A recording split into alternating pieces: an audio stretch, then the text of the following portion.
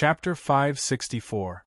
Hearing that it was actually a girl's voice, the eyes of many in the auction hall lit up. They were all guessing in their hearts, which great family's precious daughter was this person who dared to oppose the Haruto family? Which great family did she belong to? There were even some who thought they were good-looking and fantasized in their hearts that if they were chosen by this young lady, they would be able to enjoy endless riches and glory in the future. Although I can't see the person, just from this pleasant voice, I can guess that the young lady who spoke must be very beautiful. It would be great if I could see her face. This voice is so pleasant to the ears. It would be great if I could see what she looks like. In the auction hall, many people were discussing in low voices. Each and every one of them looked expectantly at the private room where the voice came from. Looking at their faces full of hope and desire, it was as if they couldn't see through the walls of the private room and see what was going on inside. Inside the Haruto family's private room, Kazuler and Ensuke didn't let go of the Class 5 monster core just because the person bidding against them was a girl. Kazuler spoke again. "May I ask which family you are from, young lady?" "We're only from a small mercenary group. We're not worth mentioning." This time, the person who spoke was a young man. His tone was very calm. However, this indifferent tone made Kazuler's expression turn even uglier. In his opinion, although Luo Yunyang's words weren't disrespectful, his indifferent tone showed his disdain for the Harador family. It was as if he didn't think much of the Harador family. Ensuke's face was also full of anger as he said in a deep voice, "In the Blue Wind Kingdom, there aren't many people who can make our Haruto family afraid. Even the top forces have to give us some face when facing us. These juniors not only made things difficult for our Haruto family, they also didn't put us in their eyes.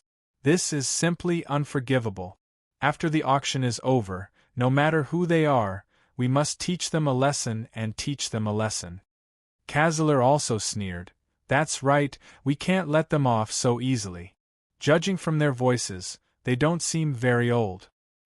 I'm afraid they're just a bunch of kids who don't know the immensity of heaven and earth and haven't seen much of the world. They still don't know the name of the Harador clan." "You're right, but the Harlador family doesn't lack money. I'd like to see just how much money they have." 210,000 purple coins. Ensuke raised the price by another 10,000 purple coins. 220,000 purple coins. The person in the opposite private room shouted out another bid. The entire auction venue had fallen completely silent. Only the voices of bids could be heard coming from the two private rooms. Even Urien was rooted to the spot in a daze from the immense joy she was feeling. 200,000 purple gold coins was much higher than before. 230,000 purple coins. Ensuke clenched his teeth as he called out the price. His expression had already turned extremely gloomy. 250,000 purple coins. The person in the opposite private room didn't feel the slightest bit of pressure. He also didn't hesitate to bid. This time, he raised the price by 20,000 yuan. "These bastards, just how much money do they have?" Ensuke slammed the table in front of him into smithereens. 250,000 purple coins. This already exceeded the value of a rank 5 monster core. Kazuler's expression was also frosty. He hesitated for a long time before calling out the price again. 260,000 purple coins. 300,000 purple coins. Just as Kazuler finished his bid, the other party raised the price by a full 40,000 purple coins. That rich and overbearing attitude showed that he didn't care about money at all. Both Kazuler and Ensuke clenched their fists tightly. A strong killing intent was faintly emitted from their bodies. Many people in the auction hall could sense it. Everyone knew that the mysterious VIP who had been bidding with the Harlador family had already offended them. In the private room that had been bidding with the Harlador family, Jianchen, Mingdong, Yu, and Tai Ta were leisurely eating fruits on the table. The person who had been bidding with the Harlador family was none other than Jianchen. Feeling the killing intent emitted from the Harlador family, Jianshan's face revealed a trace of disdain as he sneered. People of the Harlador family, this is a fair competition. How can there be killing intent? If you don't have the money to bid with us, then you'd better leave obediently. Jianshan's words angered Kazaler and Ensky so much that their bodies trembled. If it weren't for the fact that they were in a public place, the two of them would have already charged over and chopped the person who had been opposing them into pieces. This time, the Harlador family didn't continue bidding. Although the Harlador family was very wealthy, they still felt that it wasn't worth it to spend 300,000 purple coins on a single Class 5 monster core. The auction hall was silent for a long time before Urian's voice rang out. The mysterious VIP in private room number 8 has bid 300,000 purple coins. 300,000 purple coins. Is there anyone who wants to go higher? 300,000 purple coins going once. Urian's tone was very agitated, and she was practically shouting. This price had far exceeded her expectations. 300,000 purple coins going twice. 300,000 purple coins going thrice. Sold. I now announce that the first Class 5 monster core has been won by the mysterious VIP in private room number 8. As Urian's gavel fell, the first Class 5 monster core was finally bought for the high price of 300,000 purple coins. Inside private room number 8, Tower stared at Jianshan with a puzzled expression. Jianshan, you spent so much money to buy a Class 5 monster core. Is it worth it? Jianshan smiled faintly. 300,000 purple coins may sound like a lot, but it's nothing to me. Moreover, this money is just floating around and will eventually return to us. It's just a drop in the bucket after deducting the handling fee. Jianshan, I believe that you wouldn't do something so senseless. Do you have some sort of deep grudge with these people, where you specially used a Class 5 monster core to lure them over? Ming Dong asked out of curiosity. Jianshan's words brought back memories of the past. His gaze gradually sharpened as he growled, That's right. I do have a debt to settle with them. 2 years ago, when I auctioned off the corpses of 2 Class 5 magical beasts, I was chased all over the city by quite a few clans. At that time, I was only a Saint Master, but I was chased by several dozen people who were stronger than me. Although I used everything I had to escape in the end, an Earth Saint Master from the Harito clan caught up to me and threw me off a cliff. I barely made it out alive. An intense killing intent flashed through Ming Dong's eyes when he heard that. He bitterly said, So that's how it is. How can we not take revenge for such a great grudge? Brother, we'll definitely make them pay a heavy price this time.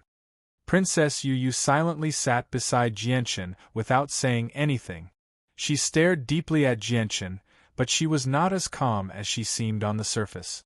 From Jianshan's words, she had already formed a realistic picture in her mind. Only now did she understand that Jianshan had once been in this city, and that such a shocking matter had happened. A Saint Master being chased by several dozen people who were stronger than him was terrifying just thinking about it. I have never forgotten about the Harlador clan's Yen, Kazaler, Jianshan said with a cold gaze. His calm voice hid a cold, killing intent. After the first level 5 monster core was auctioned off, the auction house took a short break before continuing with the second level 5 monster core. Now we are officially auctioning off the second level 5 monster core. The starting price is 50,000 purple gold coins, and each increment must not be lower than 1,000 purple gold coins. This is the last level 5 monster core. Those who are in urgent need of it, you must cherish this one and only chance to obtain a level 5 monster core so easily. Urian loudly announced with a smile on her face. At the same time, she was filled with anticipation. Who knew how much this second level 5 monster core would fetch? As soon as Urian's voice trailed off, someone immediately made a bid. 60,000 purple gold coins, 70,000 purple gold coins, 75,000 purple gold coins. One bid after another rang out from the various VIP booths. This time, without the Harito family's interference, the competition was undoubtedly much more intense than the first auction for the Grade 5 Monster Core. Very quickly, the price had risen to a high price of 100,000 purple gold coins. The Yulan clan bids 110,000 purple gold coins, the Flowing Cloud Sword Pavilion bids 115,000 purple gold coins, the Huatian sect bids 120,000 purple gold coins, the Muda clan bids 125,000 purple gold coins, the Caldel clan bids 130,000 purple gold coins, 140,000 purple gold coins, 145,000 purple coins. Under the intense bidding, the price quickly rose to 150,000 purple gold coins. At this time, the bidding gradually slowed down. The Inferno clan of the Sky Dragon City bids 180,000 purple gold coins. We, the Inferno clan, need this level 5 monster core very much. Please do us a favor. The Foam clan of the Huaxin City bids 190,000 purple gold coins. We, the Foam clan, need this level 5 monster core very much too. Please do us a favor. The entire auction house became much quieter.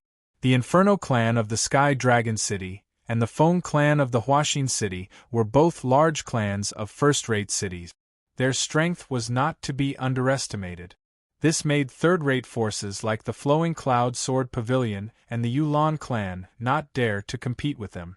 The three great clans of the Phoenix Sun City and the City Lord's residence are prepared to join forces to bid for this level 5 monster core. We bid 200,000 purple gold coins. The local forces of the Phoenix Sun City also joined in. With the three great clans and the City Lord's residence joining forces, they were indeed not afraid of the large clans of the first-rate cities. A level 5 monster core was simply too precious. Even in a first-rate city, one would only appear once every 2 to 3 years. Every time it appeared, it would incite a fierce battle. Therefore, for the 2 level 5 monster cores of the Phoenix Sun City, anyone who had the ability to obtain them would not easily miss out. The Guyan clan bids 210,000 purple gold coins, the Condor Mercenary Group bids 220,000 purple gold coins, the Shenwu clan bids 230,000 purple gold coins. Chapter 565. For the first monster core of the Fifth Order, it could be said that everyone was giving face to the Harlador clan and did not participate in the fight for it. This was because they knew that the Harlador clan would become one of the top forces in the Blue Wind Kingdom in the near future. Unless they had no other choice, no one was willing to take the initiative to provoke the Harlador clan. Therefore, only 2 parties were competing for the first monster core of the Fifth Order. And this second rank 5 monster core was the last one in this auction, so it was absolutely not to be missed. Therefore, the bidding for it was very intense. 240,000 purple coins, 250,000 purple coins. The bidding was still going on, but with the price reaching such a high level, very few people were willing to bid. 250,000 purple coins had already exceeded the expectations of many people. Unless they really needed this 5th step monster core, no one would be willing to pay such a high price for it. 260,000 purple gold. After a short while, someone finally bid again, but this time, it was the Harito clan. The Harito clan did not bid for the first-class monster core, so they did not break the contract by participating in the bidding for the second-class monster core. The Shenwu clan bids 270,000 purple gold. The Raging Inferno clan bids 280,000 purple gold. The Foam clan bids 290,000 purple gold. The Guyan clan bids 300,000 purple gold. The Harlador clan's bid was quickly overtaken. Now, the price of the second-rank 5 monster core had already reached 300,000 purple gold coins. Very few people could accept such an expensive price, and the local powers of Phoenix City no longer had the ability to continue competing. This price had far exceeded their expectations. In the VIP room where the 3 great clans of Fengyang City were resting, the City Lord shook his head with a sigh and said, Looks like we are not fated to obtain this rank 5 monster core. The wealth of these great clans and sects from first-class cities is not something we can compare to. What a pity. It's rare for a rank 5 monster core to appear in our Phoenix City, but we simply have no fate with it. This damned Heavenly Phoenix auction house, it's all their fault for spreading the news of the rank 5 monster cores. That's why so many great powers have come. Otherwise, these 2 rank 5 monster cores would have definitely been obtained by us, a middle-aged man said in a deep voice, his face filled with regret. The Phone clan bids 310,000 purple gold. The Condor mercenary group bids 320,000 purple coins. The Phone clan bids 325,000 purple coins. The Condor mercenary group bids 330,000 purple coins. After more than 300,000 purple gold coins, very few people participated in the auction. Until now, only the Phone clan and the Condor mercenary group were still fiercely competing. Following that, the Phone clan and the Condor mercenary group competed with each other for a few more rounds, pushing the price to a high price of 350,000 purple gold coins. After reaching the high price of 350,000 purple gold coins, the Phone clan didn't bid anymore. Once the competition between the two sides stopped, the lively auction hall also became strangely quiet. The silence lasted for a while. Seeing that no one else was willing to bid, Urian shouted, "The Condor mercenary group offers 350,000 purple coins. Is there anyone who wants to go higher?" 350,000 purple coins going once. 350,000 purple coins going twice. 350,000 purple coins going 3 times. The wooden gavel in Urian's hand fell heavily as she said, "I now announce that the second monster core of the 5th step has been purchased by the Condor mercenary group in VIP room number 15 for 350,000 purple gold coins." Inside VIP room number 8, Ming Dong looked at Jianchen with a puzzled expression and said, "Brother, did you just sell the second monster core of the 5th step just like that?" Jianchen muttered, "According to my original plan, these 2 monster cores of the 5th step shouldn't have been sold. However, I changed my mind at the last moment. Since the second monster core was won by a mercenary group, then let them have it. Perhaps we will meet with the Condor mercenary group very soon. For now, it's best not to make our relationship too stiff." That's right. Since we want these mercenary groups to submit, it's best not to accumulate grievances with them. Otherwise, when the time comes to make them submit, it will be very difficult. Princess Yu also agreed. Jianchen stood up from his chair and said, "Now that the auction is over, we should leave this place. I'm afraid there will be a good show in a while." This time, the Heavenly Phoenix auction house had mainly auctioned off 2 monster cores of the 5th step. Now that the auction was over, the auction had officially come to an end. The people sitting in the VIP rooms all stood up and left the Heavenly Phoenix auction house through the VIP passageway. Jianchen's group of 4 arrived at the backstage of the Heavenly Phoenix auction house. This was a place that specialized in handling the transaction of goods. Some of the more valuable transactions were carried out here. This time, the Heavenly Phoenix auction house's supervisor, Urian, personally sat on the stage and handled the transaction for the 2 parties that had won the monster cores of the 5th step. Jianchen's group arrived at the counter and personally handed over the VIP room number and a purple gold card to Urian. Urian took the VIP room number from Jianchen and looked at it. When she discovered that the VIP room number that Jianchen handed over was the number 8 room that had always been at odds with the Harito clan, she couldn't help but look surprised. She then carefully sized up Jianchen's group and became more and more surprised.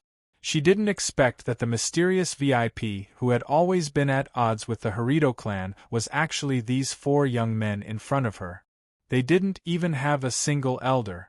This was worlds apart from what she had imagined. "Young master and young miss, you are really bold. You actually bid a high price of 300,000 for a monster core of the 5th step. How should I address you, young master and young miss? Urian asked with a smile on her face. Her attitude was very enthusiastic as she tried to find out more about their backgrounds from their names. Jianchen replied with a smile, Supervisor Urian, please hurry up and handle the transaction for us. Seeing that the other party wasn't willing to reveal their names, Urian didn't continue to harp on this topic lest she incurred the other party's displeasure. She smiled and said, All right, this young lady will handle the transaction for you now. At this time, a few middle-aged men in tight robes walked over and sized up Jianchen's group from afar.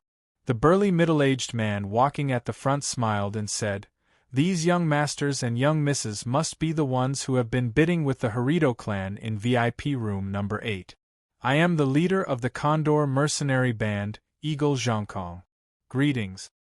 Jianchen turned around and saw that the leader of the Condor mercenary band was a middle-aged man in his 50s. He was dressed in tight black robes and had a burly build. He was at least 2 meters tall, a head taller than Jianchen.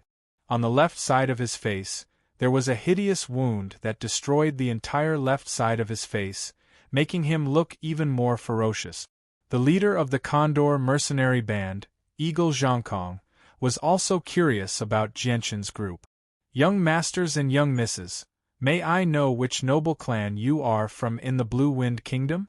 Perhaps I, Eagle Zhongkong, have some relations with your elders. Oh right, I heard that you are from some mercenary band. Is that true? Jianchen smiled and said, Regarding this question, please allow me to keep it a secret for now. Eagle Zhongkong, we will meet again very soon. As they spoke, Urian finished the procedures for Jianchen and handed over the box containing the Class 5 monster core and the purple gold card to Jianchen. Jianchen put away the purple gold card and the Class 5 monster core and prepared to leave with Ming Dong and the others. The leader of the Condor mercenary band, Eagle Zhongkong, stood there, pondering over Jianchen's words. Outside the Heavenly Phoenix auction house, an endless stream of people walked out of the auction house. Outside the VIP passageway, 2 old men from the Harito family, Karazer and Ensky, stood there with cold expressions on their faces as they waited for the person in VIP room 8 to come out. Around them, many people from various major forces had gathered, ready to watch the show. They all wanted to see who exactly was the person who had been opposing the Harito family. At this time, Dugu Feng, dressed in a red robe, returned from outside the city and swaggered towards the Heavenly Phoenix auction house. Now that the auction was over, the mission Jianchen had given him had been completed. There was no need for him to hide anymore. Look, he's the one who brought the 2 Class 5 monster cores to the Heavenly Phoenix auction house. Just as Dugu Feng approached the Heavenly Phoenix auction house, he was immediately discovered by the people who had been tailing him a few days ago. They all reported this to their respective masters. At this time, the various powers that were originally focused on the VIP passageway turned their gazes towards the red-robed Dugu Feng. Wu Yun, he's definitely Wu Yun. Wu Yun knows how to change his appearance. Don't think that you can hide from us just because you changed your appearance. A middle-aged man from the Yulan family stared coldly at Dugu Feng and said in a deep voice, his eyes burning with hatred. The pavilion master of the Flowing Cloud Sword Pavilion also looked at Dugu Feng and said, Zhou Tong, is he Wu Yun? Vice Pavilion Master Zhou Tong stared at Dugu Feng for a while and said, he doesn't look like he did 2 years ago. However, Wu Yun knows how to change his appearance. His ability to change his appearance is flawless. It's impossible to tell. I think this person is most likely Wu Yun. He just changed his appearance again. Other than him, who else can take out 2 Class 5 monster cores? Facing so many people, this Wu Yun is still so calm and composed. I think that he most likely has something to rely on. Let's just watch the show, there's no need for us to interfere. The Pavilion Master of the Flowing Cloud Sword Pavilion said. Chapter 566. Kazeler leapt out from the crowd. While he was in the air, he swung the hammer in his hand forward. A surge of water attributed Saint force was emitted from the hammer, leaving behind a dazzling blue light in the air, as it shot towards Dugu Feng like a bolt of lightning. Dugu Feng's advancing footsteps came to an abrupt halt. He expressionlessly looked straight ahead, not even sparing a glance at Kazaler. Immediately, the fiery red robe on his body began to flutter even though there was no wind, and his long hair fluttered wildly. Suddenly, a raging flame surged out from his body, enveloping his entire body. A terrifyingly high temperature spread out, causing the surrounding temperature to rapidly rise. Bathed in the fierce flames, Dugu Feng seemed to have turned into a god of fire. He then tightly clenched his right fist as all the flames around him gathered in his right hand. He then punched out and a basketball-sized fireball shot out from his fist like a bolt of lightning. Boom! The two energies of completely opposite attributes collided in the air, creating a violent explosion that caused the surrounding buildings to violently tremble. The violent ripples of energy wreaked havoc, forming a powerful shockwave that spread in all directions, causing the surrounding crowd to uncontrollably retreat. Earth Saint Master, he's actually an Earth Saint Master. This Wu Yun is actually so powerful. No wonder he was able to kill dozens of great Saint Master experts in Fengyang City 2 years ago. Such a glorious result, I'm afraid that only Earth Saint Masters can achieve such a feat. No wonder we were always shaken off after following him for so many days. So his strength has already reached the realm of Earth Saint Master. Heavens, I actually followed an Earth Saint Master. Fortunately, he didn't attack us, otherwise, I'm afraid that we wouldn't be standing here unscathed. The surrounding people all let out cries of surprise. Their gazes toward Dugu Feng had completely changed. An Earth Saint Master was already considered a peak expert in Fengyang City. It was enough to attract the attention of everyone. If the external forces were to be disregarded, there were only 4 such experts in the entire Fengyang City, and every single one of them was a person of high status and authority. As Wu Yun's strength was revealed, a few of the people who had ulterior motives dismissed their unrealistic thoughts. An Earth Saint Master was not an existence that a regular organization could offend. Kazaler landed firmly on the ground. He sternly stared at Dugu Feng and said in a heavy voice, "Wu Yun, I never thought that in just over 2 years your strength would undergo such a drastic change. You've actually reached the level of an Earth Saint Master. It really is a blessing after surviving a disaster." Dugu Feng slowly placed his hands behind his back as he expressionlessly stared at Kazaler. His gaze carried a trace of disdain and ridicule. Although he was unfamiliar with the name Wu Yun, he was not a stupid person. Thinking back to the strange actions of Jianchen, he had already guessed who this Wu Yun was. Seeing that Wu Yun did not speak, Kazaler continued, "Wu Yun, although you have reached the level of an Earth Saint Master, you are still not a threat to our Harito clan. I, Kazaler, still have the same thoughts as 2 years ago. If you are willing to give the battle skill to our Harito clan, we will definitely not treat you unfairly. You need to understand that the old patriarch of the Harito clan is currently in existence at the peak of the 6th cycle of Earth Saint Master. He is only a step away from becoming a Heaven Saint Master. Furthermore, the old patriarch is confident that he can break through within 20 years. In the future, our Harito clan will definitely become one of the most powerful clans in the Blue Wind Kingdom." Kazaler's words surprised the people from the various large organizations. They all knew just how difficult it was to break through from Earth Saint Master to Heaven Saint Master. However, the old patriarch of the Harito clan was actually confident that he could break through to become a Heaven Saint Master within 20 years. This news was no different from a heavy bomb to everyone. Currently, the Blue Wind Kingdom had just gone through a great battle. Several of their Heaven Saint Masters had died, leaving only a pitiful 4. At this time, if the Harito clan could gain another Heaven Saint Master, their status in the Blue Wind Kingdom would instantly rise to the peak. A disdainful sneer appeared on Dugu Feng's face as he said, I know quite a few battle skills. I wonder which one you want." Hearing this, Cazador was stunned for a moment, but soon after, an ecstatic expression appeared on his face as he said, "Then take out your strongest battle skill. Don't worry, my Harito family will definitely not treat you unfairly." Dugufeng looked at Cazador with ridicule and said, "The strongest battle skills I know are 2 heaven-tier battle skills. Do you want them?" "What, you know a heaven-tier battle skill?" Cazador's face paled as he stared at Dugufeng in disbelief.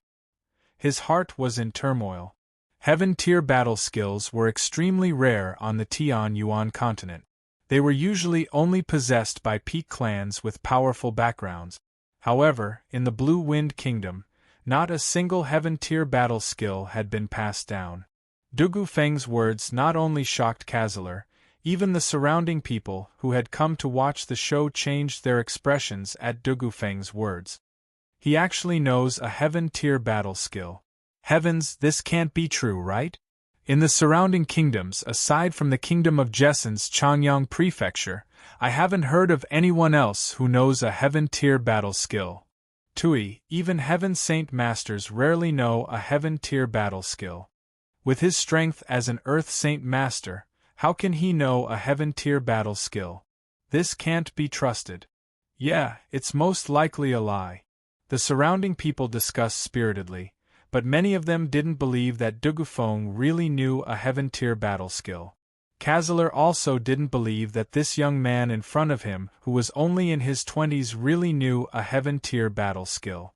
He mocked, "Since you know a heaven-tier battle skill, why don't you use it now and let us all see it?"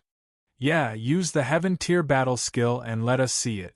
Let us all broaden our horizons. We've never seen a heaven-tier battle skill in our lives."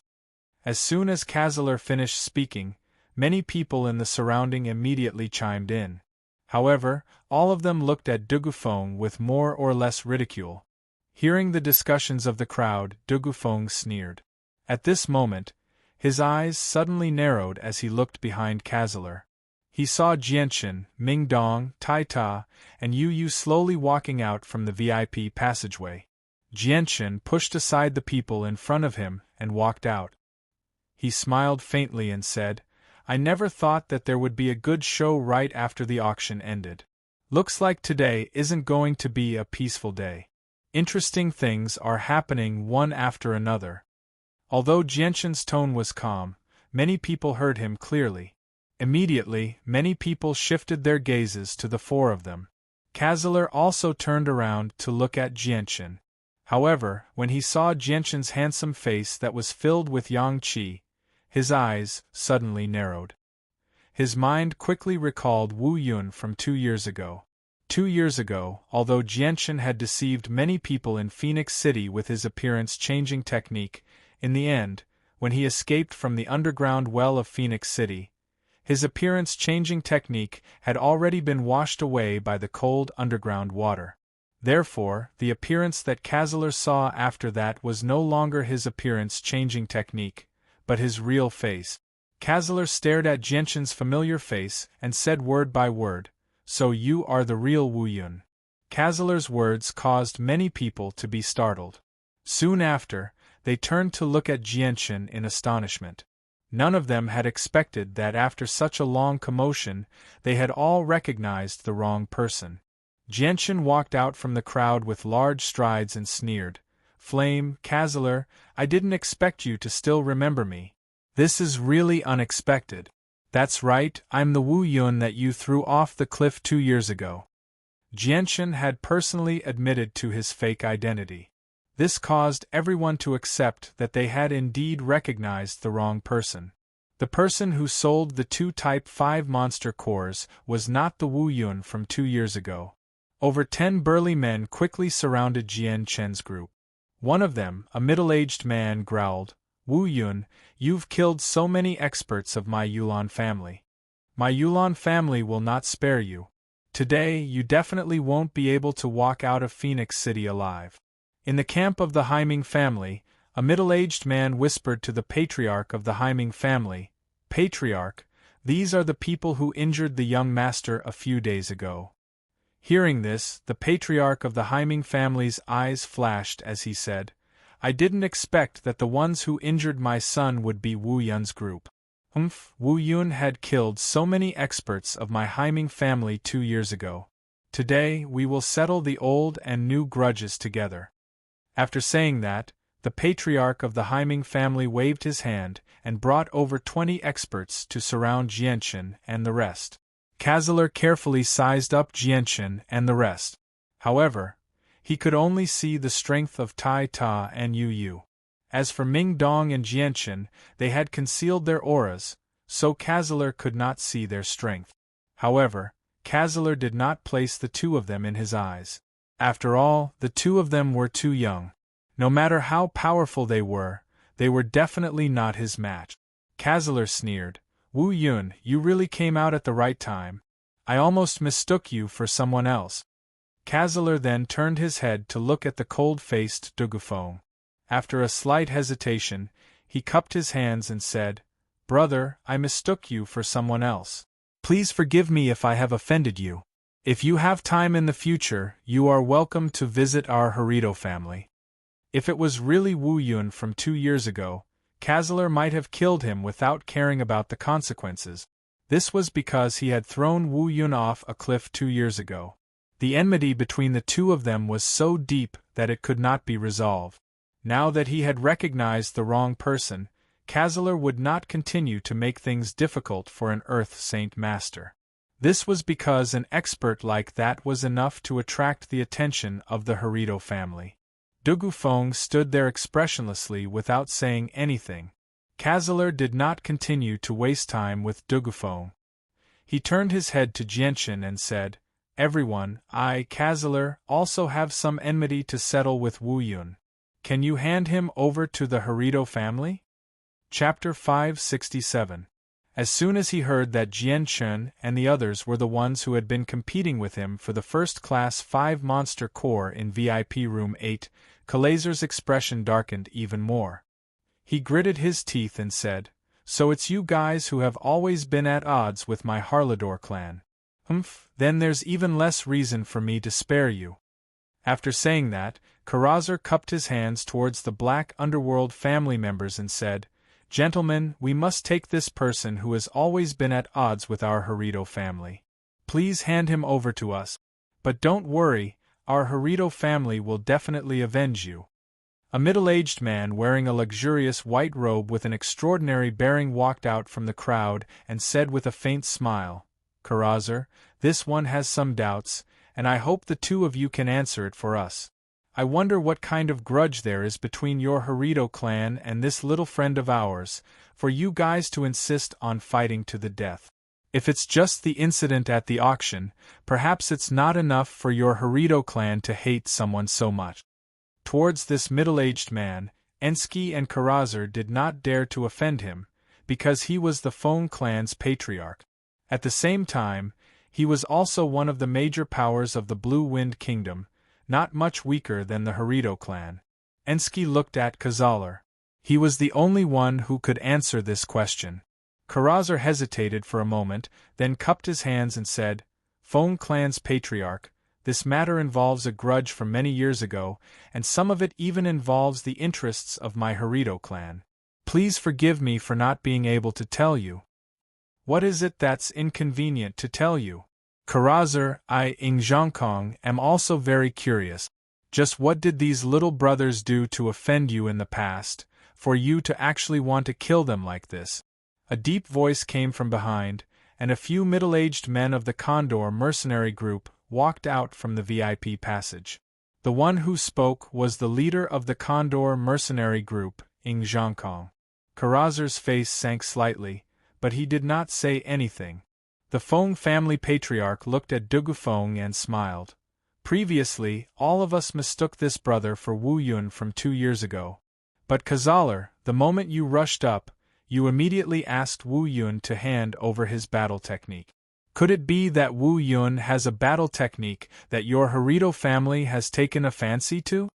The Feng family head's words caused Kazaler's expression to change slightly.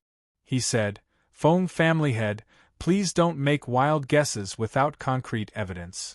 Cazalor knew that if a Saint Master could kill dozens of great Saint Masters, then the battle skill he used would be at least an Earth-tier battle skill.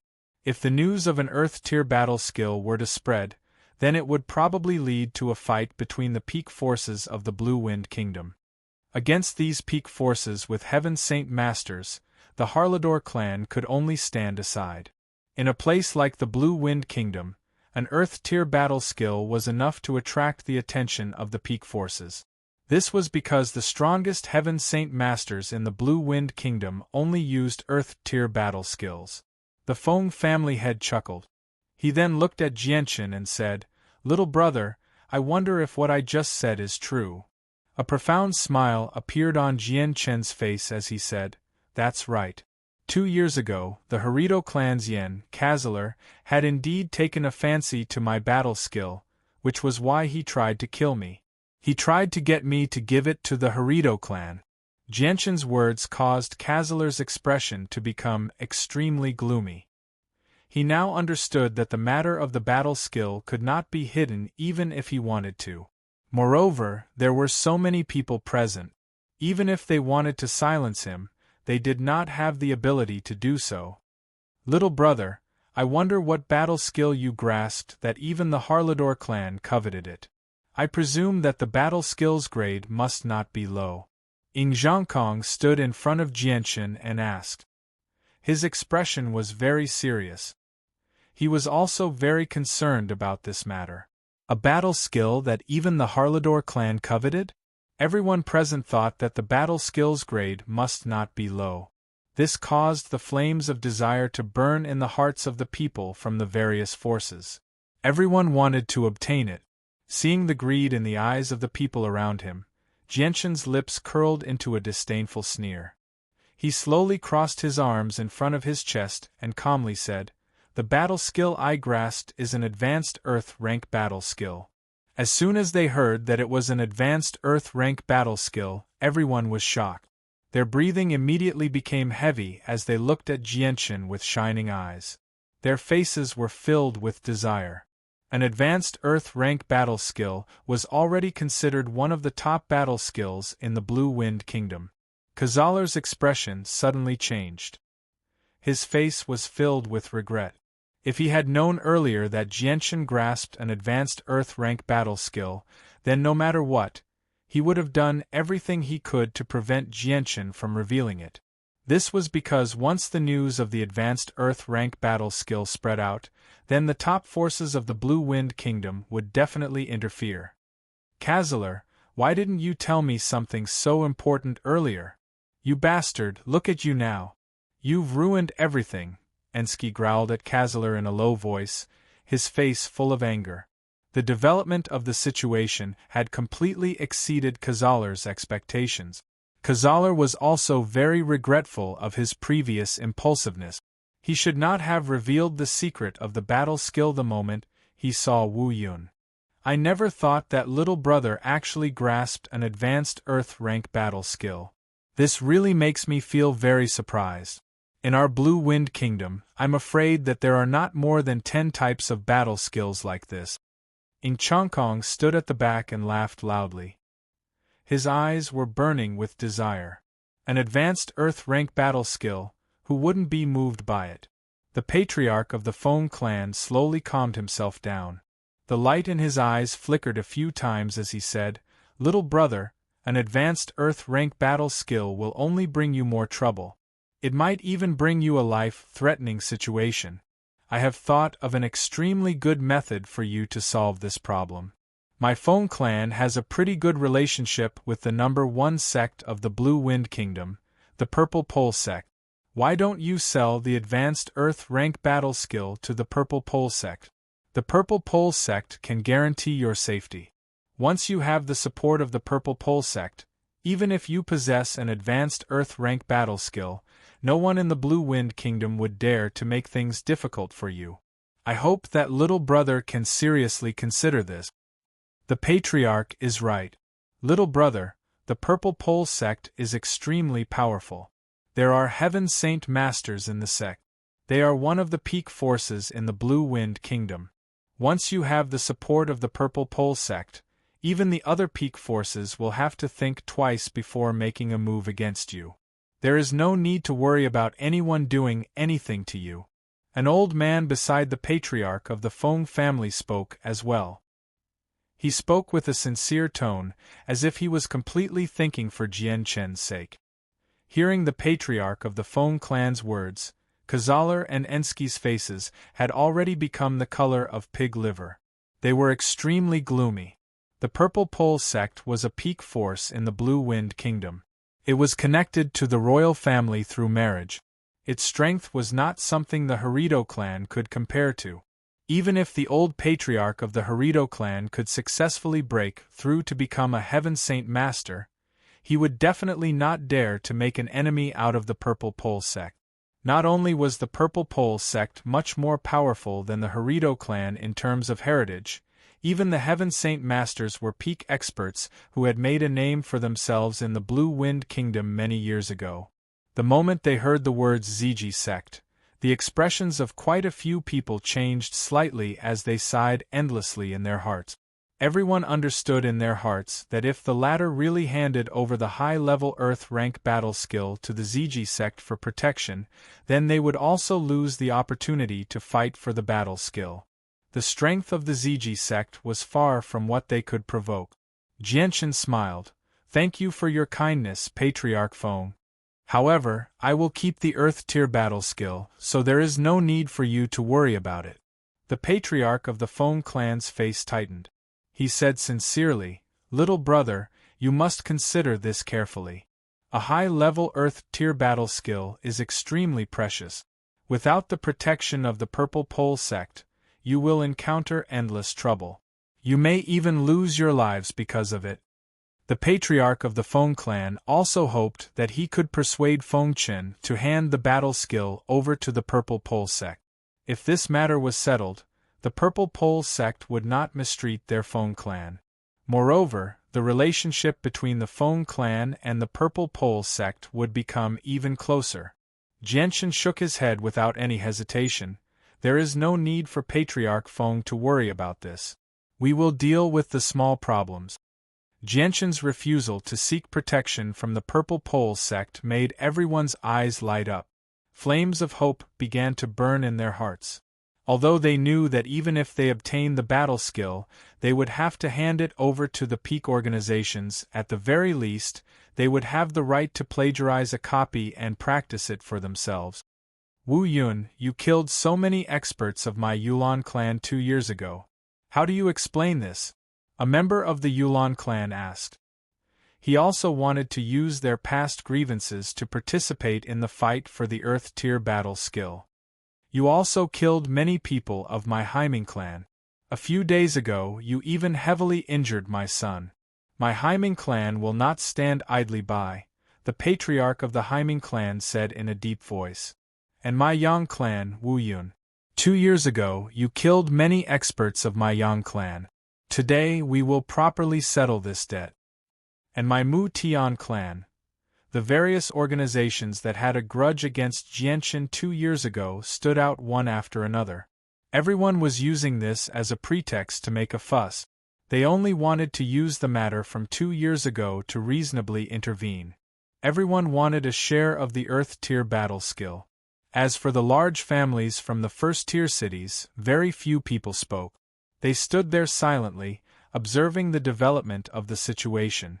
Seeing so many organizations interfering, Kazalar also knew that this matter could not be delayed any longer. Otherwise, there would be unpredictable changes. Without any hesitation, he charged towards Jianchen with his hammer in hand and shouted, "Wu Yun, it's time for us to properly settle our debt." However, just as Kazalar moved, Dugu Feng also moved. The great sword in his hand emitted a fiery glow as it slashed towards Kazalar without any hesitation. Feeling the abnormal movement behind him, Kazalar's face slightly changed. He immediately turned around and swung his hammer towards Dugu Feng's greatsword. When the two holy weapons collided, an intense shock wave of energy erupted, destroying the entire street. After the collision, Kazalar could not help but take 3 steps back. As for Dugu Feng, he was still standing firmly in the same place. His body did not even sway in the slightest. Chapter 568. Kazaler's expression became serious as he stared at Dugufeng in shock. The fact that Dugufeng was an Earth Saint Master was already enough to shock him, but he never thought that Dugufeng would be even stronger than him. Sir, what is the meaning of this? What happened before was just a misunderstanding. Old man has already apologized to you in front of everyone. Are you still not satisfied? Kazaler said in a deep voice. The strength that Dugufeng displayed was even greater than his own, which made him feel a little fearful. No one would take the initiative to provoke such an expert unless they had no other choice. Dugufeng coldly stared at Kazaler with his huge, fiery red sword in hand. His face was expressionless, and his expression was cold. He did not say anything, and under the gazes of everyone present, he slowly walked toward Jianchen and the others with his huge sword in hand. In the end, he quietly stood behind Jianchen and the others. Seeing this scene, the surrounding people were all shocked. Only now did they realize that they were actually in cahoots. Kazaler's expression also became very ugly. Thinking back to how he had actually apologized to Dugufeng, his expression became a little awkward. He simply wanted to slap himself. I never thought that you would actually be in cahoot. Wuyun, you really are capable. You actually found an Earth Saint Master expert. However, do you think that you can be carefree with just an Earth Saint Master? You are far too naive, Kazaler said through gritted teeth. Jianchen stared at Kazaler with disdain and sneered. Just who is the naive one? We will know in a moment.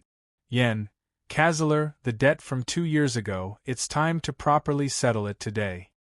Haha, yes, it is indeed time to settle the score. However, what I didn't expect was that when I threw you off the cliff, you actually didn't die. 2 years later, you actually appeared in front of me again.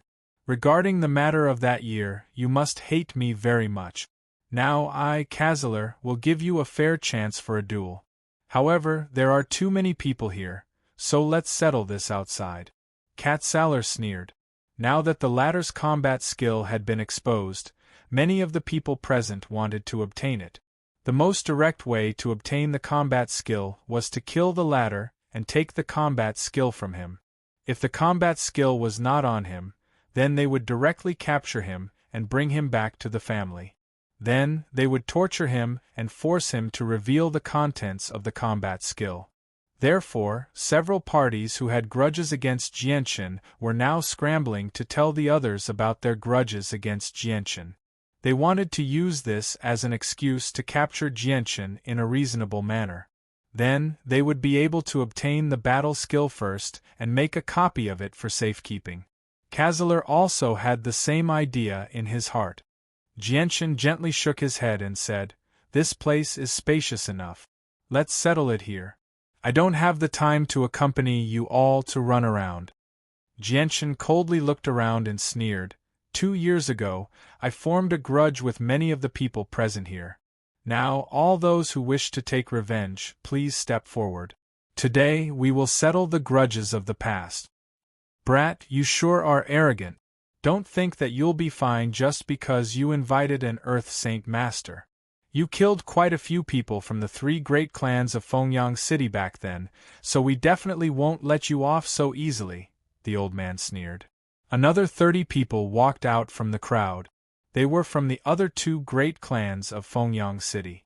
Now, the 3 great clans of Fengyang City had all stood out and chosen to become enemies with Jianchen. Only the city lord's estate remained silent. Jianchen calmly looked around and loudly said, "If there is anyone else who wishes to take revenge or obtain my high-level Earth-tier battle skill, please step forward." Towards the end, Jianchen's tone became even colder. "Wu Yun, you are too arrogant. Do you think that you are a Heaven Saint Master? You actually dare to be so arrogant in front of so many of us. You are ignoring our existence and looking down on us," a middle-aged man said in a deep voice. Currently, the 3 great clans of Fengyang City, including the 2 experts from the Herodor clan, had a total of 5 Earth Saint Masters. Facing 5 Earth Saint Masters, the latter actually dared to act so recklessly. This infuriated quite a few people. The latter's actions clearly showed that he did not place them in his eyes. How could these people, who were always high above others and liked to be praised by others, accept this? The white tiger quietly lay in Jianshan's arms. Its bright eyes were filled with intelligence as it curiously looked around. Its gaze moved from one person to another in an extremely obedient manner. Jianshan gently stroked the soft fur on the white tiger's head as his lips gradually curled into a sinister smile that was the complete opposite of his usual gentleness. He said, "Those who are not involved, please back off quickly so that you won't be affected. Mingdong, Dugufeng, kill all those who stand out." Dugufeng didn't say a word and immediately rushed out. The huge sword in his hand released a substantial flame that swept out, instantly killing the Saint Masters in front of him. The huge sword swept across their chests, cutting their bodies in half. Mingdong did not hesitate either. As soon as Jianshan finished speaking, he took out his saint weapon. His body then turned into a faint green light as he charged toward Kazaler with an unbelievable speed. His sharp eyes were filled with dense killing intent. Following the actions of the two, the battle between the two sides officially began. The surrounding onlookers also consciously retreated far away to avoid being affected by the battle. Mingdong's Saint Force was of the wind attribute, so his speed was extremely fast. Kazaler only saw a flash of green before a slender longsword appeared in front of his chest, causing him to pale in fright. He immediately used the hammer in his hand to block in front of him, barely blocking Mingdong's attack. Bang! Mingdong's longsword stabbed into Kazaler's hammer. The surging Saint Force within the longsword immediately exploded. The Saint Force that was much more powerful than Kazaler's exploded, immediately sending Kazaler flying. He flew over 20 meters before landing miserably on the ground. He staggered back continuously and only managed to stabilize himself after retreating over 10 meters with great difficulty. The ground where he had been standing had already been split into pieces. Cracks as wide as a palm had formed, and even some of the hard marble had been reduced to dust. How is this possible? Why you're actually a 6th cycle Earth Saint Master. Kazaler stared at Mingdong's young face in shock. His face was filled with disbelief as his heart churned. His face had also become rather pale. The strength of the young man in front of him was basically on par with the old patriarch of the Harito clan. Mingdong had been hiding his strength the entire time, so no one could tell that he was actually an Earth Saint Master. Now that he had taken action, his hidden strength had been revealed. Only then did everyone discover in shock that the young man they had overlooked was actually a peak Earth Saint Master. Many people found this hard to believe because Mingdong's age was just too young. The patriarch of the Feng family also stared at Mingdong in amazement. He muttered, "I never thought that the young man would actually be a 6th cycle Earth Saint Master. No wonder Wu Yun could remain so calm in the face of so many forces. He really did have something to rely on. A 6th cycle Earth Saint Master is enough to deal with all the forces present." The Pavilion Master of the Wandering Cloud Sword Pavilion also secretly rejoiced. He said, "I never thought that Wu Yun's side would actually be so powerful. There aren't many 6th cycle Earth Saint Masters in the Blue Wind Kingdom. He's only a step away from becoming a Heaven Saint Master. It's fortunate that our Wandering Cloud Sword Pavilion did not interfere. Otherwise, we probably wouldn't have been able to escape death today."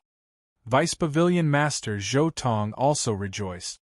He said, "It's still the Pavilion Master's wisdom that allowed our Wandering Cloud Sword Pavilion to escape this disaster. Let's retreat a little and see how the 3 great clans of the Phoenix Sun City will survive this disaster." A 6th cycle Earth Saint Master is someone who can easily deal with 5 Earth Saint Masters. If he still has battle records then. Reaching this point, the Pavilion Master of the Wandering Cloud Sword Pavilion gently sighed. He did not continue speaking because the consequences were obvious. Chapter 569. In just a few short moments, Dugu Feng had killed more than 10 great Saint Masters and Saint Masters. In the end, he was held back by the Earth Saint Masters of the 3 local powers of Fengyang City. They engaged in an intense battle on the main street. Every time they collided, a powerful shock wave would erupt in all directions, causing the buildings in the distance to become a mess. The entire street was heavily damaged. Even the Heavenly Phoenix auction house was not spared. Due to the shock waves from the battle between the two sides, the grand entrance of the Heavenly Phoenix auction house shook incessantly. A large amount of dust fell from the entrance, and many cracks appeared on the thick doorpost. The shock waves of the battle between several Earth Saint Masters were just too powerful. The spectators in the surroundings all retreated time and time again, leaving a very spacious area for the two sides to settle their grudges. There were even quite a few weaker people who were affected by the shock waves of the battle, causing them to suffer some minor injuries. Ming Dong's target had completely shifted to Kazaler. After repelling him with a single strike, he did not hesitate in the slightest. He immediately closed in on Kazaler, leaving behind an afterimage where he had been standing. The sword in his hand carried a powerful ripple of energy as it pierced towards Kazaler's chest. Kazaler only had the strength of a first cycle Earth Saint Master. Compared to a 6th cycle Earth Saint Master, the difference in strength was extremely large. Just as he stabilized his body, Ming Dong had already closed in on him. The thin sword mercilessly pierced through his chest, piercing through it. The intense pain caused Kazaler to let out a muffled groan, and his face instantly turned pale. Then, he looked at Ming Dong with eyes full of shock and disbelief, because the young man in front of him gave him the feeling that he was much more terrifying than the old patriarch of the Harlito family. A cruel smile appeared on Ming Dong's face. He did not give Kazaler any time to catch his breath. Surging saint force erupted from the sword that had pierced through Kazaler's chest, rampaging through his body. In the blink of an eye, Kazaler's internal organs were destroyed. Less than 2 seconds, Ming Dong had heavily injured an Earth Saint Master to the point where he lost the ability to continue fighting. Such a shocking achievement had left all the spectators speechless for quite some time. They were all stunned where they stood. Earth Saint Masters were peak experts in Fengyang City. There were only 4 of them in the entire city. In the eyes of the crowd, they were unreachable existences that could only be looked up to. Yet, at this moment, such powerful existences were actually so weak. This caused a great impact in the hearts of the crowd. Kazaler! Ensky cried out. Only 2 seconds had passed since the start of the battle between Kazaler and Ming Dong. Ensky did not think that Ming Dong would be so powerful. In just 2 rounds, he had injured Kazaler, who was also an Earth Saint Master. Ensky did not hesitate at all. He immediately drew his saint weapon and charged towards Ming Dong in an attempt to stop Ming Dong from saving Kazaler. Even though he knew that his opponent was a 6th cycle Earth Saint Master, he did not feel the slightest bit of fear.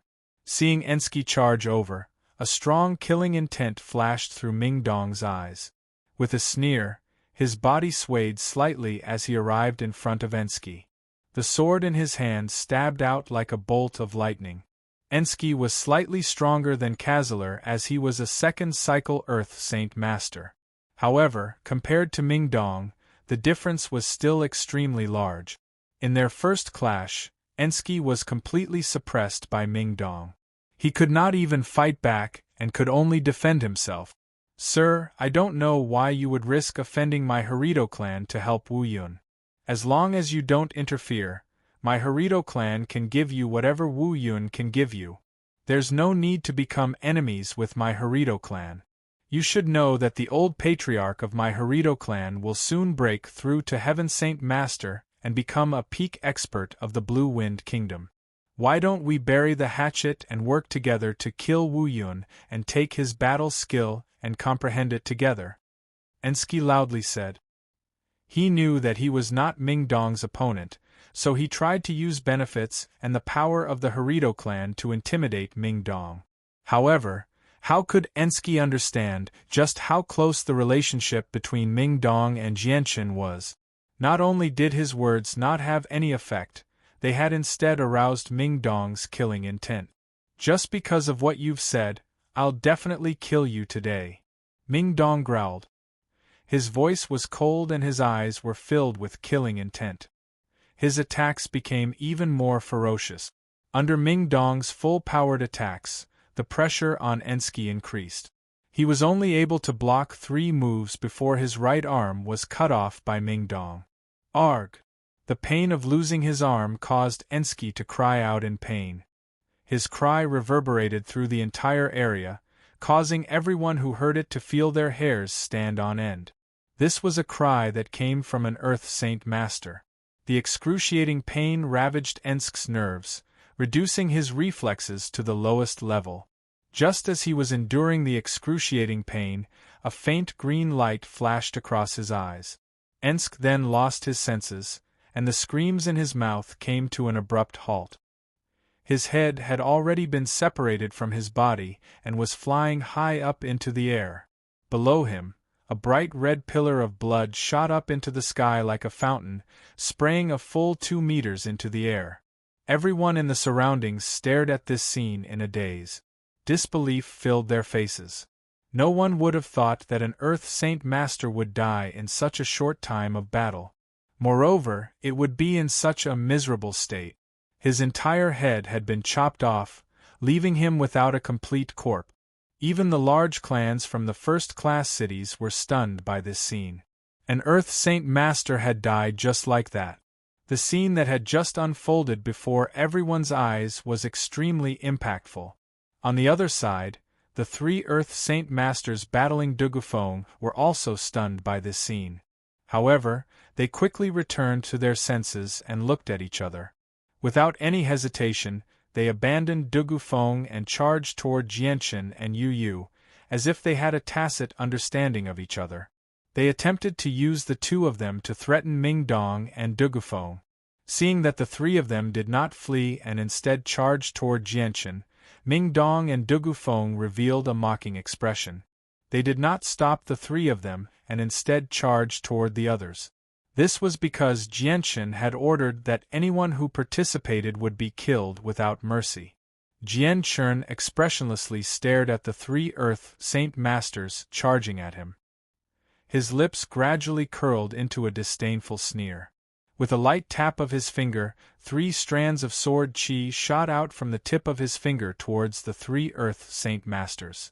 Caught off guard, the 3 of them were struck in the chest by the azure and violet sword chi. The sharp sword chi passed through their bodies and crushed their hearts to pieces. Suffering such heavy injuries, the 3 people who were charging forward came to an abrupt stop. Their faces instantly turned pale, and they spat out a few mouthfuls of blood. When they realized that their hearts had been shattered, despair appeared in their eyes. Although having their hearts crushed was not enough to immediately kill them, they definitely would not be able to live unless they could immediately find a high-level Radiant Saint Master to heal them. However, how could there be a high-level Radiant Saint Master in Fengyang City? With the collapse of the Earth Saint Masters, the remaining people, who were at most great Saint Masters, were unable to stop Ming Dong and Dugufeng's slaughter. The 2 of them attacked with their full strength and quickly killed several dozen people. Bright red blood dyed the ground red. The Earth Saint Masters of the 3 great clans of Fengyang City all half-knelt on the ground, allowing the blood to flow from their chests. Their eyes were filled with shock and disbelief as they looked at Jianchen. They never thought that Jianchen would not only find 2 Earth Saint Masters to help him, but that his own strength was also so terrifying. They did not even see what the azure and violet lights were. Jianchen walked over from afar with the heavily injured Kazeler. He had Kazeler kneel in front of Jianchen and said, "Brother, how do you plan on dealing with this person?" Kazeler's face was ashen. He now knew that the Harito clan could not threaten Jianchen's side because Jianchen's side did not fear the Harito clan at all. Jianchen coldly stared at Kazaler and sneered. Yen? Kazaler, you never thought that today's matter would actually end up like this. Your Harito clan and the three great powers of Fengyang City not only failed to take me down, but also ended up as prisoners. I have always remembered the debt from 2 years ago, and now I can finally settle it. Yen. Kazaler slowly raised his head to look at Jianchen's young face. Because of his heavy injuries, Kazaler's face was terrifyingly pale, without a trace of blood. If I had known that this day would come, I would have chased you down the cliff 2 years ago and completely ended your life, Kazaler said through gritted teeth. You're courting death. Ming Dong was furious. He punched Kazaler's head, causing it to bleed. A cold light flashed through Jianchen's eyes as he sneered. Unfortunately, there's no medicine for regret in this world. Time can't be turned back, so you won't have the chance. With that said, Jianchen waved his hand and said, Kill! Ming Dong did not hesitate at all. Wind-attributed Saint Force gathered in his hand and viciously struck Kazaler's head. The powerful Saint Force rushed into Kazaler's brain and scattered his soul. Kazaler did not even make a sound as he powerlessly lay on the ground, following in Ensky's footsteps. Chapter 570. These 3 Earth Saint Masters were the current patriarchs of the 3 great clans of Fengyang City. When the 3 heard Jianchen's words, they all raised their heads to look at Jianchen. One of them said, Our hearts have already been shattered. We won't be able to live anyway. If you want to kill us, please do as you please. Why waste your time talking nonsense here? Jianchen chuckled. You can't blame me for your fate.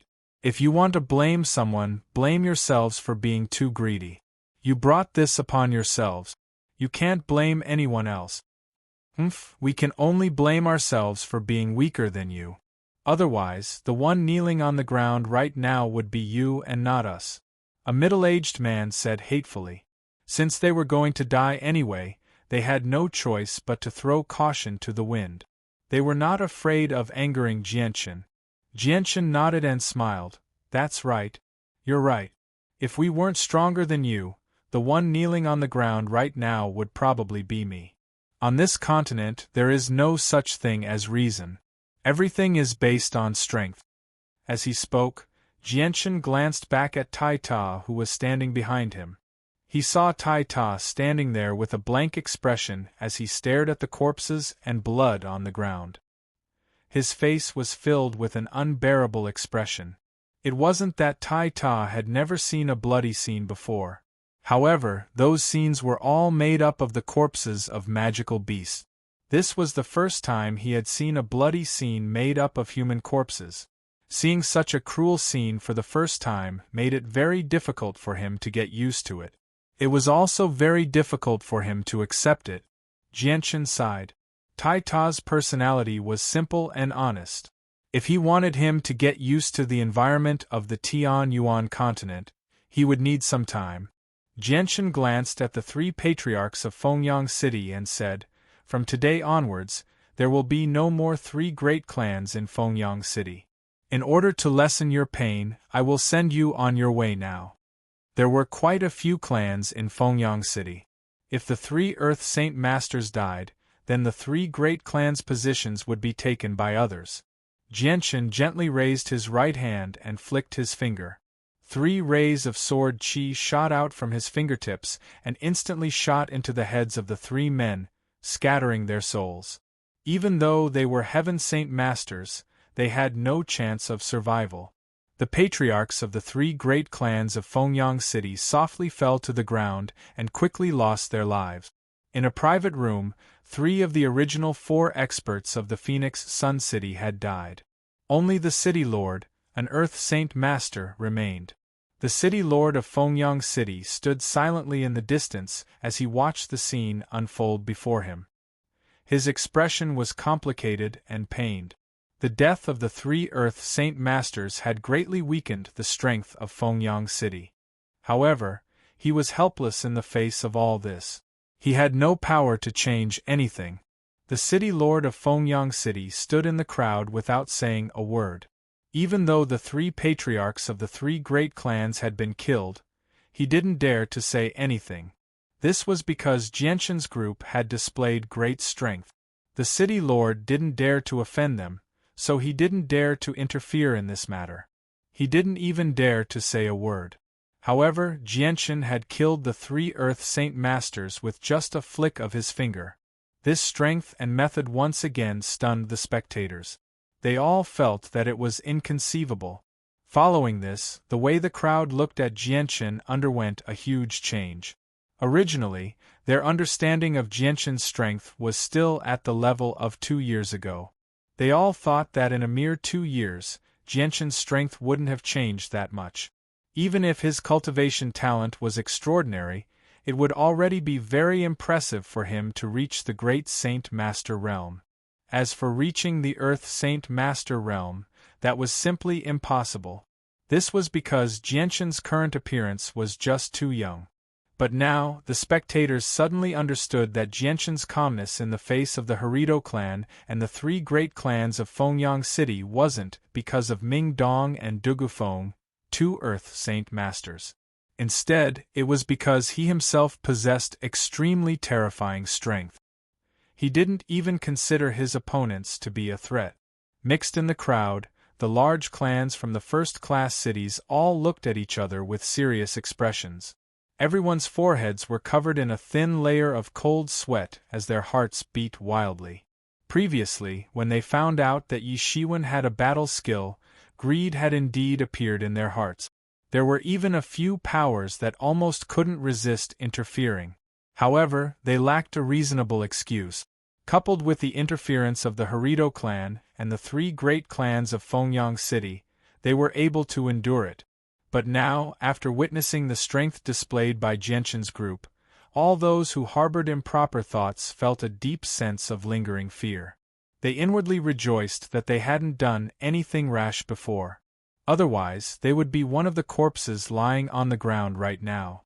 Jianshan's gaze swept through the surroundings. His gaze paused for a moment on the group of people from the Wandering Cloud Sword Pavilion, but he quickly shifted his gaze away. The group of people from the Wandering Cloud Sword Pavilion all felt their hearts tighten when they saw Jianshan's gaze. Their eyes were filled with fear. They were extremely worried that Jianshan would cause trouble for them again. Yi Shiwen could even easily kill Earth Saint Masters. What could their Wandering Cloud Sword Pavilion use to resist him? Jianshan's gaze swept through the crowd. He smiled faintly and said, "The number of people who once wanted to steal from me is far more than just these few. Everyone, I wonder if there's anyone else who wants to steal from me? If so, then step forward."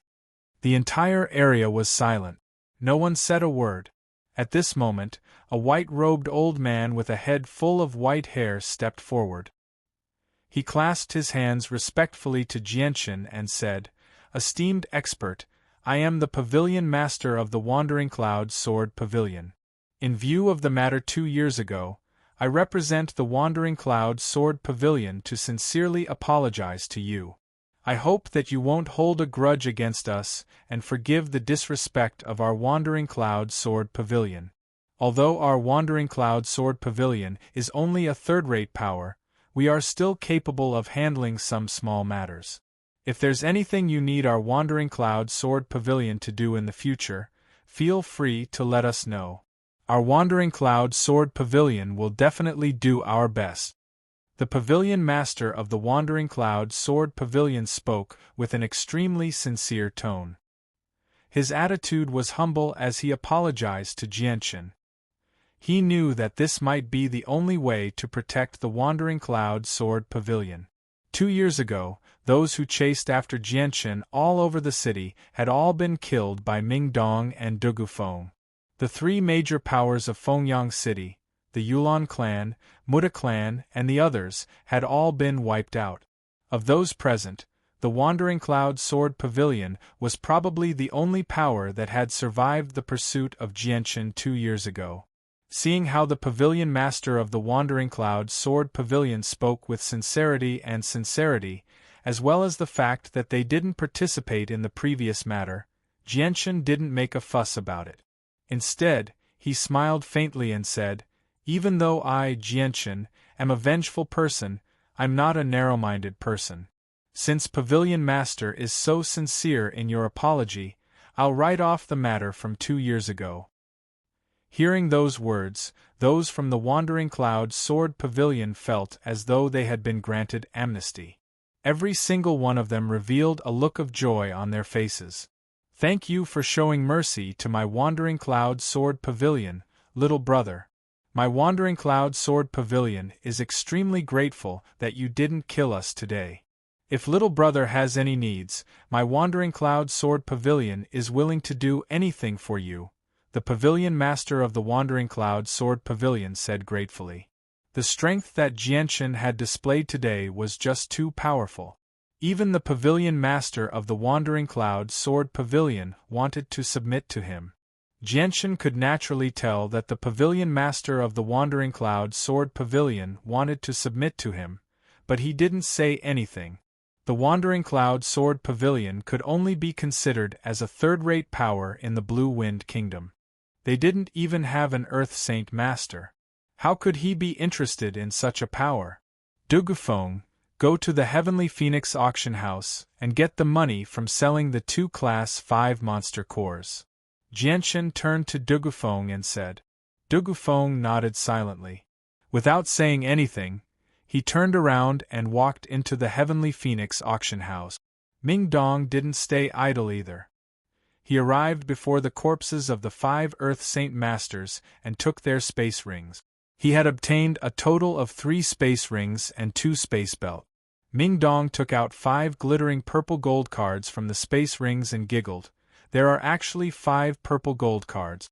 There should be at least a few 100,000 purple gold coins in there. Hee, now I've become a rich man." Seeing Ming Dong like this, Jianshan couldn't help but bitterly smile. A 6th Cycle Earth Saint Master actually lacked money. This was probably a rare occurrence on the Tian Yuan continent. Not long after, Jianshan walked out of the Heavenly Phoenix auction house with the purple gold coins from selling the 2 Class 5 monster cores. After that, Jianshan's group left the auction house, leaving behind a mess. Within the Heavenly Phoenix auction house, Manager Urian stood on a tall building at the back of the auction house and looked ahead. She clearly saw everything that had happened. "I never thought that Wu Yun, who had been chased all over the city by various organizations 2 years ago, would actually return in such a powerful manner. Not only did he kill 2 Earth Saint Masters from the Harito clan, he even killed the leaders of the 3 major organizations in Fengyang City. This is probably retribution." Urian softly muttered to herself as she watched Jianshan's group leave with a complicated expression. She then glanced at the destroyed ground and entrance of the Heavenly Phoenix auction house. A pained expression appeared on her face as she muttered, "Looks like we'll have to spend quite a lot of the money we earned today." The surrounding crowd sent off Jianshan's group with their eyes. Wherever Jianshan's group passed by, the people in their way would hastily make way for them. When Jianshan's group disappeared from the street, the area gradually became noisy with discussion. The leaders of the 3 major organizations of Fengyang City had all been killed. This was a shocking matter in Fengyang City. "I didn't expect that the little brother sitting in VIP room number 8 would be so powerful. Even I misjudged him." The captain of the Condor mercenaries, Ing Zhangkong, sighed emotionally. Who would have thought that the young man he had chatted with in the auction house would actually possess such great strength? Even he felt extremely shocked. Chapter 571. In the Yun family, the patriarch of the Yun family quickly received the news of what had happened outside the Heavenly Phoenix auction house. When he found out that the patriarch of the Haiming clan had been killed, he was completely stunned. How is this possible? How is this possible? The patriarch of the Haiming clan has actually been killed. Even the leaders of the other 2 clans in Fengyang City have all died. They are all Earth Saint Masters. The patriarch of the Yun family muttered in a daze. The sudden news was just too shocking. Even he found it hard to believe. No matter what, he did not dare to accept this reality. At this moment, a girl in a red dress walked in from outside. She looked at the patriarch of the Yun family with a complicated expression and said in a low voice, "Father, I just heard that the leaders of the 3 clans of Fengyang City have all been killed. Is this true?" "Nonsense, the leaders of the 3 clans are all Earth Saint Masters. Who in Fengyang City can kill the 3 of them? This matter must be fake. Men, immediately go outside and find out the truth of this matter. You must get to the bottom of this." The patriarch of the Yun family's temper suddenly became irritable as he roared outside. "Yes, patriarch. This subordinate will personally go and find out." A guard who was waiting outside immediately ran out to find out the truth of the news. Very soon, the person who went to find out the news returned. He arrived in front of the patriarch of the Yun family and said with a terrified expression, "Patriarch, the news is true. The leaders of the 3 clans have all been killed. Their corpses are still lying outside the Heavenly Phoenix auction house. Even quite a few of the experts of the 3 clans have died." The patriarch of the Yun family's expression changed drastically. Originally, he had only treated this as a rumor and was not willing to believe it. However, after hearing the news that the guard had personally gone to find out, he had no choice but to believe it. No matter how hard it was for him to accept it, he could not change the truth. "Is what you said true? Did you really see the corpses of the leaders of the 3 clans with your own eyes?" The patriarch of the Yun family tightly gripped the guard's shoulder as he sternly shouted. He wanted to confirm it again. "Yes. Yes, patriarch. It's absolutely true. This subordinate has personally seen the corpses of the leaders of the 3 great clans. It can't be fake." The death of the heads of the 3 great clans in Fengyang City shocked him. This matter was like a bolt from the blue in Fengyang City. The Yun family patriarch's expression became a little sluggish. He was in a daze. Although the Yun family was a family power, they were not up to par in Fengyang City. There were many forces and mercenary groups that were stronger than them. Originally, the Yun family had gained some status in Fengyang City because they had gotten close to one of the 3 great families, the Haiming family. Furthermore, they had already arranged a marriage with the Haiming family. Once his daughter was married off, the Yun family's status in Fengyang City would soar. But now, the Haiming family had actually suffered such a heavy blow. Even their leader, an Earth Saint Master, had been killed. To the Yun family, this was an extremely heavy blow. This was because the patriarch of the Yun family understood that if they lost their Earth Saint Master, the Haiming family would lose their status as one of the 3 great clans in Fengyang City. They would be reduced to an ordinary power, and the Yun family's dream of relying on the Haiming family to soar would be shattered. It could be said that the fall of the Haiming family had caused the Yun family to lose their opportunity to soar. Hearing that the leader of the Haiming family had been killed, the red-dressed girl's eyes immediately lit up. She revealed a trace of excitement. After a slight hesitation, she said, "Father, the Haiming family has lost their Earth Saint Master and a large number of experts. The family's overall strength has been greatly reduced. The help that they can provide to our Yun family is next to nothing. Do you think we can cancel the marriage between me and the Haiming family? Don't even think about it." The patriarch of the Yun family rejected the red-dressed girl's idea without any hesitation. He said, "You're right. The Haiming family has lost their Earth Saint Master expert and their strength is indeed not as great as before. But even so, they still have a deep foundation in Fengyang City. They are far from what the other clans can compare to. They can still provide great help to our Yun family. Your marriage agreement with the Haiming family is still valid, so don't hold on to any unrealistic fantasies." Hearing this, the red-dressed girl's eyes flashed with a trace of undetectable coldness. It was not noticed by the patriarch of the Yun family. The tragedy of the Haiming family had a great impact on the development of the Yun family. It gave the patriarch of the Yun family a great headache. The patriarch of the Yun family gently sighed. He walked to the table with a heavy heart and said, "Yunlian, pour me a cup of tea." "Yes," the red-dressed girl replied. She then walked to the table and gently poured a cup of tea for the patriarch of the Yun family. Afterward, she stood behind the patriarch of the Yun family and gently massaged his back. She was a very filial daughter. The patriarch of the Yun family raised the teacup and brought it to his mouth. However, just as the teacup touched his lips, the red-dressed girl's eyes suddenly revealed a trace of intense killing intent. An exquisite and small dagger slipped out of her sleeve and stabbed toward the back of the patriarch of the Yun family without any hesitation. Pooh! The red-dressed girl's attack was extremely vicious. The dagger stabbed deeply into the patriarch of the Yun family's back, leaving only the hilt outside. The patriarch of the Yun family cried out in pain, and the teacup in his hand fell onto the table. He also cultivated Saint Force, so his reaction was extremely fast. He immediately stood up from his chair and viciously struck the red-dressed girl with a palm strike, sending her flying through the air.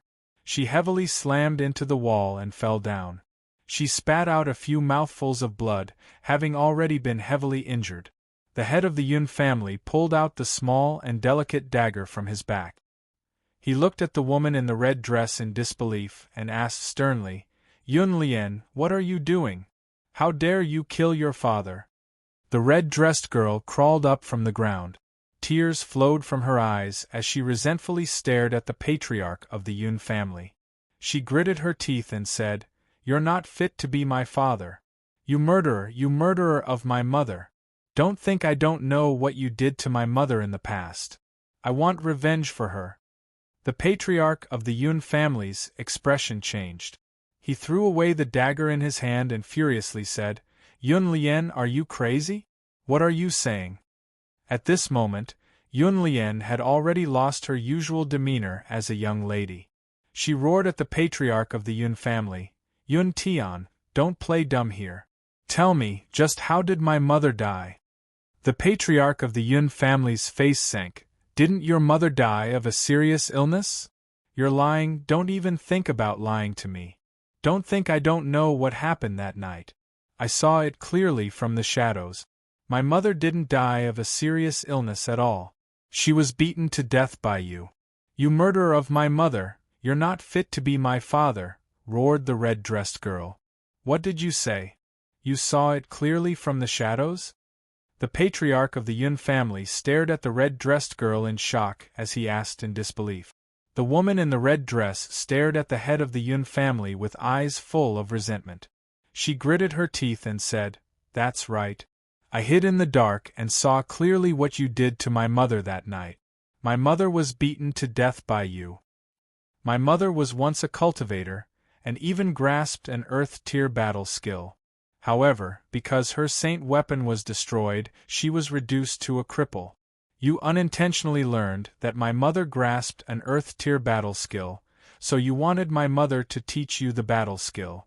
My mother refused, so you repeatedly beat my mother in an attempt to force her to hand over the battle skill. However, because my mother's saint weapon was destroyed, she was reduced to a cripple, and her body was extremely weak. After you repeatedly abused her, you finally brutally beat her to death. I know all of this. Do you think that you can fool me with some random excuse? You can't fool me. You're a beast with a human face and a beast's heart. You simply don't have the qualifications to be my father. I will personally kill you to avenge my mother."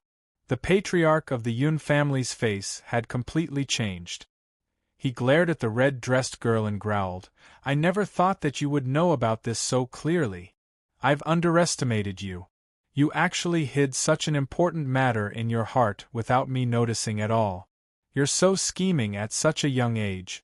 As expected of my daughter. However, do you think that you can kill me with an iron weapon? You haven't even condensed a saint artifact yet, and you're not even a saint yet. How do you have the ability to kill me?" The red-dressed girl sneered, "You underestimate me too much. I obviously wouldn't be so naive as to think that I can kill you with an iron weapon. Actually, I've already smeared poison on the dagger. I bought it from the Heavenly Phoenix auction house at a high price. The poison is extremely potent, and the antidotes outside are unable to remove it. Yun Tian, you won't be able to escape death today. Go to hell and accompany my mother in death." The red-dressed girl practically roared out the last sentence.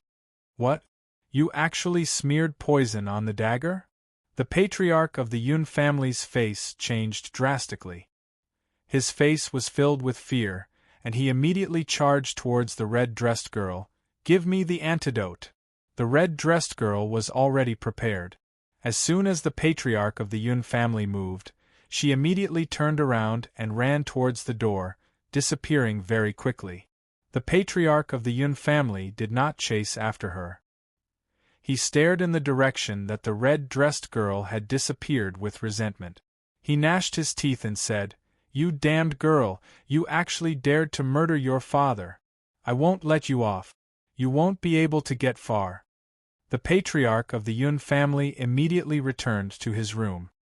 He hurriedly rummaged through a cabinet and pulled out a large pile of jade bottles. He randomly poured out a large amount of antidote pills and stuffed them into his mouth. He hoped that he could remove the poison from his body. Even if he couldn't, he had to stop the poison from spreading. Chapter 572. The woman in red hastily fled from the Yun clan. She rode a Class 1 magical beast mount and rushed towards the crowded street. She had been injured by the Yun clan head's palm strike earlier. Although the Yun clan head's strength did not cause too much damage to her, it still affected her greatly as she had yet to condense a saint weapon.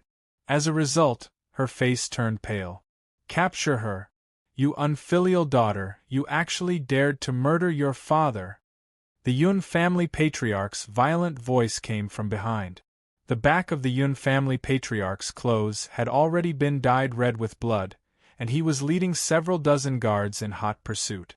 However, there were too many people on the bustling streets, and with the strength of these guards, they were unable to perform the movement of leaping onto roofs and vaulting over walls. Moreover, the Yun family's magical beast mounts were also extremely rare, so the majority of the guards could only use their legs to run on the street. Only the Yun family patriarch and several loyal and devoted guards were chasing at top speed on their first-rank magical beast mounts, gradually closing the distance between the two. In this situation where one was fleeing and the other was chasing, the two of them crossed several streets and ran for a distance of 10 kilometers in Fengyang City.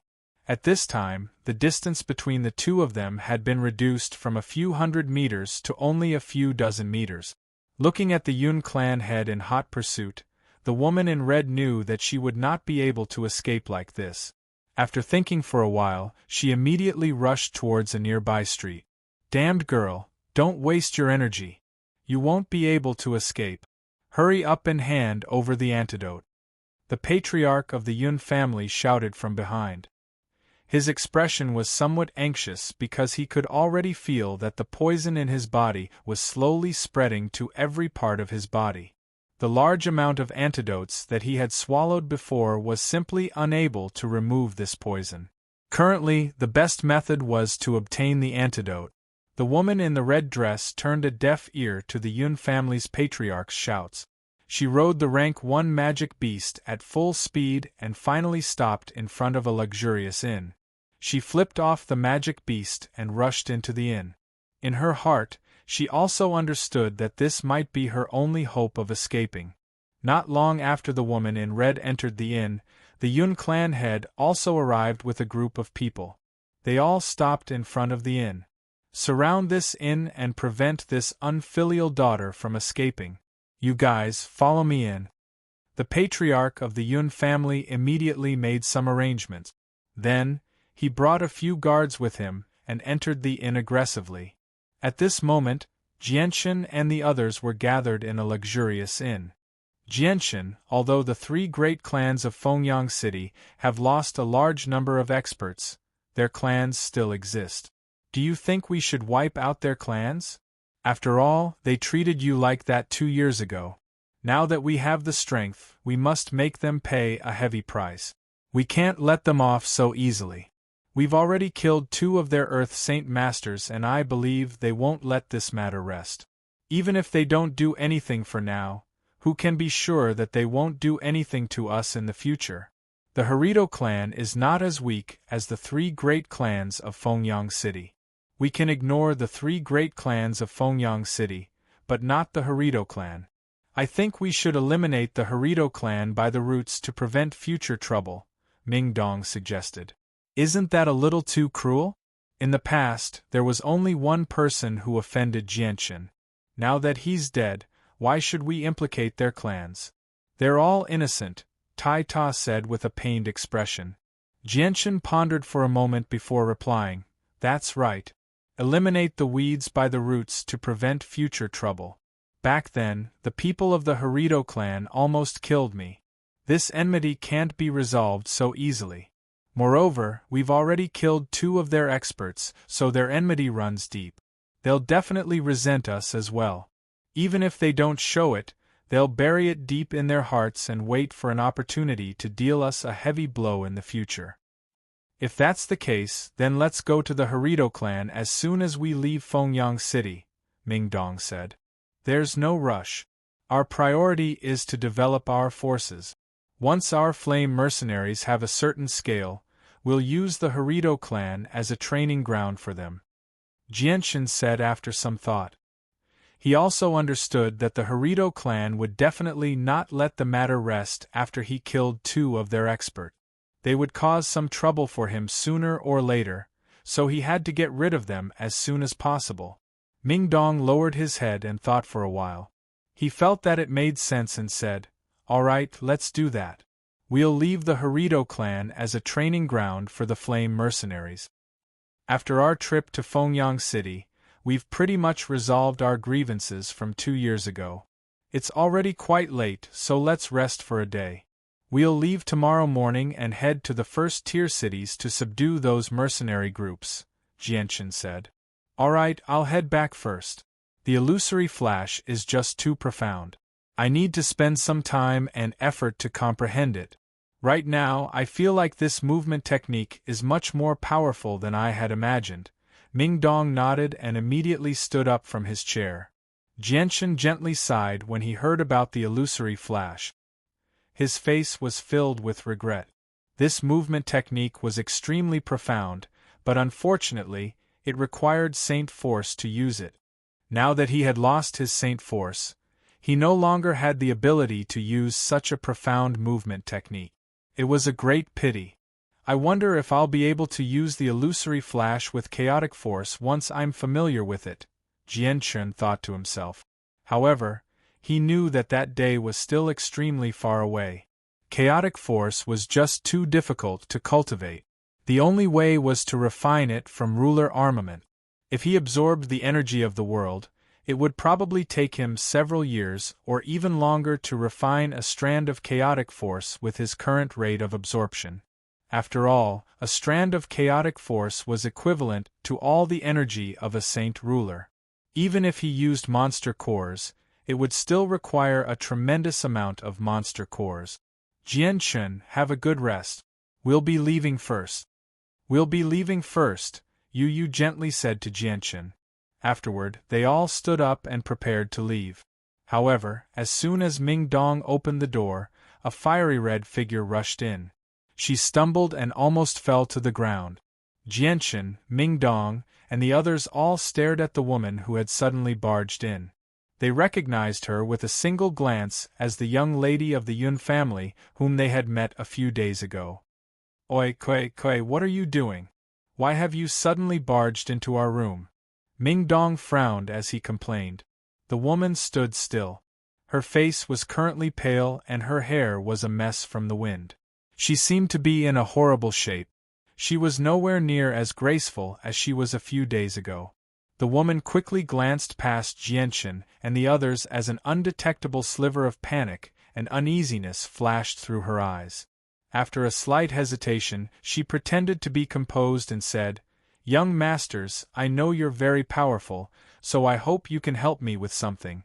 If you can help me destroy the Yun family, I'll give you an Earth-tier battle skill in return. Although the woman in the red dress pretended to be calm, from her hurried tone, it was clear that she was not as calm as she appeared to be.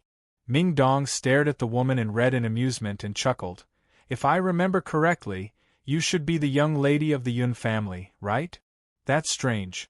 You're the young lady of the Yun family, yet you want us to destroy your Yun family. Just what are you trying to do?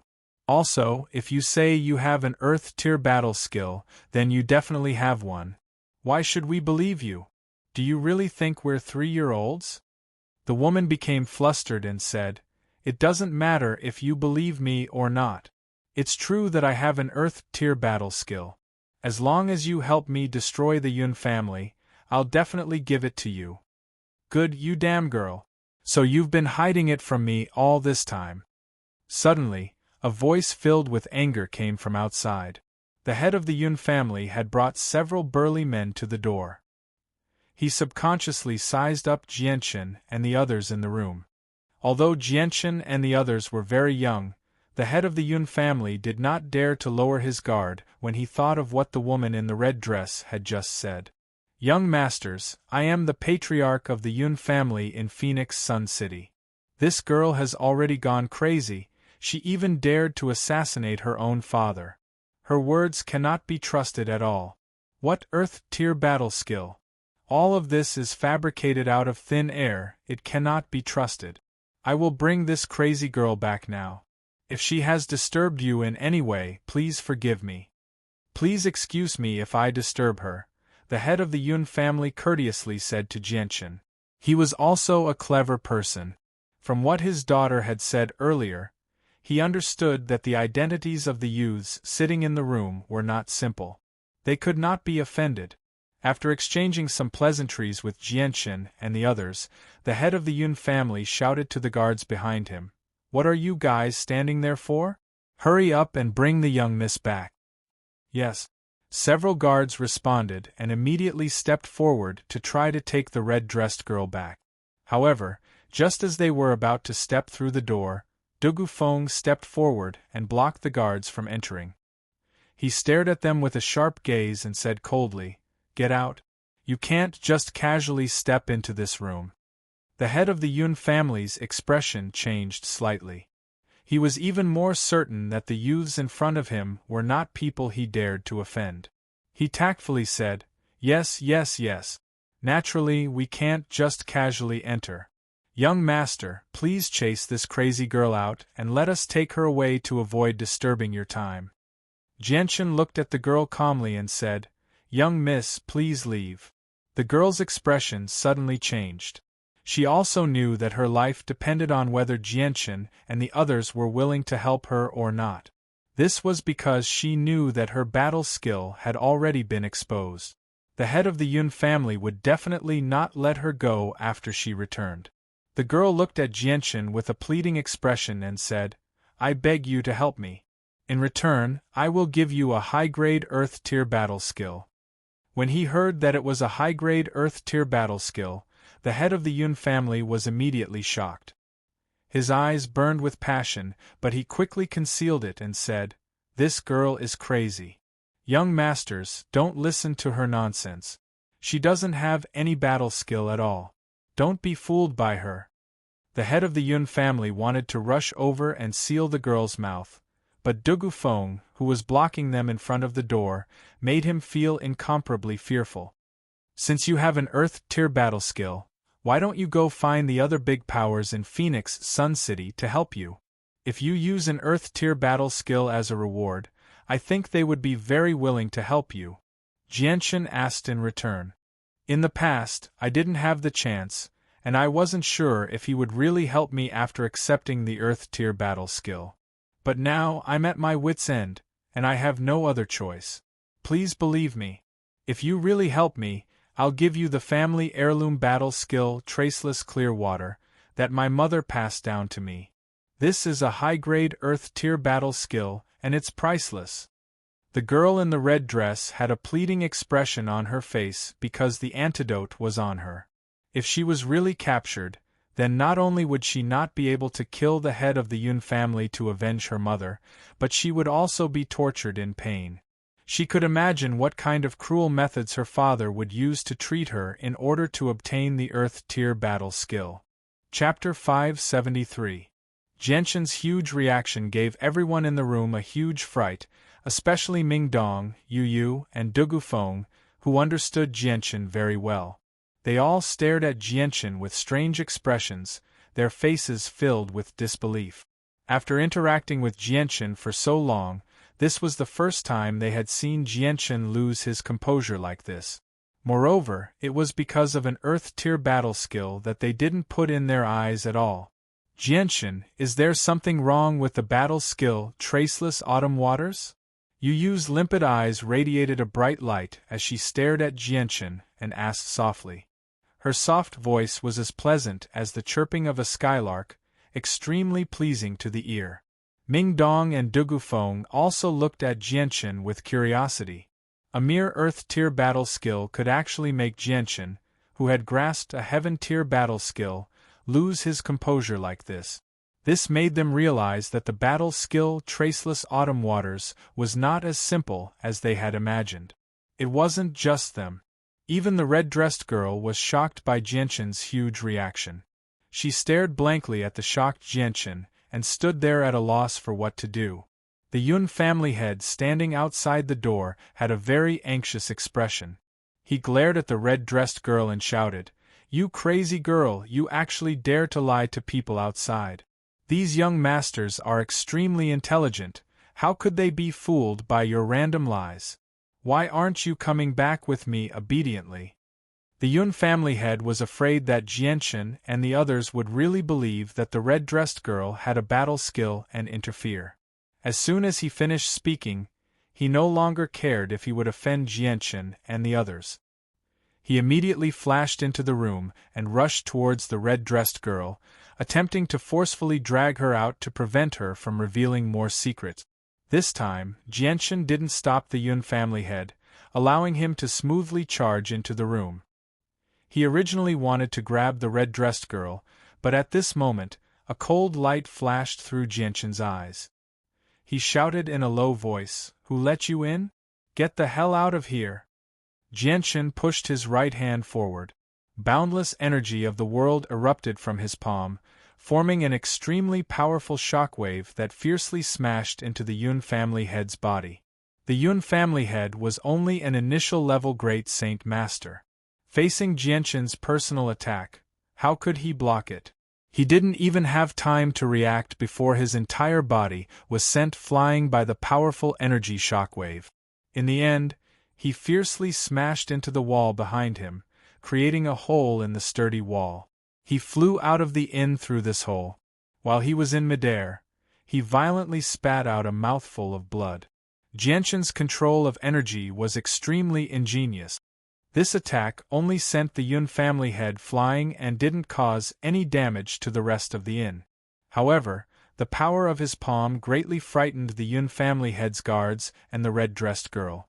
They were completely stunned as they stared blankly at Jianxin with pale faces. They were completely horrified. The Yun family head was an initial level Great Saint Master. Even if this kind of strength couldn't be considered at the peak of Phoenix Sun City, it could still be considered first-rate. Such a powerful figure was actually sent flying by a youth who didn't even seem to be in his 20s. This kind of strength made them feel incomparably shocked. Jianxin stared closely at the red-dressed girl and urgently asked, "Do you really have the Traceless Clear Water battle skill?" Although the red-dressed girl didn't know why Jianxin was so interested in the battle skill, she was also scared silly by Jianxin's incomparable strength. She stared blankly at Jianxin and unconsciously nodded her head. Jianxin looked at Ming Dong and said, "Ming Dong, immediately go find me a piece of paper and a pen." "Okay." Ming Dong didn't hesitate. He turned around and walked out. Soon, he obtained a piece of paper and a pen from the inn's manager and handed them to Jianxin. Jianxin threw the paper and pen onto the table and said to the red-dressed girl in a commanding tone, "Write down everything you know about the Traceless Clear Water battle skill for me." Hearing Jianxin's irresistible words, the red-dressed girl hesitated slightly. In the end, she still didn't immediately agree. She said, "If I write it down, can you agree to my request and help me destroy the Yun family and kill the Yun family head to avenge my mother?" I agree. This time, Jianchen agreed without any hesitation. The red-dressed girl could not help but let out a sigh of relief when she received Jianchen's confirmation. Although she would be going against her mother's warning about teaching the battle skill to outsiders, she had no other choice now that the situation had developed like this. The red-dressed girl quickly began to write on the paper. Before long, she had completely written down the battle skill and passed it to Jianchen. Jianchen received the paper and began to read it. When he finished reading the contents, the surprise on his face became greater and greater. In the end, it became deep shock. Jianchen was not unfamiliar with the battle skill because it was passed down through the Bai family. In the past, his uncle Bai Dao and his mother Bai Yuntian had both passed down the battle skill to Jianchen.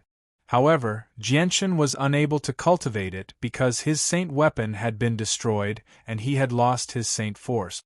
At the same time, he learned that the battle skill was divided into 3 levels. The first level was a human tier battle skill, the second level was an earth tier battle skill, and the third level was a heaven tier battle skill.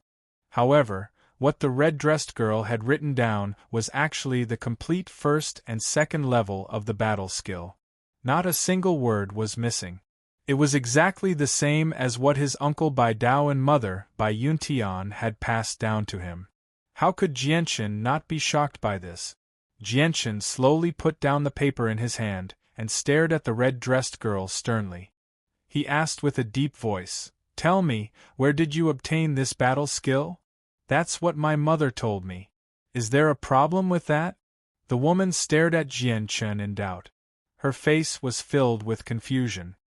"What's your mother's name?" Jianchen continued to ask. Jianchen's question stirred up the memories buried in the depths of the girl's mind.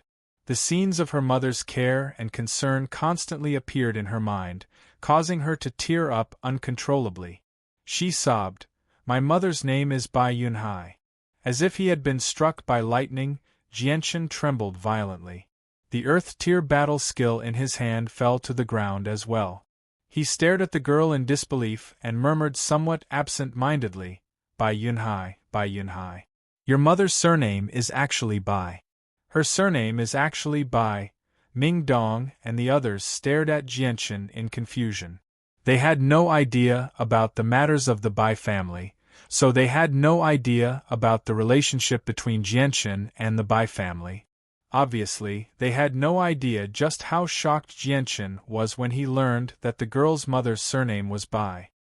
"Brother, are you all right?" Ming Dong asked in concern. As Jianchen's best brother, Jianchen's emotions would affect him. Jianchen suppressed his churning emotions and forced himself to calm down. He shook his head gently and said, "I'm fine." As he spoke, Jianchen stared at the girl and read with interest. At that moment, the way he looked at her had completely changed. "What's your name?" Jianchen asked gently. His voice had suddenly become extremely gentle. "I'm Yunlian," the girl in red replied. Her bright eyes stared at Jianchen in an extremely strange manner. She was filled with confusion and curiosity. She was naturally intelligent, so she obviously sensed the subtle changes in Jianchen. She was completely baffled. "Is your mother dead?" Jianchen asked. Tears uncontrollably flowed from Yunlian's eyes again when she heard the mention of her mother. She nodded with an extremely pained expression and said nothing. Jianchen sighed inside and said, "Did your mother tell you about the Bai family?" Yunlian raised her head and stared at Jianchen in confusion. She shook her head with tears in her eyes. She knew nothing about the Bai family. "How did your mother die?" Jianchen asked word by word. His voice became rather heavy as well. Yunlian's eyes were filled with resentment.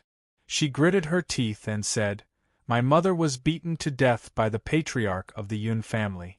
This human-faced beast was a newcomer.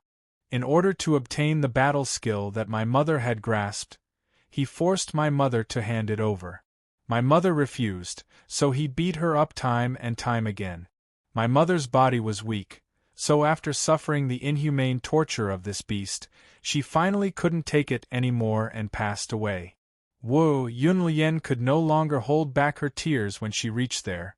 My mother died so miserably. I have to personally take revenge for my mother. I have to kill this beast with my own hands. He's worse than a beast. Although the patriarch of the Yun family was Yunlien's father, Yunlien had no feelings for him at all. All she felt was deep hatred. Jianshan clenched his fists tightly. His bones cracked as he used this to express the anger in his heart.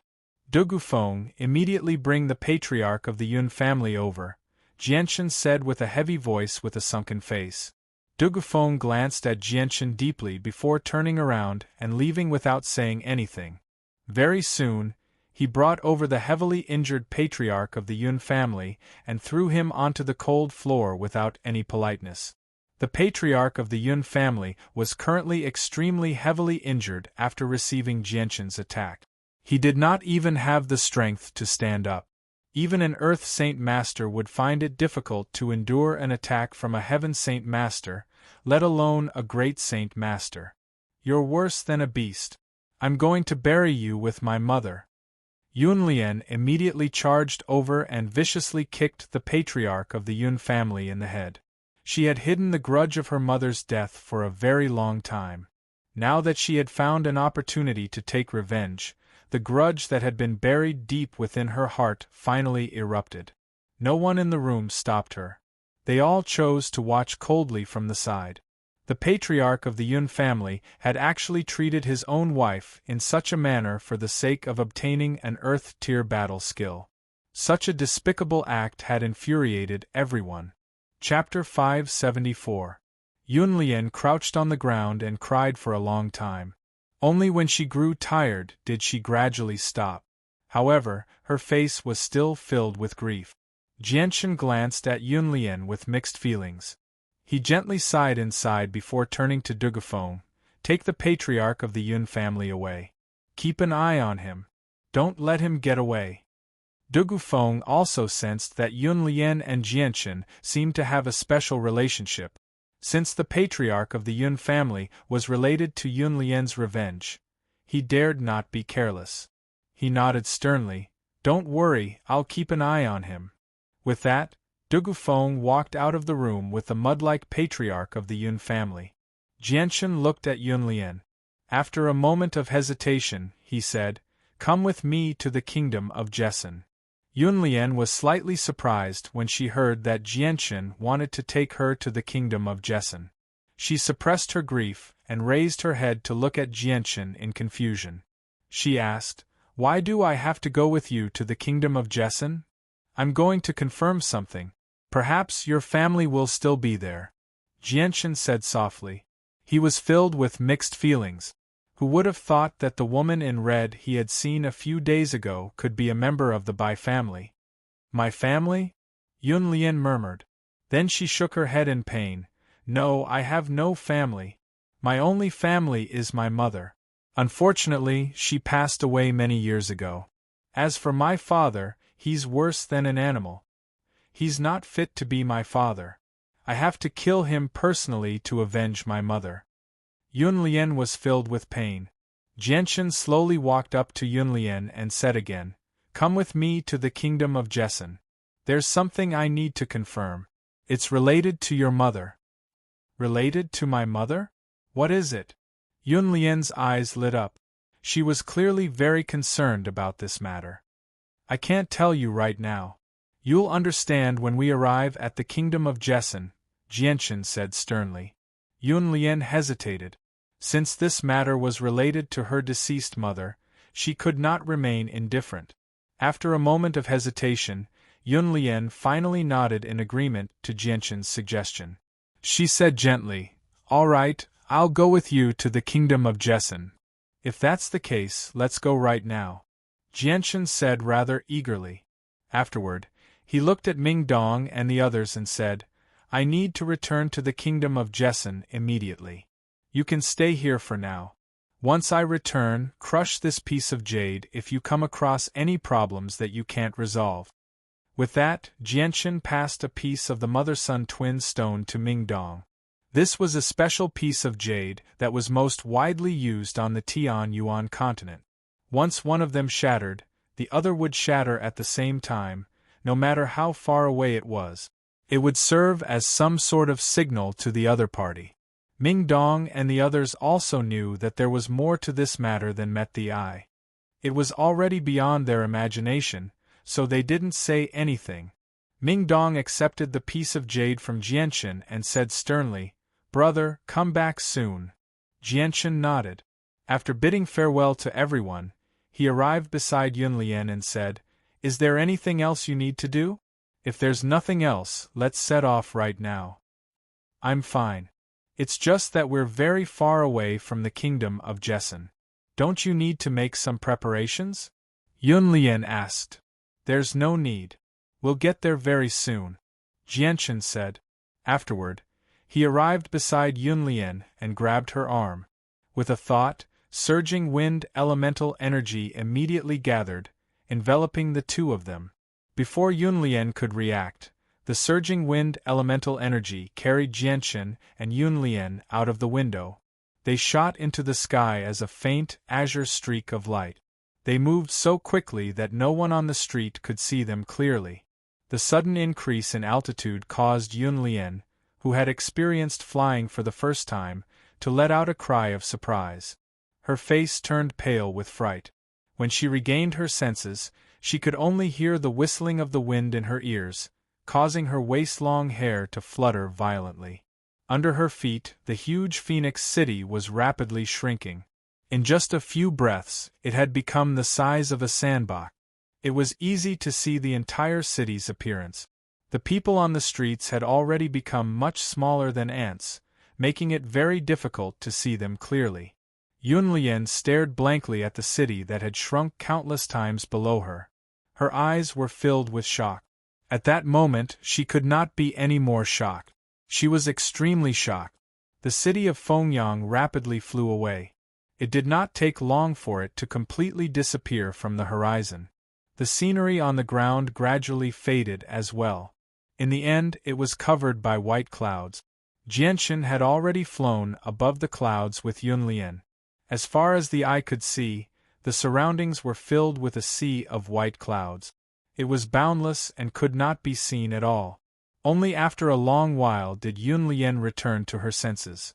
Her beautiful eyes were wide open as she stared at Jianchen's handsome face in disbelief. She covered her mouth with her other hand and cried out, "Why, you're actually a peak heaven saint master!" At that moment, Yunlian's heart was in turmoil. Heaven Saint Masters were peak experts on the Tianyuan continent. They stood at the apex of the pyramid. Even in a kingdom, an expert like that would have a lofty status. They would enjoy supreme glory. Even the ruler of a kingdom would have to be polite to them. They would not dare to slight them at all. This was because their existence represented the peak of power in a kingdom. The prosperity and decline of a kingdom completely depended on the strength of a heaven saint master. Yunlian had never imagined that this young man who was only in his 20s would actually be a peak heaven saint master. In the eyes of ordinary people, he was an existence akin to a god. Although the Yun family was a small family, Yunlian was naturally extremely intelligent as the daughter of the Yun family. She obviously understood what a heaven saint master represented.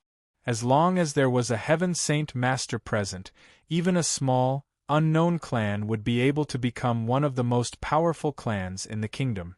Yunlian gently covered her mouth with her hand as she blankly stared at Jianchen. She was unable to return to her senses even after a long while. A heaven saint master was just far too shocking to her. Jianchen could not help but smile when he saw Yunlian's shocked expression. However, he did not explain anything. He continued on his way as quickly as he could, eager to return to the Changyang prefecture as soon as possible so that he could verify Yunlian's identity. Under Jianchen's full speed, they returned to the kingdom of Jessen in just 6 hours. He did not stop at all, directly heading to Lore City. Another hour passed just like that. Jianchen finally arrived at Lore City with Yunlian. The city walls in the distance were clearly visible. They could even see a large number of tents neatly set up outside the city. Banners with the word Qin fluttered in the wind. During this time, Yunlian had slowly calmed down. Looking at the encampment that stretched for 5 kilometers, she asked curiously, "Is that the army of the Qin Emperor?" "Correct. An army of 500,000 from the Qin Empire is stationed there. They are known as the Eastern Sword Legion and are one of the most elite armies of the Qin Empire," Jianchen explained. "The city up ahead must be the famous Lore City. Looks like the rumors are true. The Qin Empire really does have an extraordinary relationship with the Changyang Prefecture. Even their army is stationed outside Lore City," Yunlian murmured. Her eyes were filled with envy. The Qin Empire was one of the 8 great kingdoms of the Tian-Yuan continent. The kingdom of Jessen had truly become the ruler of the region with the support of the Qin Empire. No one dared to provoke them. Jianchen flew very quickly, shooting through the sky like an azure meteor. Before Yunlian could memorize the landscape, he had already flown into Lore City and landed before a huge mansion. It was the Changyang Prefecture. "Come in with me." Jianchen loosened his grip on Yunlian's shoulder and called out to her before striding toward the entrance of the Changyang Prefecture. Yunlian subconsciously studied the mansion before her, but when she saw the words Changyang Prefecture written on the plaque above the entrance, she immediately paled in fright. Although she had always lived in Fengyang City, she knew extremely well what had happened in the kingdom of Jessen, especially in Changyang Prefecture. Although Changyang Prefecture had always kept a low profile in the kingdom of Jessen, the strength of Changyang Prefecture had been completely exposed to the world after the invasion of the kingdom of Jessen by the 4 kingdoms. Afterwards, 10 Heaven Saint Masters from the Heavenly Eagle Kingdom had attacked, but they had been successfully repelled by Changyang Prefecture. They had even killed several experts on the spot. Such glorious battle skills had pushed Changyang Prefecture's prestige to the peak. They had become the publicly acknowledged strongest clan in the kingdom of Jessen, completely replacing the Huayun sect and even suppressing the imperial family. The status of such a huge clan was far greater than that of the tiny Yun family in Fengyang City. In front of such a clan, even the 3 great clans of Fengyang City were as weak as ants.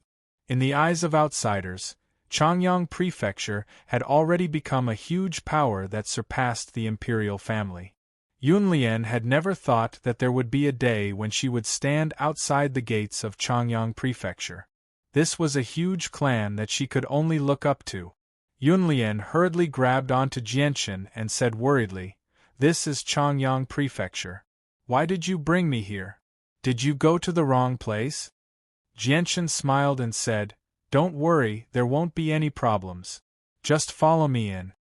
With that, Jianchen brought Yunlian to the gates nearby. Seeing Jianchen's arrival, the 2 guards at the gates of Changyang Prefecture immediately revealed a look of admiration and respect. They stood even straighter, like a pole. When Jianchen passed by them, the 2 guards simultaneously bowed and said loudly, "Greetings, 4th young master." Chapter 575. Yunlian's eyes widened as she stared at Jianchen in shock. The name of the 4th young master of the Changyang Prefecture, Changyang Shoten, had already been known by everyone in the region. He was the idol of countless youths, the goal they pursued.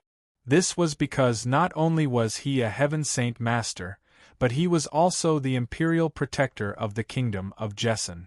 Both of his identities were enough to make people look up to him. Being enveloped by the halos of these 2 honors, Jianchen had already become a godlike figure in the eyes of many youths. He stood high above the vast land, mighty and inviolable. Jianchen smiled when he saw the shock on Yunlian's face and said, "Come in with me."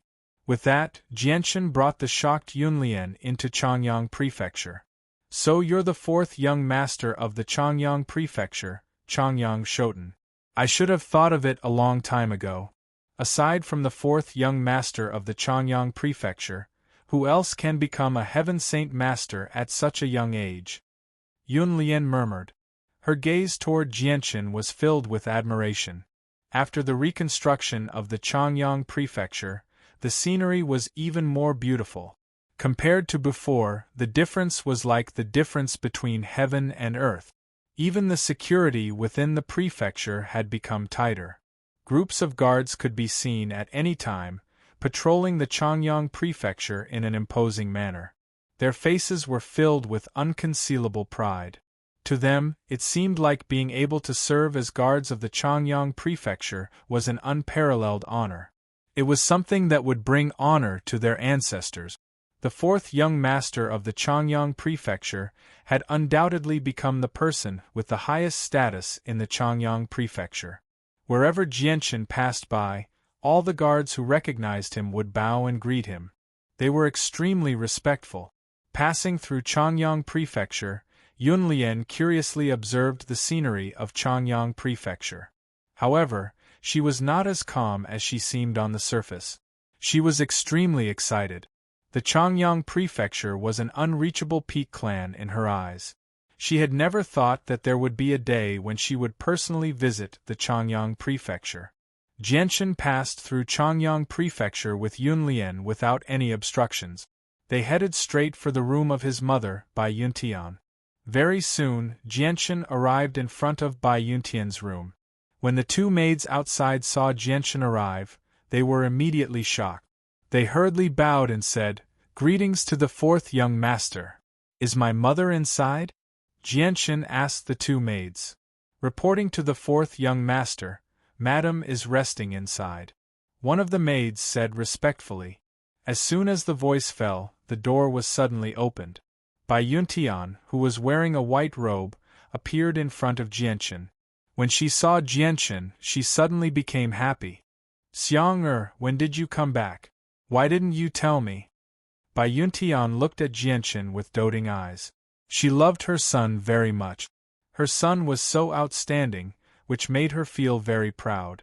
Yunlian curiously looked at the graceful and luxurious Bai Yuntian and thought, "Is this Changyang Shoten's mother? Strange, why does she look a little like my mother?" Looking at his mother's affectionate gaze, Jianchen felt a surge of warmth in his heart. He smiled and said, "Mother, I actually have something important to tell you this time. Let's talk inside." Then, Jianchen brought Yunlian into the room and sat down at an expensive table in the living room. As soon as the three of them sat down, Bai Yuntian couldn't help but ask, "Xiang who is this little girl?" While speaking, Bai Yuntian picked up the teapot and personally poured tea for the two of them. Her face was full of motherly radiance. Jianchen slightly turned his head and looked at Yunlian, who was sitting there very awkwardly. He said, "Mother, she is called Yunlian. She is from the Blue Wind Kingdom. But I think you should know her mother." "Oh, who is it?" "Mother has always stayed in Changyang prefecture and rarely goes out. I don't know many people." Bai Yuntian chuckled. Jianchen hesitated for a moment. His eyes stared at Bai Yuntian and said, "Mother, do you know someone called Bai Yunhai?" Clang. As soon as Jianchen's voice fell, the teapot in Bai Yuntian's hand fell on the table. All the tea poured out and quickly spread across the table. Bai Yuntian didn't seem to notice that her clothes were slowly soaked by the tea poured on the table. She looked at Jianchen with an extremely excited expression and said in a trembling voice, "What did you say, Xiang Could it be that you have seen Sister Yunhai? Is she still alive? Where is she now?" Bai Yuntian's trembling voice was full of urgency. Seeing Bai Yuntian's big reaction, Jianchen was completely certain of his guess. Yunlian's mother was indeed from the Bai family. Moreover, she seemed to have a very good relationship with his mother. Yunlian heard every word of Bai Yuntian's words clearly. However, she felt very confused because she didn't know when her mother had a relationship with the madam of Changyang prefecture. Jianchen sighed secretly. He could imagine how sad Bai Yuntian would be when she found out that Yunlian's mother had passed away. Mother, Yunlian is Bai Yunhai's daughter. Moreover, she also knows our Bai family's family heirloom battle technique, traceless by water. Jianchen said with a complicated expression. Bai Yuntian's gaze immediately fell on Yunlian. She carefully sized up Yunlian before slowly approaching Yunlian. She affectionately grabbed Yunlian's hands and said excitedly, "So you're Sister Yunhai's daughter. You really do look a bit like Sister Yunhai back then. Lian quickly tell Auntie, where is your mother now? Has she been well all these years?" When the word aunt entered Yunlian's ears, her mind instantly went blank. The mother of the fourth Madam of Changyang Prefecture, the imperial protector of the kingdom of Jessen, Changyang Shoten, was actually her aunt. This sudden change stunned Yunlian on the spot. She couldn't react for a long time.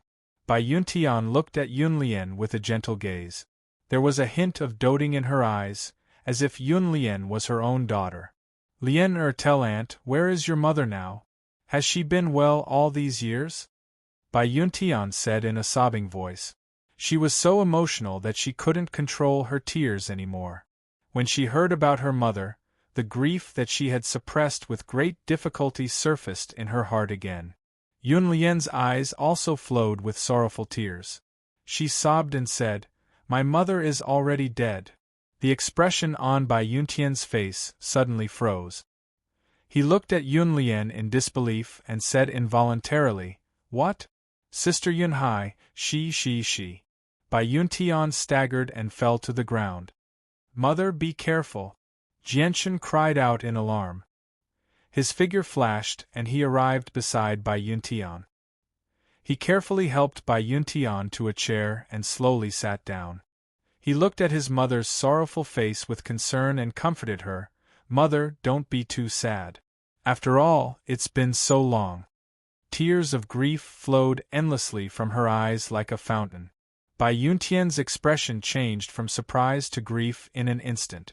She sobbed, "Lian tell aunt, how did your mother die?" Afterwards, Yunlian told Bai Yuntian the whole story.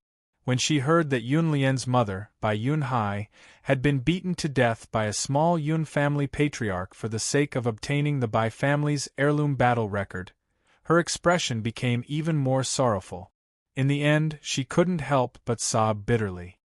"Sister Yunhai, you died so miserably. It's all Sister's fault for being useless. If Sister had known earlier that you were still alive, then you wouldn't have had to suffer like this. Sister has let you down." Bai Yuntian cried out in pain. Her back was extremely painful. "Aunt, could it be that you know my mother?" Yunlian also asked the question in her heart while crying. Bai Yuntian said, "Lian in the past, your mother was my best sister. We were all direct descendants of the Bai family. Your grandfather and my father were brothers of the same father and mother. However, ever since our Bai family suffered a great calamity, many people died, including your grandfather and my father. They were all killed by a group of mysterious people. Only my brother and I were lucky enough to escape. We originally thought that only me and my brother were left in the Bai family. Who would have thought that Sister Yunhai had also successfully escaped? It's a pity that I found out too late. Otherwise, Sister Yunhai wouldn't have ended up in such a miserable state." Once she thought of how Yunlian's mother, Bai Yunhai, was beaten to death. Bai Yuntian's heart was filled with incomparable grief. She couldn't imagine how much her sister had suffered and how much inhumane torture she had suffered. "Sister Yunhai has suffered too much these past few years. I must personally avenge her and kill that person who is worse than a beast." Bai Yuntian's eyes flashed with hatred as she gnashed her teeth and said, "So, you really are my aunt." Yunlian's eyes were filled with tears as she stared blankly at Bai Yuntian. Bai Yuntian nodded and said, "Lian, I am your aunt. This is Changyang Shoten, your brother." Yunlian's entire body became sluggish. She couldn't accept the sudden change of identity in a short period of time. The fourth Madam of Changyang Prefecture was actually her aunt. The imperial protector of the kingdom of Jessen, the fourth young master of Changyang Prefecture, Changyang Shoten, was actually her brother. If this was in the past, Yunlian wouldn't even dare to think about it. Changyang Shoten, who she used to admire and be curious about, was actually her brother. Chapter 576. Suddenly having a younger sister made Jianshan's feelings become somewhat complicated. He didn't know if he should be happy or worried. However, Jianchen still felt a burst of joy in his heart. It was fortunate that he hadn't directly chased Yun Lian out of the inn. Otherwise, he didn't dare imagine what kind of treatment Yun Lian would have received. Since the patriarch of the Yun family knew that the battle skill was in Yun Lian's head, would he treat his daughter the same way he treated Yun Lian's mother in order to obtain the earth rank battle skill? After all, to a small family like the Yun family, an earth rank battle skill was just too important. Perhaps Yun Lian's mother didn't want her daughter to feel too much pressure, so she didn't tell Yun Lian anything about the Bai family. Only after meeting Jianchen did she understand more about her mother's identity. Although Bai Yuntian was very sad about Bai Yunhai's death, she had left her daughter behind. This made Bai Yuntian feel somewhat comforted. She treated Yun Lian as if she was her own son. Although she wasn't the one who gave birth to her, she completely treated Yun Lian as her own daughter. She was full of love and care for her. Afterwards, Bai Yuntian slowly told Yun Lian about the Bai family. Yun Lian finally understood that her mother had never told her about her past. However, she never would have thought that her deceased mother was actually a direct descendant of a large family. The three of them stayed in the room for over 2 hours before the grief in their hearts gradually subsided. Xiang this is your younger sister. Now that you have the ability, you must protect your younger sister well. Don't let her suffer anymore. She has already endured a lot of pain these past few years, Bai Yuntian said to Jianchen. Jianchen had a serious expression. He nodded solemnly and promised, "Mother, don't worry. I will definitely protect Yun Lian well. In the future, I won't let Yun Lian suffer the slightest grievance." Yun Lian's emotions became extremely mixed when she heard Jianchen's words. She felt like everything was a dream, unreal. Only 4 hours had passed since then, yet her identity had changed so drastically. She actually found it rather difficult to accept this as she was completely unprepared. The imperial protector of the kingdom of Jessen, Changyang Shoten, used to be the person she admired the most in her heart. He was an unreachable existence that she could only look up to. But now, he had suddenly become her brother, and even vowed to protect her and not let her suffer any grievances. This huge change in status made Yun Lian feel as if she had fallen into a dream. Bai Yuntian took Yun Lian's hand affectionately and said, "Lian, your beastly father treated you and your mother like that. There's no need for you to be surnamed Yun. Since you're a member of the Bai family, why don't you change your surname to Bai from today onwards? You'll be called Bai Lian. From today onwards, you'll be a member of the Changyang Prefecture and have nothing to do with the Yun family." Yun Lian hesitated slightly when she heard this, but finally nodded and said softly, "Auntie, I'll listen to you. But will the rest of the people in Changyang Prefecture exclude me?" Yun Lian's face revealed a trace of worry as she spoke. Bai Yuntian smiled. Alright. From now on, you'll be called Bai Lian. Lian, don't worry. With your brother's protection, no one will dare to bully you from now on. As for the rest of the people in Changyang Prefecture, you don't have to worry about them at all. This is because in the eyes of outsiders, the most powerful person in Changyang Prefecture is the head of the family and the retired elders. But in the prefecture, your brother is the one with the most authority. No one dares to disobey him, not even the king of the kingdom of Jessen. Bai Yuntian's words immediately shocked Bai Lian. She looked at Jianchen in astonishment. Although she knew that Jianchen held a high position in the kingdom of Jessen, she didn't expect him to have such authority in the family as well. He was above the head of the family and all the elders. Bai Yuntian pulled Bai Lian's hand and stood up. "Lian, it's getting late. Let's go eat first. I'll introduce you to Uncle and Chang Bo. When we have time, I'll take you to the palace to meet your uncle. Your uncle is currently the commander of the guards in the palace. Unless there's something important, he won't come here." Hearing that her uncle was the commander of the guards in the kingdom of Jessen, Bai Lian understood that in just a few hours, her status had undergone a tremendous change. She was no longer the young miss of the Yun family. However, this identity came too suddenly, and he didn't have much time. It was very difficult for her to adapt. If only my mother could have reunited with Aunt earlier. That way, my mother wouldn't have passed away, Bai Lian thought to herself. Afterward, Jianchen and his mother brought Bai Lian to the dining hall. At the dining table, Bai Lian met the head of the family and the other aunts in Changyang Prefecture. Bai Yuntian also told everyone about Bai Lian's status. However, she didn't talk about the Bai family in detail. She only said that she was the daughter of her long-lost good sister. Everyone accepted Bai Lian's status happily. No one had any objections. All of this was because she had an outstanding son. Everyone at the dining table ate to their heart's content. Whether it was Changyang Ba, Ling Long, or second aunts Yu Fengyan, they all treated Bai Lian very warmly. The only one who was a little unnatural was Bai Yushuang. As for Jianchen, he didn't even bother to greet his third aunts. His third aunts had always been against him since they were young. Especially when he had just returned to Changyang Prefecture. His third aunt's words angered Jianchen to the point where he could no longer tolerate them. If not for the fact that she was his aunt, Jianchen wouldn't have let her off so easily. After the meal, Bai Yuntian dragged Bai Lian to her room while Jianchen returned to his palace-like building to rest alone. The night passed quickly.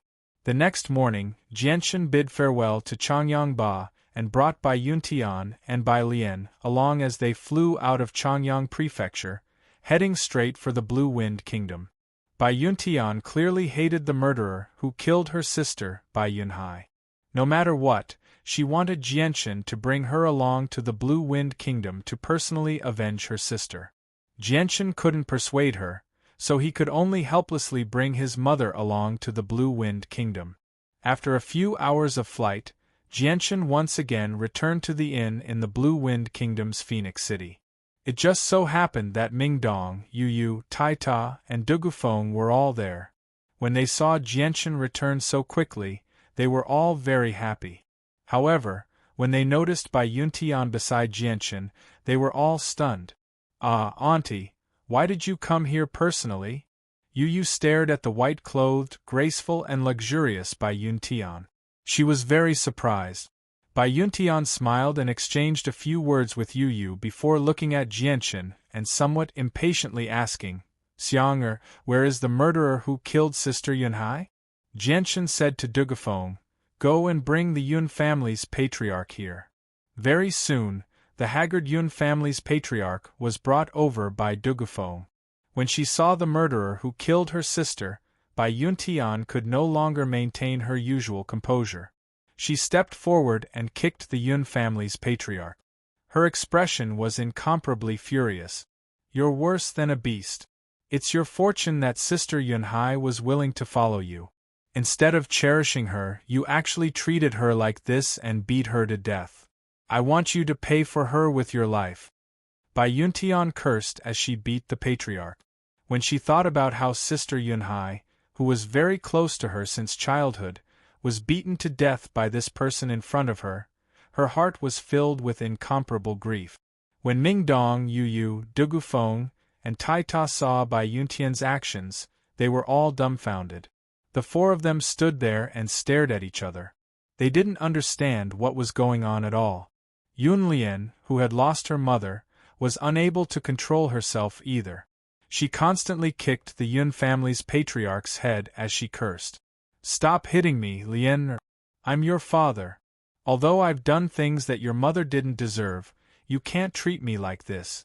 I'm your father after all. I was wrong. I apologize to you, okay? Please forgive me. If you don't give me the antidote, I'll be poisoned to death by you." The Yun family's patriarch held his head as he lay on the ground and begged for mercy. He was already heavily injured, and the poison had spread throughout his body. He had even lost the most basic ability to move. The only way to survive was to get his daughter to hand over the antidote. "You're not worthy to be my father. I don't have a father who's worse than a beast like you. From now on, my surname is no longer Yun, but Bai, Bai Lian cried out with tears in her eyes. The two of them beat up the Yun family's patriarch for a while before finally stopping, panting slightly. Lian take your aunt to see your mother's grave, said Bai Yuntian. Bai Lian nodded slightly before leaving the inn with the others. They walked out of the city, leaving the patriarch to Dugufeng. Soon, the group arrived at a small forest outside of Fengyang City and saw Bai Yunhai's grave. The grave was very simple. There was only a small mound and a tombstone that was half the height of a person. On the tombstone, the words, Bai Yunhai's grave, were clearly engraved. Chapter 577. Bai Yuntian crouched in front of Bai Yunhai's grave and gently touched the cold, hard gravestone. Large droplets of tears flowed from her eyes. She seemed to be in great pain. In her mind, she couldn't help but recall the events from more than 20 years ago. At that time, she and Bai Yunhai were the best of sisters. They played together happily every day and were practically inseparable. If there was something fun to do, they would play together. If there was something delicious to eat together, they would enjoy it together. They would never enjoy it alone. Sister Yunhai, it's all my fault, it's all because of my incompetence.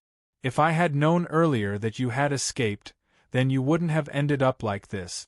My sister Yunhai, you've suffered too much these years, even after your death, even your tombstone is so simple. It's all because I didn't take good care of you, said Bai Yuntian while sobbing. Her heart was filled with grief. Mother, I'll be able to avenge you very soon. I'll definitely kill that thing that's worse than a beast with my own hands. Mother, rest in peace, Bai Lian sobbed as she knelt before the grave. Jianchen felt his heart ache when he saw how pained the two of them were. He stood there silently. Mingdong, Yu, and Taita all became extremely surprised. They had no idea what had happened at all. Why had Bai Lian's mother suddenly become Bai Yuntian's sister? After a moment of hesitation, Yu finally could not hold back anymore. She asked Jianchen softly, Jianchen, what happened? What's going on? Jianchen gently sighed. Yunlian's mother and my mother were the best of friends when they were young. Yunlian is no longer called Yunlian, but Bai Lian. At the same time, she's my sister. Mingdong and Yu's jaws dropped when they heard that. Disbelief filled their faces. What? The young lady of the Yun family is actually your sister? Yu said in shock. This is unbelievable. Mingdong also stared at Bai Lian, who was sobbing in front of the grave, in great surprise. His gaze was extremely complicated as well. He never would have thought that the young lady of the Yun family, who had clashed with them a few days ago, would actually be Jianchen's sister. Jianchen looked at the crying Bai Yuntian with a heavy heart. After hesitating for a moment, he came to Bai Yuntian's side and gently squatted down. He comforted her. Mother, don't be too sad. The dead can't be brought back to life. Moreover, Auntie Yunhai has been dead for more than 10 years. Bai Yuntian wiped away her tears and choked with sobs. Sister Yunhai, you've been alone here for over a decade. You must be very lonely.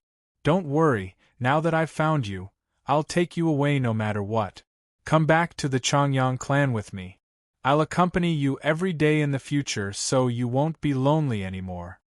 As she spoke, Bai Yuntian climbed to the back of the grave and began to dig at the simple grave with her hands. Large drops of tears fell from her eyes and landed on the grave, slowly wetting the hard, dry soil. After more than 10 years of wind and rain, the soil on the burial mound had become very hard under the scorching sun. Bai Yuntian used her tender fingers to dig a few times before her fingers were scratched by the hard soil, and bright red blood flowed out. However, Bai Yuntian didn't seem to feel it at all. She couldn't feel the piercing pain from her injured fingers rubbing against the hard soil. She continued to use her hands to push away the grave, vowing to take her sister away from here. Seeing this, Jianchen's heart ached. He quickly went forward to grab Bai Yuntian's hands and said in a pleading tone, Mother, don't be like this. Quickly stop. Let me do this. You can stand aside and rest. Bai Yuntian shook her head and cried, No, I must save Sister Bai Hai with my own hands. I must accompany Sister Bai Hai and bring her back to Changyang Prefecture. Bai Yuntian dug even harder. Her slender, jade-like fingers were already stained with mud. Bright red blood continuously flowed out from her fingertips, dyeing the mud red. Mother, let me help you. Jianchen couldn't persuade her, so he could only go along with Bai Yuntian's wishes. He then started digging as well. He worked hard at the grave in front of him, trying to relieve Bai Yuntian's pain. Bai Lian crawled over from the grave and joined the two's actions. The three of them used their own hands to dig as hard as they could. Mother, your daughter is incompetent to let you live alone in this desolate place for more than 10 years. However, Mother will soon have a new home. Moreover, Aunt will accompany you by your side. Mother will not be alone in the future. Let me do my part for Auntie. Seeing the actions of the three of them, Yu, who was standing at the side, was moved as well. Tears of sorrow flowed down her cheeks. Then, she came to the grave and knelt down, using her white and tender fingers to dig at the soil. Ming Dong looked at this scene with a complicated expression. He didn't say anything. He followed Yu and silently knelt in front of the grave. He dug his hands deep into the soil and joined in the digging. In the end, even Tai Ta took the initiative to join in. With everyone working together, they quickly dug open the grave. Then, they dug another 2 meters deep before they finally saw a completely black coffin. Mother! Bai Lian's longing and pain completely erupted when she saw the coffin. She cried out in extreme grief. If it weren't for Jianchen stopping her in time, she probably would have jumped down and hugged the wooden coffin. Jianchen's heart became even more pained when he saw the muddy wooden coffin. He sighed inside, and with a thought, he controlled the energy of the world to lift the wooden coffin from the ground. He carefully placed it on a flat surface. Bai Yuntian arrived before the wooden coffin and used her bloodied hands to slowly wipe away the soil. She looked so careful, as if she was wiping away a supreme treasure. Sister Yunhai, it's been over 20 years in the blink of an eye. Do you still remember me?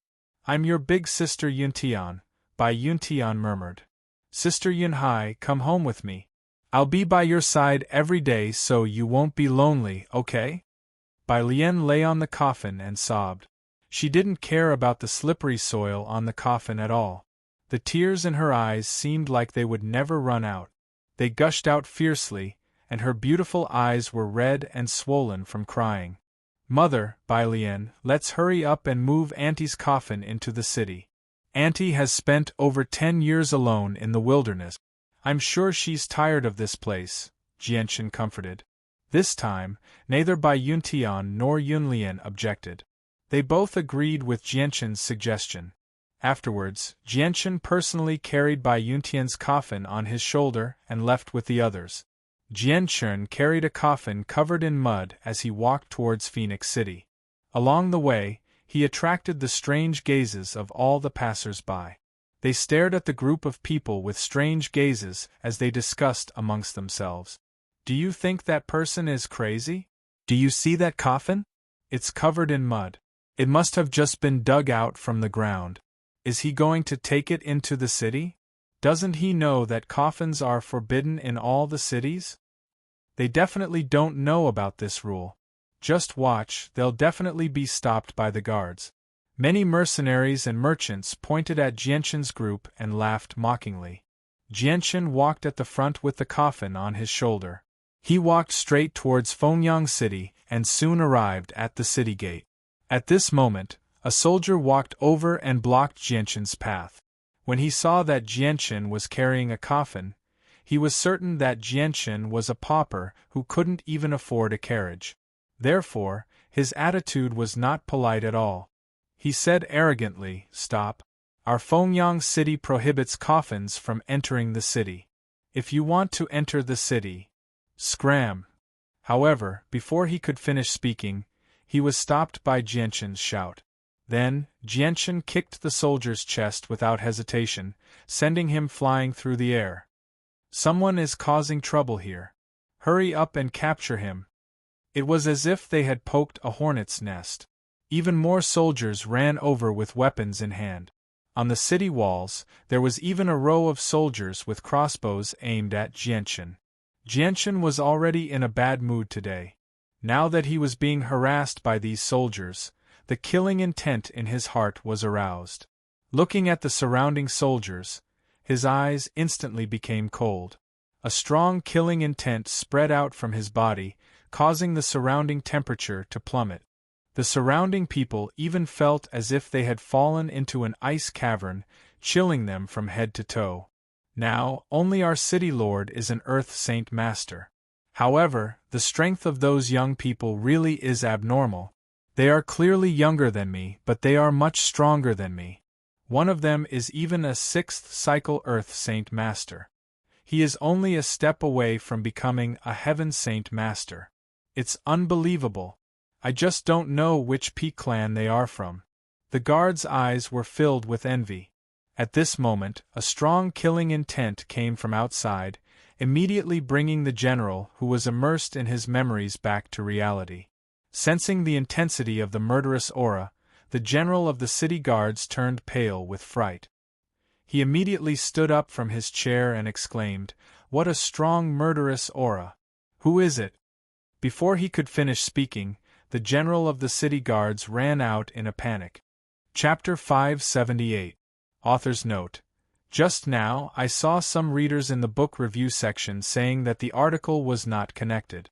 Xiaoyao went to check and found that the order of the chapters was correct, but the content was updated incorrectly. Now it has been fixed. Sorry. Without the commander's order, the soldiers who were charging towards Jianchen had already stopped. Their eyes were filled with fear as they stared fearfully at Jianchen, who was carrying a coffin. The intense killing intent emanating from Jianchen's body terrified the soldiers. They no longer had the arrogance they had before. The commander was afraid that these soldiers would anger Jianchen and cause Jianchen to start another massacre at the gates of Fengyang City. Thus, he did not dare to hesitate and immediately jumped down from the city wall. He jogged all the way to Jianchen. When he saw Jianchen's gloomy expression, his heart became very uneasy and his entire body trembled slightly. The young man in front of him was a powerful figure who did not even fear the Harito family.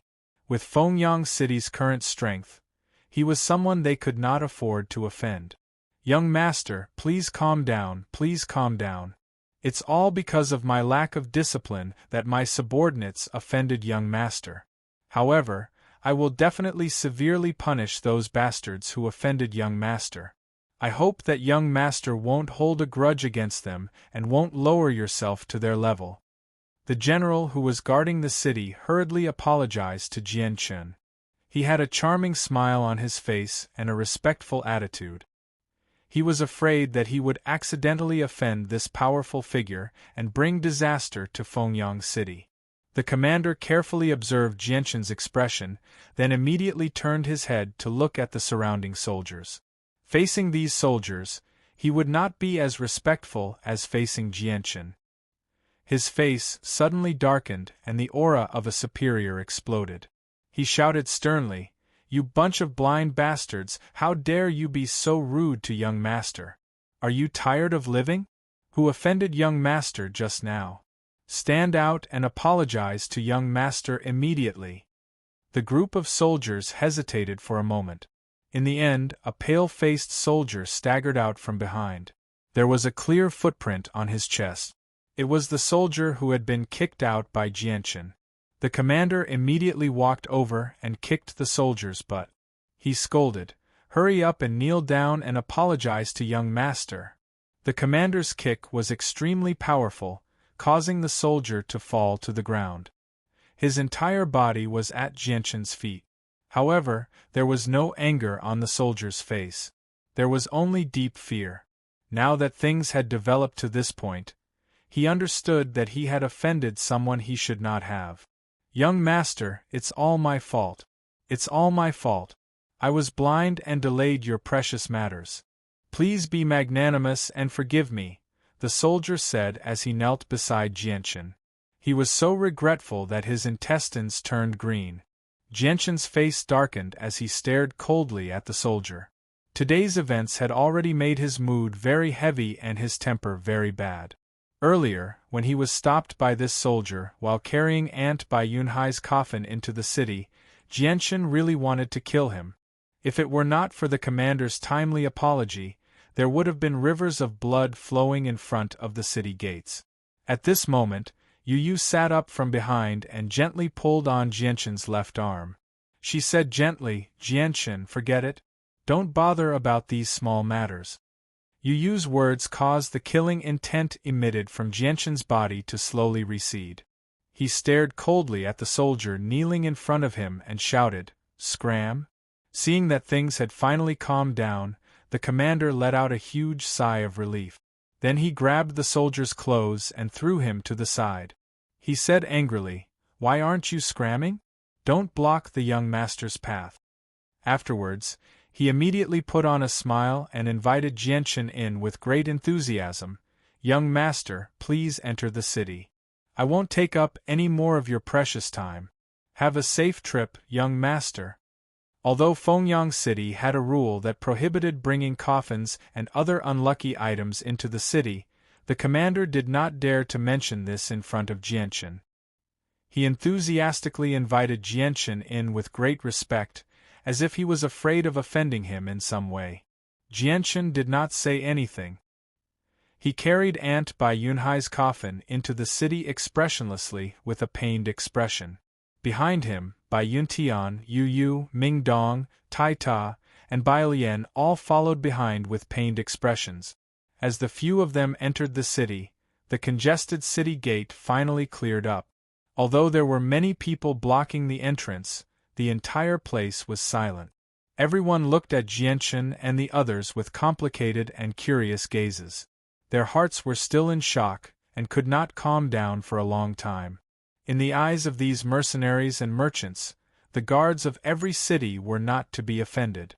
Although these guards were not as strong as some mercenaries, they represented the official forces of the Blue Wind Kingdom. If there was a conflict with them, and if they did not have a strong background, they could only wait to be hunted down by the Blue Wind Kingdom. As for the young man who carried the coffin, not only did he injure the guards, even the commander of the guards had to personally apologize to him. This scene caused everyone to speculate in their hearts. They did not know just who the young man who carried the coffin was to actually cause the commander of the guards to be so afraid of him. Jianshan carried the muddy coffin as he swaggered through the streets, attracting everyone's attention. Wherever Jianshan passed by, the people around him would all stop and look back curiously. Their faces were filled with astonishment. Carrying a coffin into the city was an extremely rare thing in Fengyang City. This was because Fengyang City forbade such things from entering and could only leave them outside the city. However, a few people immediately recognized that Jianshan and the others were the young experts who had killed the 5 Earth Saint Masters outside the Heavenly Phoenix auction house. They were immediately shocked and looked at Jianshan's group with deep fear. Jianshan carried the coffin back to the inn very quickly. As soon as he entered the inn, the waiter was shocked to see the coffin on Jianshan's shoulder. With a sad face, he said, "Dear guest, why did you bring a coffin in? Our inn forbids such things. Otherwise, you will scare away our guest." Noticing the situation, even the shopkeeper personally hurried over. With a troubled expression, he said, "Dear guest, it's best if you put the coffin somewhere else. Our inn cannot store such things. Otherwise, how are other guests supposed to stay in the inn?" Ming Dong walked up from behind and tossed a handful of purple coins to the innkeeper. He coldly said, "We've booked this inn. If you want to stay here, stay. If you don't want to stay, tell them to scram. Cut the crap and get out of the way." Ming Dong's large handful of purple coins seemed to be around 100. It was enough to cover the income of the inn for several months. Seeing how Ming Dong had taken out such a large sum of money, the shopkeeper's frown immediately turned into a smile. He accepted the purple coins in a hurry and said, Of course. It's just a small matter. Isn't it just a coffin? It's no big deal. Dear guests, please come in." After the group disappeared down the stairs, the shopkeeper stood at the bottom of the stairs, holding a large pile of purple coins with both hands as he secretly laughed. He murmured, "These young masters sure are generous. Over 100 purple coins is equivalent to several months of my inn's income. We've made a huge profit. We've really made a huge profit this time." At this moment, a mercenary who was eating nearby said to the shopkeeper, "Shopkeeper, you really are fearless because you don't know anything. How dare you accept their money? Do you know who they are?" "Of course I know. They must be the young masters of some large clan. Otherwise, how could they have so much money?" The shopkeeper subconsciously replied, "Let me tell you. Those youngsters are the ones who personally killed the leaders of the 3 great clans outside the Heavenly Phoenix auction house. Even the 2 Earth Saint Masters from the Harito clan were killed by them," said the young man. The mercenary said. Hearing this, the shopkeeper turned pale with fright. "What? They were the ones who killed the leaders of the 3 large clans of Fengyang City?" The mercenary nodded with certainty and said, "That's right. And the young man who gave you the money is a peak Earth Saint Master. He's only a step away from becoming a Heaven Saint Master." The shopkeeper's legs went soft, and he was so scared that he fell to the ground. He muttered with a pale face, "Oh my God, I actually dared to take their money and let them put the things outside. I am tired of living." Jianshan's group stayed in the inn for a day. A day later, a group of people all riding Class 4 magical beasts arrived at Fengyang City. There were around 50 people in total, and they all wore the same black robes. When the soldiers guarding the city saw that all of them were riding Class 4 magical beasts, they didn't dare to stop them at all. They didn't even interrogate them before opening the city gates, allowing them to enter the city without a hitch. This group of 50 people ran through the streets of Fengyang City with lightning speed. Finally, they stopped in front of an inn. The person at the front immediately dismounted and walked into the inn with a majestic gait. He directly went to the place where Jianshan was resting to meet with Jianshan. "Greetings to Sir Imperial Protector." The person bowed in front of Jianshan and respectfully said. Jianshan looked at the young man in black robes and smiled faintly. "Qin Wujian, you've come quite quickly. Sir Imperial Protector has given the order." This subordinate didn't dare to hesitate and immediately rushed over with a small group of elites. The person in black robes replied. He was Qin Wujian, who had rushed over from the kingdom of Jessen. Chapter 579. Not long after, a large carriage stopped outside the inn. From the color and luster of the carriage, it was not difficult to tell that it was a brand new carriage. The decoration was very beautiful, and it was filled with fresh flowers, as if it was a very luxurious flower carriage. After that, Jianshan personally carried Aunt Bai Yunhai's coffin out of the inn, accompanied by Bai Yuntian and the others. Then, he gently placed the coffin on the carriage. The 2 Class 1 magical beasts that were originally used to pull the carriage had been replaced by 9 Class 4 magical beasts. The ostentation could be said to be very grand. At least in Fengyang City, the scene of a Class 4 magical beast pulling a carriage had never happened before. After everything was set up, everyone did not stay in Fengyang City for a moment longer. They slowly drove the carriage out of the city. Everyone chose to walk on foot. The 50 Eastern Deity Sword Legion's elite team that rode over on rank 4 magical beasts all held onto their mount. They were like loyal and devoted guards as they guarded the carriage on both sides. They slowly walked on foot, causing passers-by to stop and watch one after another and talk about it. Such a grand spectacle was unprecedented in the history of Fengyang City, and it greatly surprised the mercenaries and caravans in front of them. Then, they hurriedly drove the carriage to an empty space on both sides of the street. They knew in their hearts that the person who was able to use 9 Class 4 magical beasts to pull the carriage must have a very high status, and was not someone they could afford to offend. The funeral procession directly left Fengyang City. Because the procession was dragging a carriage, they could not travel too quickly, and were completely walking towards the kingdom of Jessen. The Yun family's patriarch, Jianchen, did not let them go either. He handed them over to an elite soldier to escort them, and they left together with the funeral procession. With such a slow speed, Jianchen and the others walked for a full 7 days before they finally returned to Lore City in the kingdom of Jessen. For Jianchen, Mingdong, and the 50 elites, walking for 7 days was naturally nothing. However, the 2 weak women, Bai Yuntian and Yunlian, couldn't bear it. Halfway through the journey, they rode on Class 4 magical beast mount. The 2 of them looked haggard and exhausted. After returning to Changyang Prefecture, Bai Yuntian couldn't care less about his exhausted body. He immediately found the deputy housekeeper of Changyang Prefecture and asked the deputy housekeeper to arrange a grand funeral for Bai Yunhai. However, after hearing this, the assistant steward did not immediately take action. Instead, he hesitated and said, "Fourth Madam, Changyang Prefecture has just been established, and now we are holding a funeral. Furthermore, it is for an outsider. I'm afraid this is somewhat inappropriate. The elders in the family will most likely not agree." Bai Yuntian's face darkened.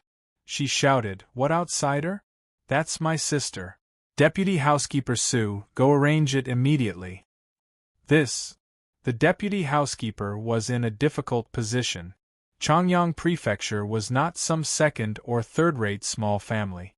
It was a prestigious family in the kingdom of Jessen. The deputy housekeeper would indeed feel that it was inappropriate to arrange a grand funeral for an outsider. "Didn't you hear what my mother said?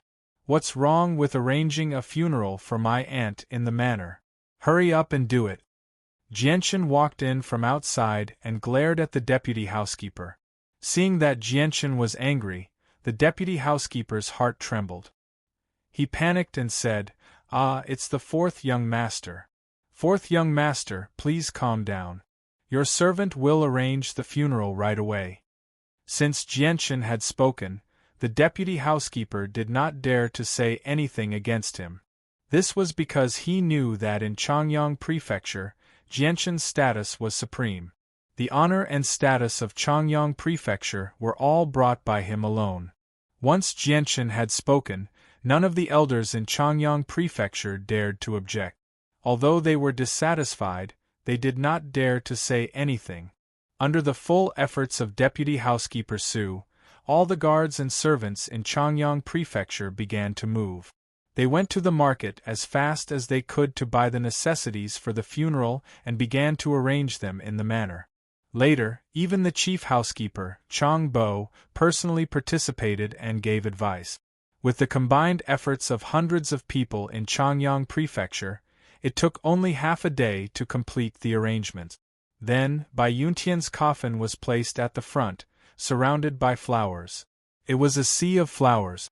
Above the coffin hung a portrait drawn by Bai Lian. It was the mother she had seen when she was young. That was a very beautiful lady, and the portrait was very lifelike.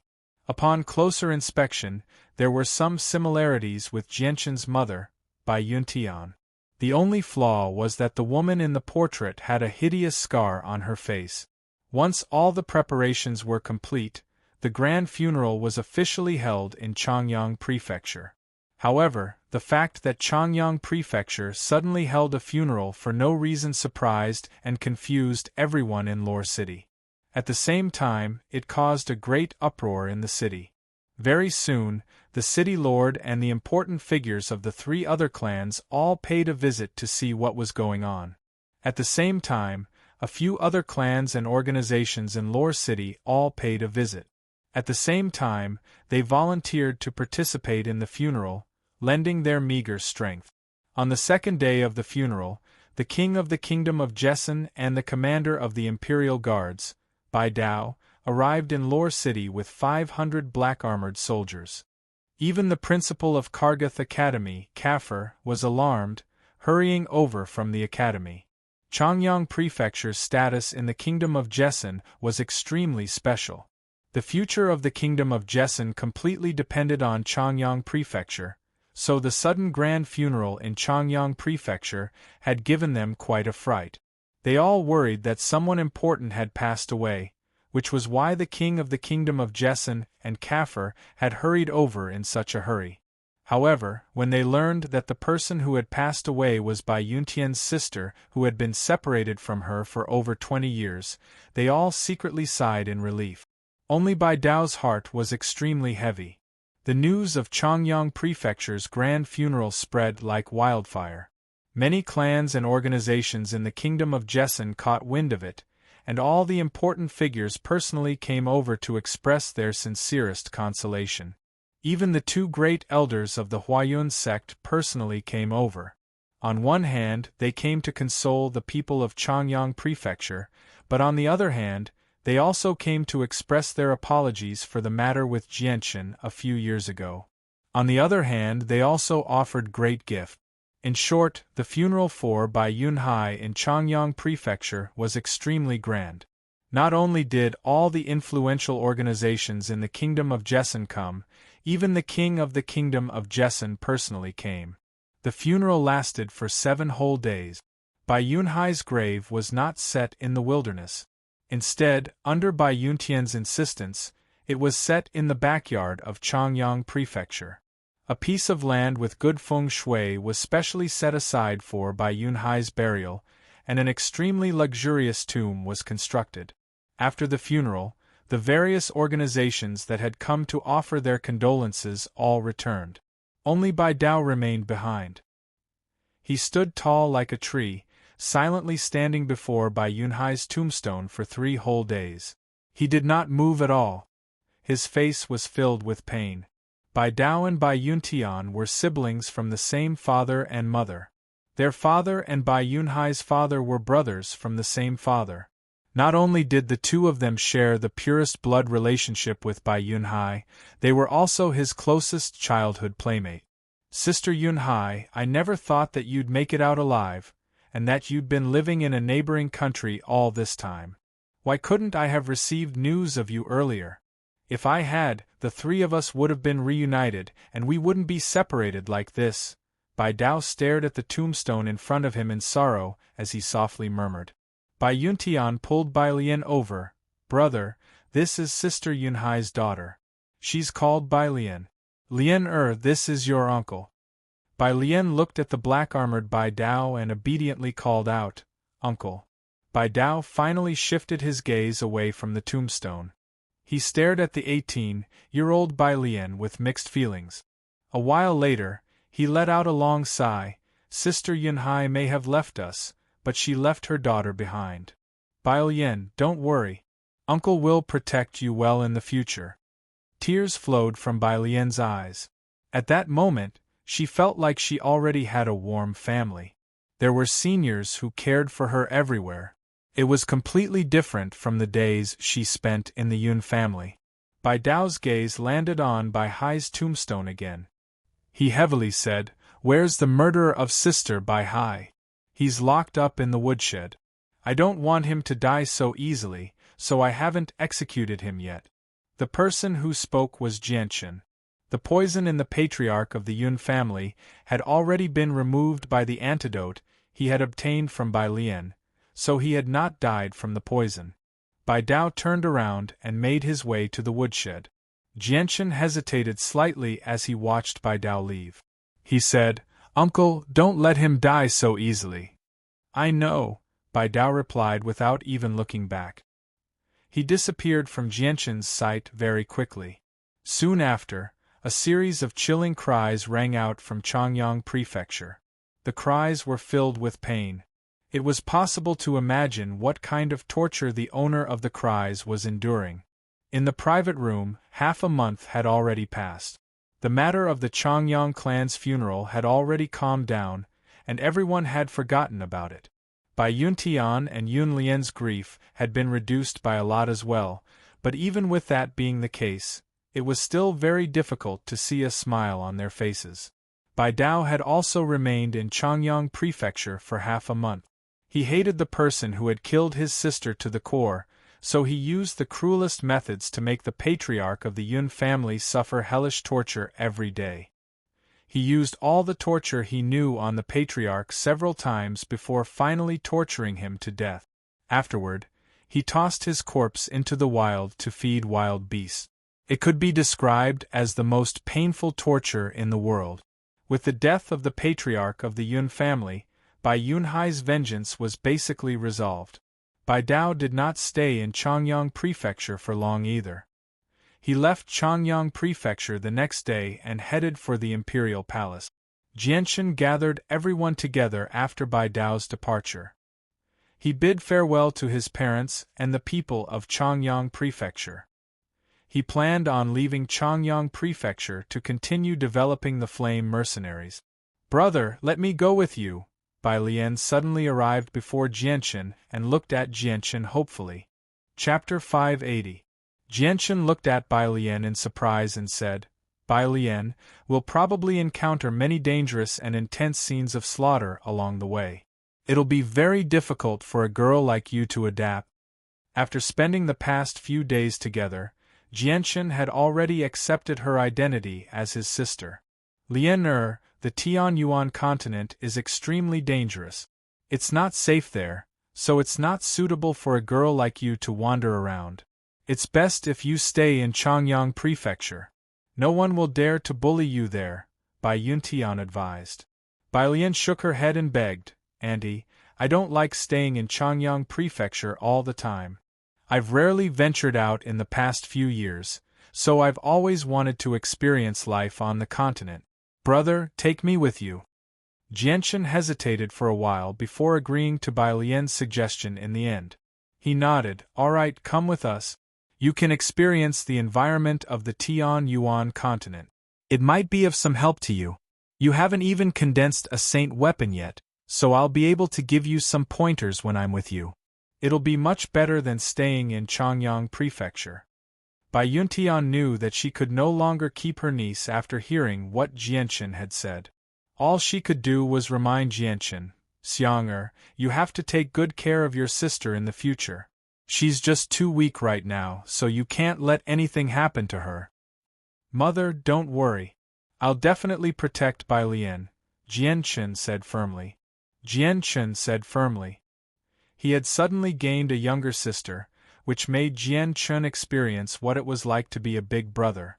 At the same time, he felt like he had gained another responsibility, which was to protect his younger sister. Jianshan and Bai Lian bid farewell to everyone in Changyang Prefecture before setting off on their journey to the Blue Wind Kingdom again. 2 days later, Jianshan and the others had already entered the territory of the Blue Wind Kingdom. After half a day's long journey, they finally entered a first-class city called Cloud City. If Jianshan's group were to walk around Wake City on their Class 3 magical beast mounts, they would have attracted a lot of attention. But now that they were in Cloud City, they were incomparably ordinary. A first-class city was much more prosperous and powerful than a second-class city. As a first-class city, although the streets of Cloud City were not filled with people riding Class 3 magical beast mounts, it was still very easy to see them. One could even occasionally see a Class 4 magical beast mount. Moreover, the strength of the mercenaries walking on the streets was generally around the Saint Master level, and great Saint Masters could be found everywhere. Their overall strength was much stronger than that of Phoenix Sun City, and the two could not be compared at all. Jianshan's group found an inn to stay in while Jianshan and Dugufeng went out to scout for information. As for Tai Ta, he was called out by Jianshan in hopes that Tai Ta would quickly learn the rules of survival in the outside world. After Ming Dong's group left, only Jianshan, Yu Yu, and Bai Lian remained in the inn. At this moment, the three of them were sitting on the first floor of the inn, slowly eating after ordering some delicacies. They tasted all sorts of delicacies while listening to the conversations of the other mercenaries in the inn, hoping to hear some useful information from them. However, after listening for half a day, Jianshan didn't gain anything at all. These mercenaries were talking about where they were going to get rich today, where they were going to get rich tomorrow, where they were going to get rich tomorrow, where they were going to get rich tomorrow, or where they killed a few powerful magical beasts and how many monster cores they obtained, and so on. There were even some mercenaries who talked about the prostitutes in the brothels without any fear. Ming Dong's group of 3 quickly returned and sat down in a circle. Ming Dong said to Jianchen in a low voice, "Brother, I've already found out. However, the powers in Cloud City are a bit more complicated. It's not as clear as Phoenix Sun City." With that, Ming Dong paused and poured himself a cup of wine. After downing it all in one gulp, he continued, "On the surface there are 6 powers in Cloud City. They're split into 4 clans and 2 sections. These 6 powers are the strongest in Cloud City on the surface, and they're extremely close. The 6 powers have formed a marriage alliance, and after over 100 years of development, I think the 6 of them have almost become one family. Their bloodlines are extremely chaotic. Other than the 6 great organizations, there are quite a few clans and mercenary groups in the city that aren't any weaker than the 6 great organizations. They all have Earth Saint Masters, but they're not as famous as the 6 great organizations. I've also observed that there are a few smaller clans that also have Earth Saint Masters," said Jian Wushuang. "Other than the clans, what are the strongest mercenary groups in Cloud City?" Jianchen asked. "There are a total of 4 that are on the surface. They're the Bloodthorn Mercenary Group, the Blood Rose Mercenary Group, the Beast Mercenary Group, and the Carnage Mercenary Group. Among them, the relationship between the Bloodthorn Mercenary Group and the Blood Rose Mercenary Group is very interesting. It's said that the captain of the Blood Rose Mercenary Group is an extremely beautiful and ruthless woman. The captain of the Bloodthorn Mercenary Group is deeply in love with the captain of the Blood Rose Mercenary Group and has been pursuing her for 10 years. Although the 2 of them haven't become lovers yet, their relationship is extremely complicated. I don't know the specifics, but we can consider the Bloodthorn Mercenary Group and the Blood Rose Mercenary Group to be the same power. The 3rd mercenary group, the Beast Mercenary Group, can't be underestimated either. It's also a large mercenary group with a great reputation in Cloud City. However, it's said that the captain of the Beast Mercenary Group and the City Lord of Cloud City are sworn brothers. They're as close as brothers. In Cloud City, all the powers have to give the Beast Mercenary Group some face. As for the last mercenary group, the Carnage Mercenary Group, it's said that they're not a local power of Cloud City. Instead, they're a wandering mercenary group. Ever since they came to Cloud City 5 years ago, they've never left. However, the Carnage Mercenary Group is very powerful. Although they don't have a lot of people, only around 300, every single one of them is an elite. It's said that the weakest person in the group is a Saint Master, and there are over 50 great Saint Masters. The captain and 2 vice-captains are all Earth Saint Masters. They're the only power in Cloud City that has 3 Earth Saint Masters. They completely surpass the Bloodthorn Mercenary Group and the Blood Rose Mercenary Group. They're so powerful that all the powers in Cloud City fear them. Even the City Lord fears them. However, the Carnage Mercenary Group keeps an extremely low profile in Cloud City. The 3 of us spent a lot of effort to find out all this information. I've also heard that the Carnage Mercenary Group rarely goes out in the past 5 years. All the members basically hole up in their courtyards and don't come out at all. They don't have any source of income, and they don't have any businesses in Cloud City either. They're extremely mysterious. The Carnage Mercenary Group, Jianchen softly murmured as he pondered. From Ming Dong's introduction of the Carnage Mercenary Group, he also felt that this mercenary group was rather mysterious. "Brother, this Carnage Mercenary Group might not be so simple. They don't come out at all. Are they hiding in their rooms to cultivate? Or do they have some great enemies outside and are afraid of being discovered?" Bai Lian's bright eyes blinked as she stared at Jianchen's handsome face. A trace of admiration flashed through the depths of her eyes. Jianchen thought for a while and said, "It's hard to say right now. Ming Dong, where do the Carnage Mercenary Group live?" "It's not far from us. Follow this street and you'll reach it after walking for around 10 kilometers. They've bought a large courtyard there. There are over 300 people in the Carnage mercenary group, and they all live there, Ming Dong said. Jian Chen slowly closed his eyes and extended the senses of his soul in the direction that Ming Dong had mentioned. Very soon, he found the large courtyard where the Carnage mercenaries resided. He observed everything that happened in the courtyard. Bai Lian's guess was correct. There were over 300 people in the Carnage mercenary group, and almost all of them were cultivating in their rooms.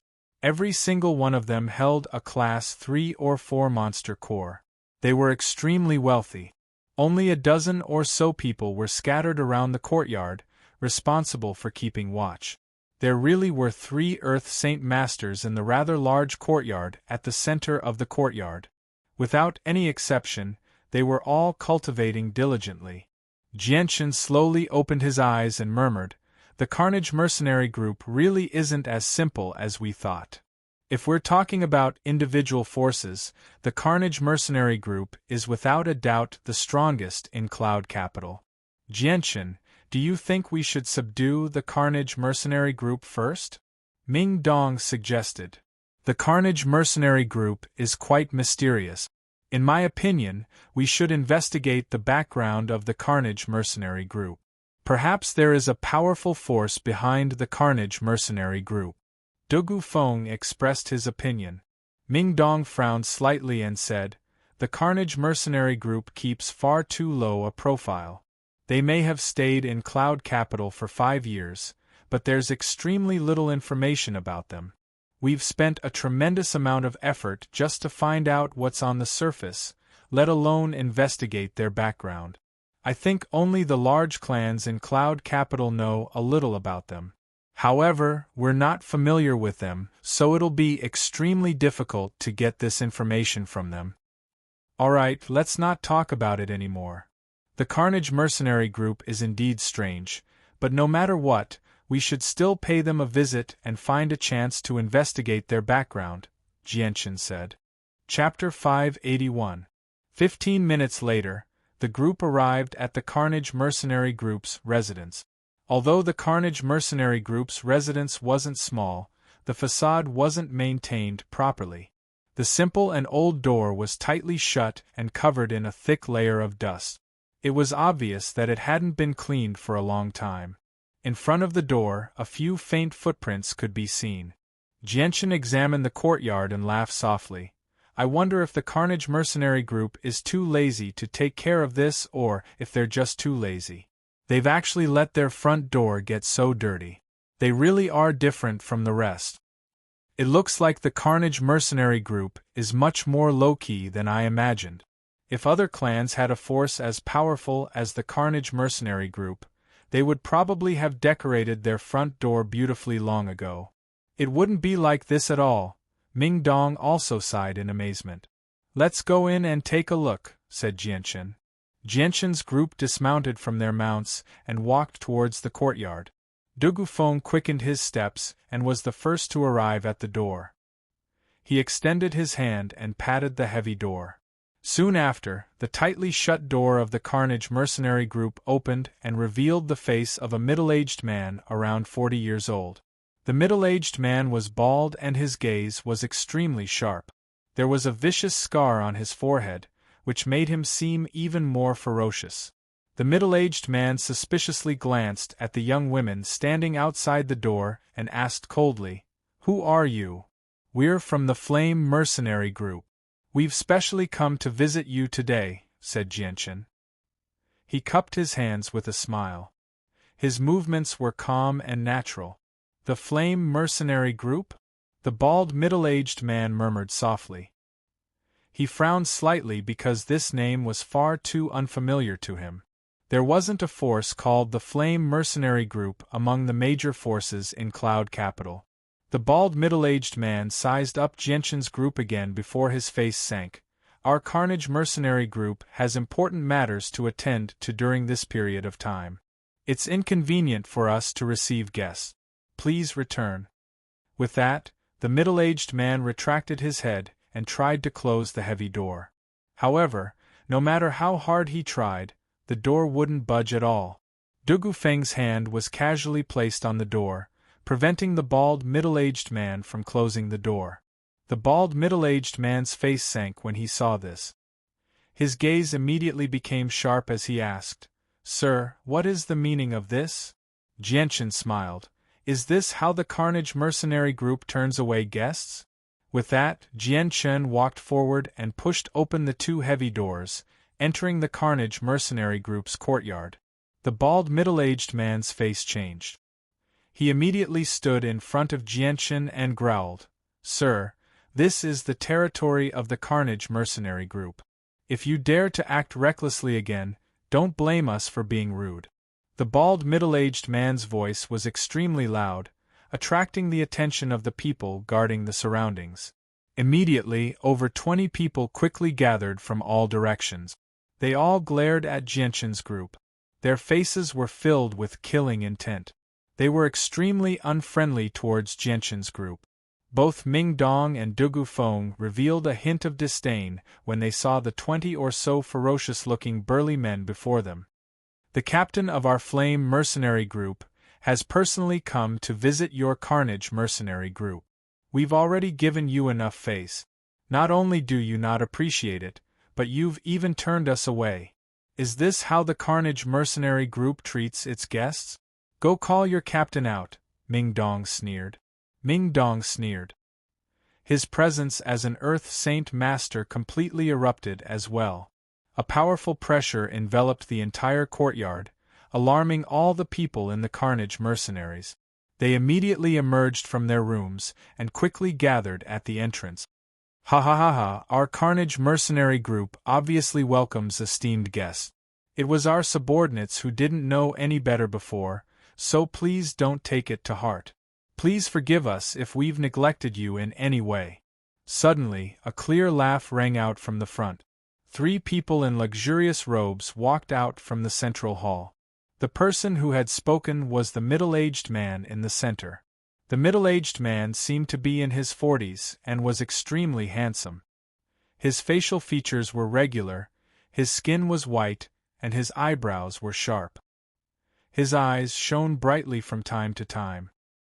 He wore a smile on his face and was extremely gentle.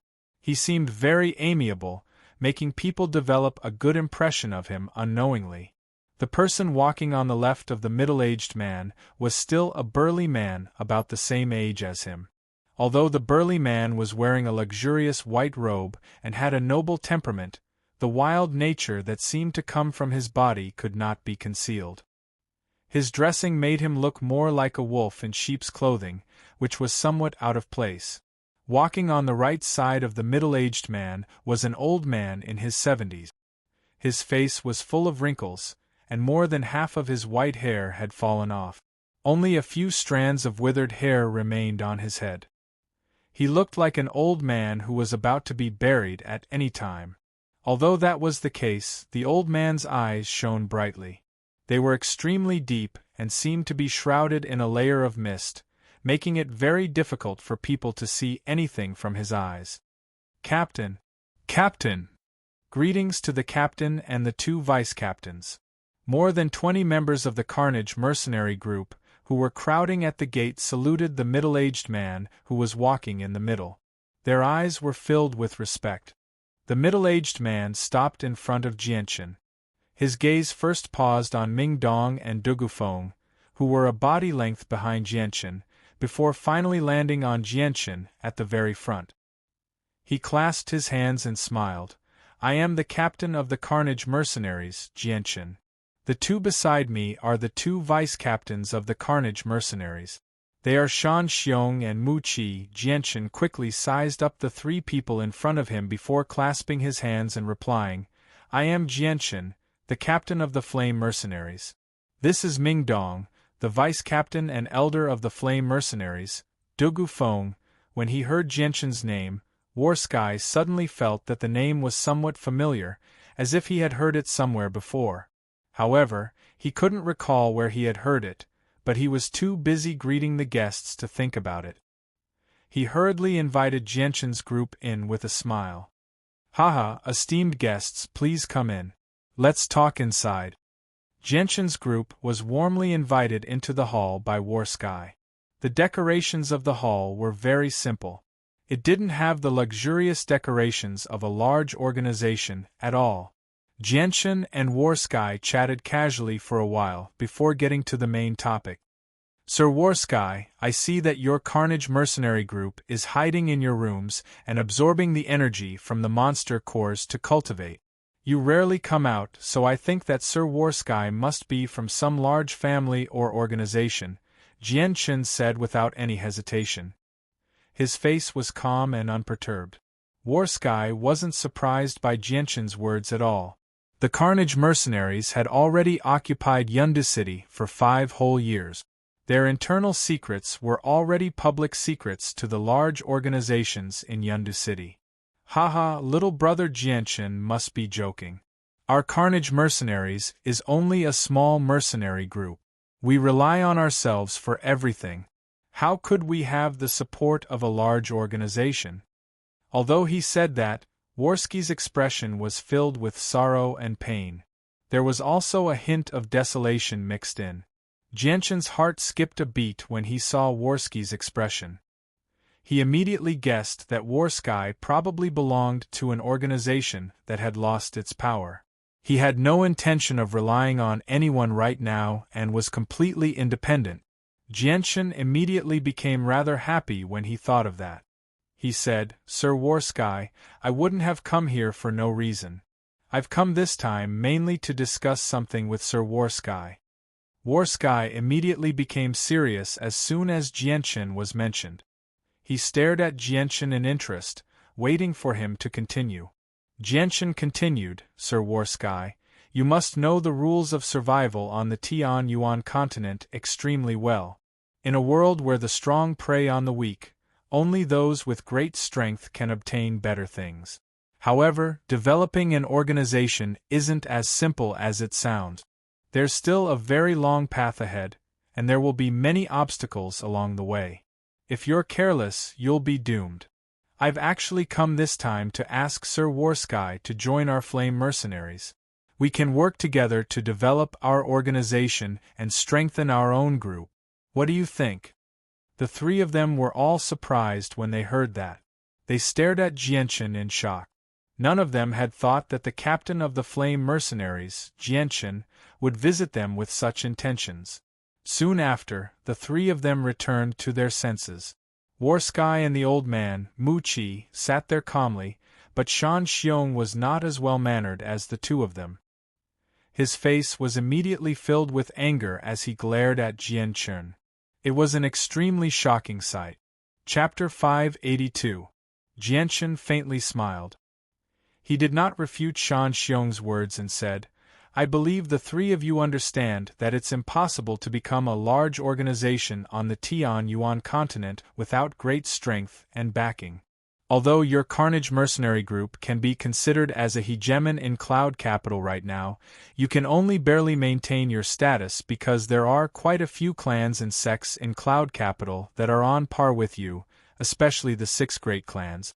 Although they're divided into 6 clans, they're as close as brothers and sisters. They can work together at any time. Once the 6 of them work together, there won't be a single organization in Cloud Capital that can contend against them. Warsky and Mu Qi did not say anything when they heard Jianshan's words. Instead, they seemed to be in deep thought. Shan Xiong seemed to find Jianshan's words reasonable, so he fell silent for a moment as well. However, unconcealable anger remained on his face. Brother Jianshan, I admit that what you said is very reasonable. Although our Carnage mercenary group seems very impressive in Cloud Capital and is one of the largest mercenary groups in the city, we still fear the 6 great clans very much.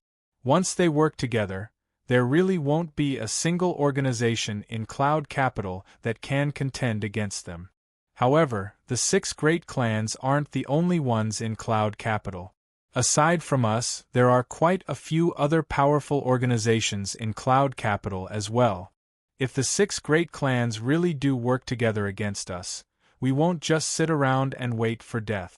We'll definitely work together to contend against them, Warsky said calmly. His expression remained the same. He did not show any displeasure at Jianshan's request for the Carnage mercenary group to submit. This was because Warsky had already noticed that Jianshan and the others were not ordinary people. Although he was unable to sense Jianshan's strength, he could clearly see Ming Dong and Dugufeng, who did not conceal their presences. However, the two Earth Saint Masters were currently sitting to one side silently like subordinates, which emphasized Jianshan's identity and status even more. Warsky needed to treat him carefully and cautiously. Sir Warsky, what you said is not without reason. However, this is only enough to protect your Carnage mercenary group's position in Cloud Capital. Does your Carnage mercenary group plan to stay in this small city and not expand to the outside world? Jianshan smiled faintly. Humph, kid, you sure are ambitious. Who doesn't want to expand their forces to the outside world? However, expanding to the outside world isn't as simple as just saying. Without the power to dominate a region, even the most basic self-preservation will be difficult. Does your Flame mercenary group have the ability to do that? Shan Xiong sneered. Jianshan nodded in a rather conceited manner. That's right. Our Flame mercenary group does have the ability to do that. How arrogant! Shan Xiong sneered. Warsky's heart skipped a beat. He glanced at Jianshan deeply and thought about it for a while before saying, in this world, the strong are respected. This is a stage for the strong. The weak can only become food for the strong. I understand this rule very well. Warsky paused.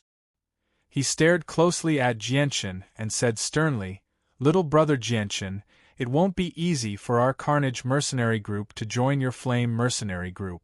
Can you let us know the organization and background of the Flame mercenary group, as well as the direction of your future development? Jianshan smiled triumphantly when he heard that. He knew that Warsky had already given in. As long as his side was strong enough, he could easily subdue the Carnage mercenary group. The progress of the matter was much easier than he had imagined. Shan Xiong also understood the meaning behind Warsky's words. He could not help but panic, Captain. Warsky stopped Shan Xiong from continuing. Shan Xiong, there's no need for you to say anything more. I've already made my decision. Shan Xiong clenched his teeth, but he still closed his mouth in the end.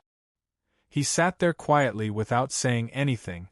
Jianshan smiled. Sir Warsky, the current scale of our Flame mercenary group is probably not enough to catch your attention. At the same time, we don't have any powerful backing, so we're completely relying on the few of us. However, it won't be long before we become the greatest organization in the Blue Wind Kingdom, or even the entire region. Warsky frowned slightly. Out of all the kingdoms in this region, Changyang Prefecture of the Kingdom of Jessen is probably the greatest organization. No one dares to provoke them. Does little brother Jianshan have the confidence to surpass the current Changyang Prefecture? Let's not talk about Changyang Prefecture. Let's talk about the peak organizations in the Blue Wind Kingdom. They all have Heaven Saint Masters. Does the Flame mercenary group have the ability to deal with these peak organizations? I think the peak organizations in the Blue Wind Kingdom will definitely not allow you to grow stronger. Jianshan smiled in disdain. Don't worry. If the peak organizations in the Blue Wind Kingdom really do come looking for trouble with us, we'll make sure they don't return even if they have Heaven Saint Masters. As for Changyang Prefecture in the Kingdom of Jessen, Sir Warsky doesn't need to worry at all because it's impossible for us to come into conflict with Changyang Prefecture. A gleam of light flashed through Warsky's eyes. Do you come from the Kingdom of Jessen? And do you have a special relationship with Changyang Prefecture? With that, Warsky seemed to think of something. His eyes suddenly narrowed, and he immediately looked at the silent Ming Dong. He asked in shock, Ming Dong? You're called Ming Dong? Are you that Ming Dong from the Kingdom of Jessen who used a Heaven-tier battle skill to heavily injure a Heaven Saint Master? Ming Dong grinned. That's right. That's me. I never thought that Captain Warsky would know my nickname. I'm really flattered. Warsky, Mu Qi, and Shan Xiong all gasped at the same time after Ming Dong's identity was confirmed. They looked at each other and their faces were filled with shock. Afterward, their gazes toward Ming Dong completely changed. This was because they knew that the person before them, who did not seem to be older than 30, was a 6th cycle Earth Saint Master.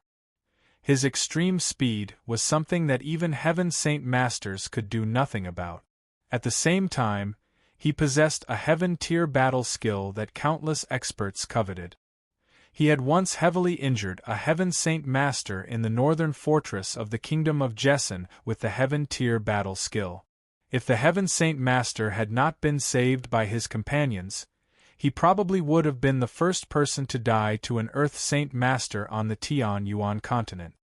I never thought that you would be that Ming Dong who heavily injured a Heaven Saint Master. How disrespectful.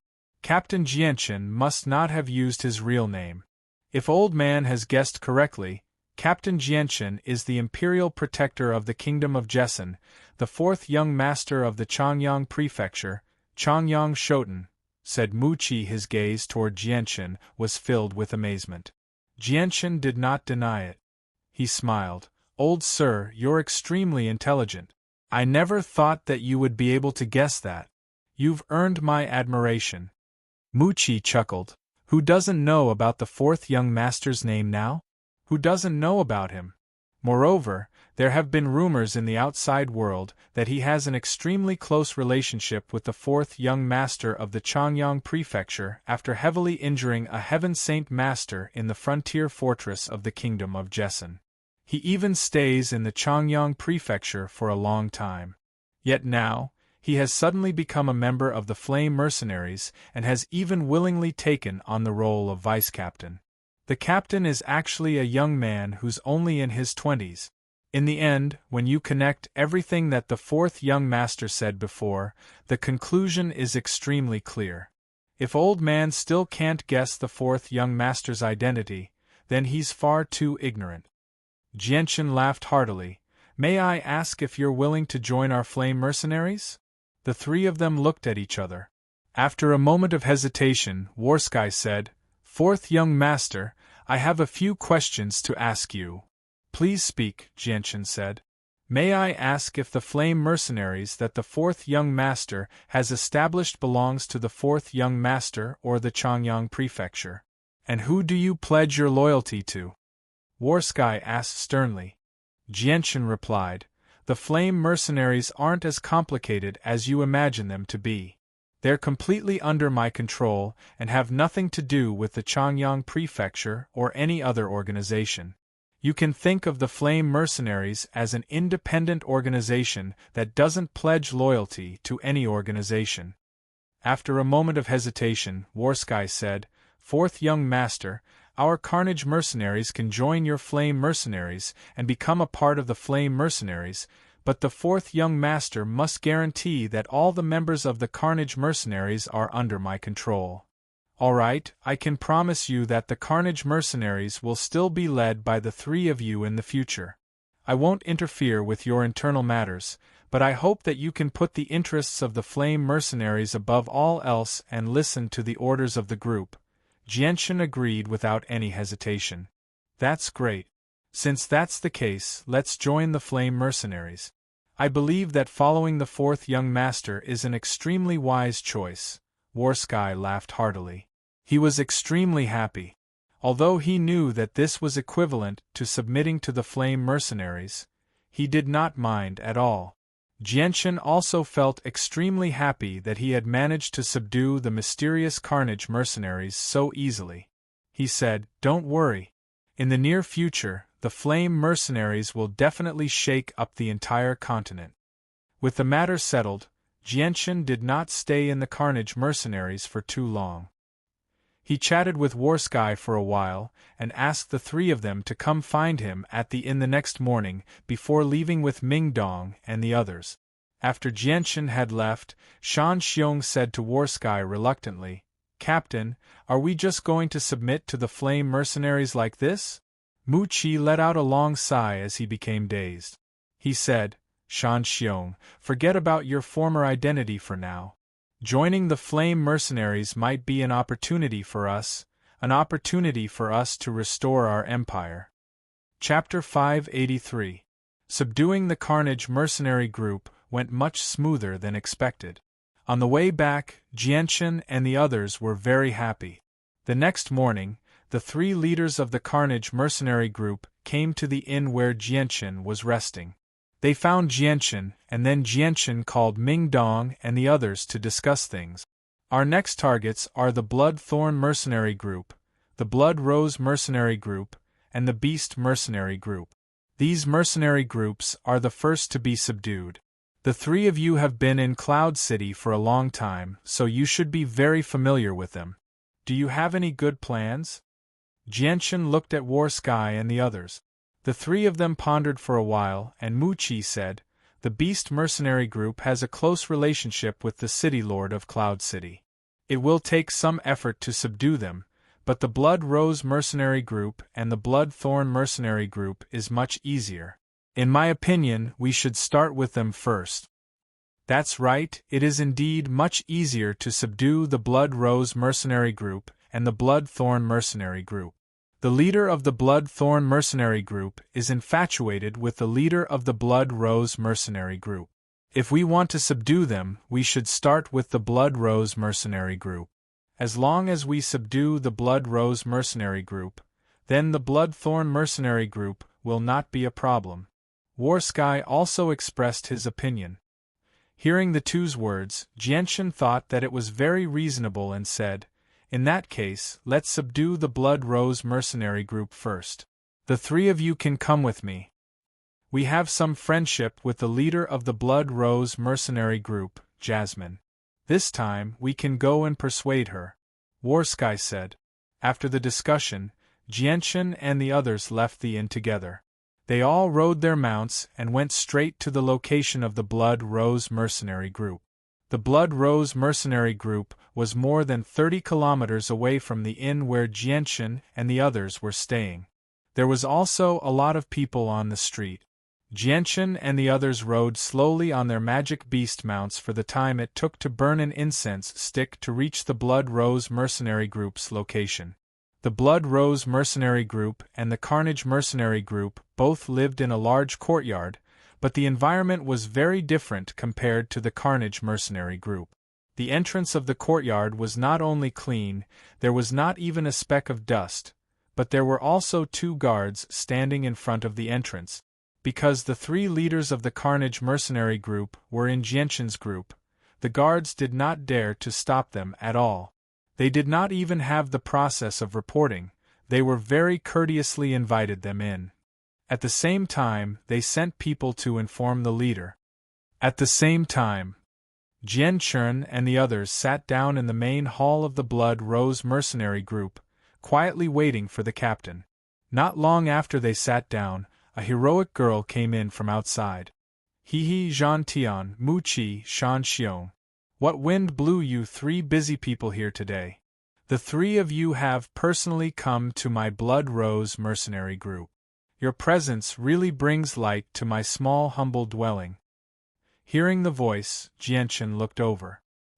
He saw that the person who came was a middle-aged woman, about 30 years old. She was graceful and luxurious. She was quite beautiful. She was wearing a dark green long skirt. Her dark green long hair was tied into a very beautiful bow at the back of her head. She looked even more capable. Leader Jasmine is too serious. We haven't seen each other for 2 years. Compared to 2 years ago, Leader Jasmine looks even more beautiful. Zhan Tian stood up and cupped his hands with a smile. Leader Jasmine smiled generously. Soon after, her gaze swept over Jianchen and the others and said, "I wonder who these brothers are?" Jianchen cupped his hands towards Leader Jasmine and said with a smile, "This one is Jianchen, the leader of the Raging Flame mercenary group." "Raging Flame mercenary group?" Jasmine muttered in a low voice and said, "Brother Jianchen shouldn't be someone from our Cloud Capital City, right?" "That's right, we are indeed not a force from Cloud Capital City." Jianchen did not deny it and continued, Leader Jasmine, the reason why we've come to visit this time is because our Raging Flame mercenary group has a matter to discuss with your esteemed group. Leader Jasmine directly walked to a table and sat down. She lazily stretched her body and said, "Continue speaking. Don't stop halfway." Jianshan smiled and said, "Then this one will be frank. Leader Jasmine, I want your Blood Rose mercenary group to join our Raging Flame mercenary group." As soon as Jianshan finished speaking, Jasmine's body immediately stiffened. Her originally calm gaze also suddenly became fierce as she stared closely at Jianshan. "What did you say?" Leader Jasmine said word by word with a serious expression. "This one wants Leader Jasmine to lead the Blood Rose mercenary group to join our Raging Flame mercenary group and become a part of the Raging Flame mercenary group." Jianshan's expression was calm as he repeated what he had just said. Leader Jasmine stared fiercely at Jianshan for a while. From Jianshan's expression, she could already tell that the other party was not joking. She could not help but shake her head and say with a cold smile, "Little brother, you can't make such a joke so casually." Jianshan chuckled and said, "I'm not joking.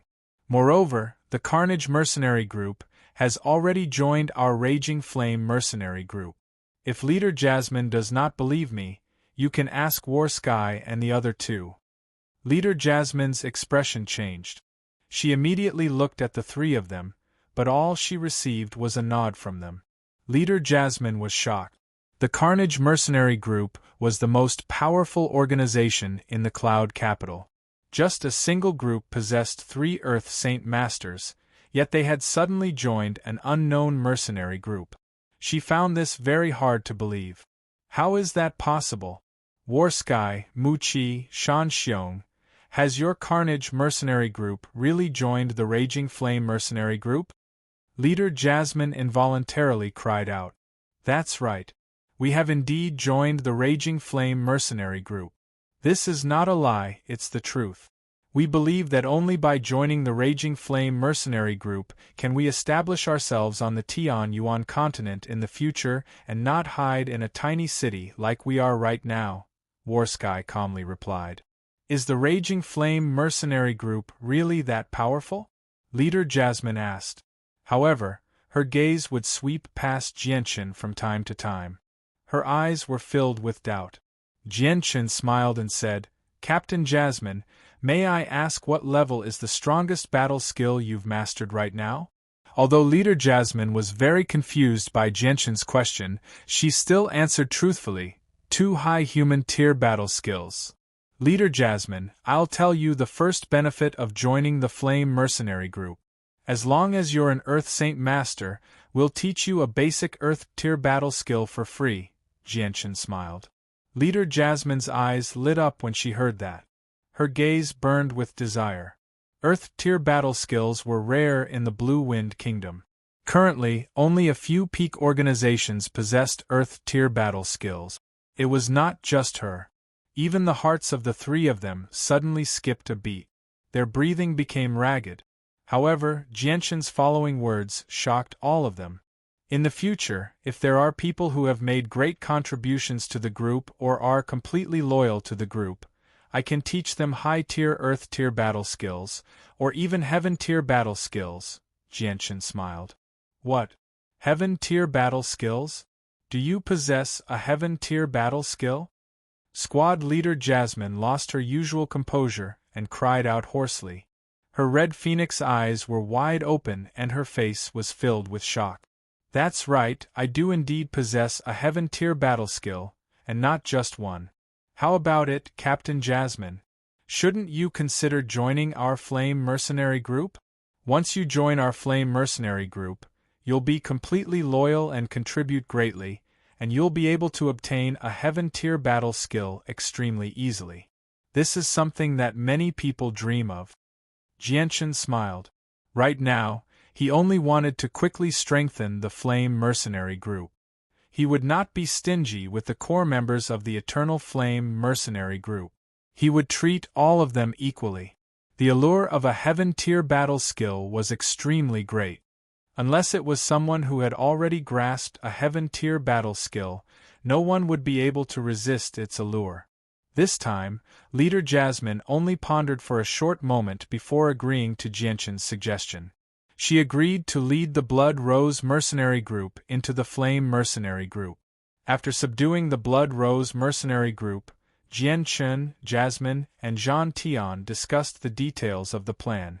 They stayed until the afternoon before leaving. Jasmine, the leader of the Blood Rose mercenary group, also left with them. When they openly walked on the street on their magical beast mounts, they immediately caused quite a commotion.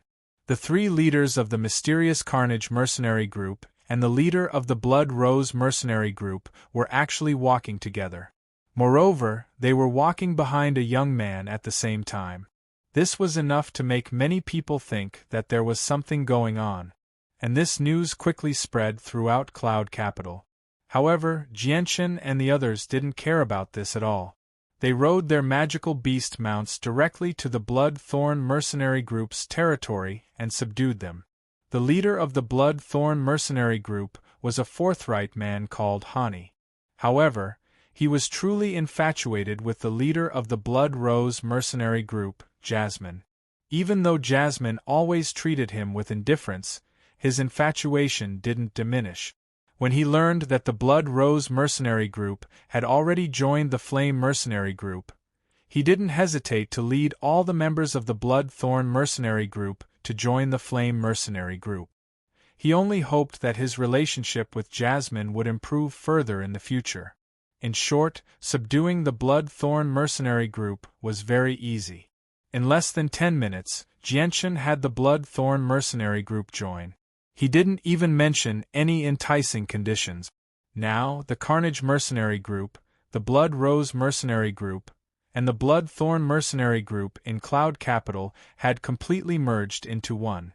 They had changed their name to the Flame mercenary group, causing the Flame mercenary group's strength to increase by a lot in just 2 short days. This made Jianshan extremely happy. The Flame mercenary group had finally become powerful. However, there was no such thing as an absolute secret in the world. The news of the 3 mercenary groups joining together was quickly learned by the 6 great clans, the City Lord's estate, and a few other large organizations. Everyone immediately became nervous. With the 3 mercenary groups suddenly working together, there were a total of 5 Earth Saint Masters. Their strength was almost on par with the combined forces of the 6 great clans. Chapter 584. In a secret underground chamber that was not hidden, the leaders of the 6 great clans of Cloud City sat together with solemn expressions, their brows tightly furrowed. I believe everyone already knows that the Bloodthorn mercenary group, the Blood Rose mercenary group, and the Carnage Blood mercenary group have joined forces and formed a powerful group. This is very disadvantageous for us. An old man said in a deep voice. That's right. Once the 3 mercenaries work together, they'll have a total of 5 Earth Saint Masters. They'll be so powerful that they won't be much weaker than our 6 clans working together. In my opinion, we need to do something, or the consequences will be unthinkable, a white-robed, middle-aged man sternly said. Taking action is inevitable, but I think we need to find out why the 3 mercenary groups suddenly joined forces and changed their name to the Raging Flame mercenary group. Today, I heard from my subordinates that the leaders of the Carnage mercenary group and the Blood Rose mercenary group were actually walking behind a young man. Could it be that they were subdued by this young man? Said an old man. Looks like this young man's identity is not so simple. But no matter what his identity is, we can't just watch them grow. This young man has actually subdued 3 mercenaries in just 2 short days. This shows just how ambitious he is. It's very likely that the 3 mercenaries won't be able to satisfy him.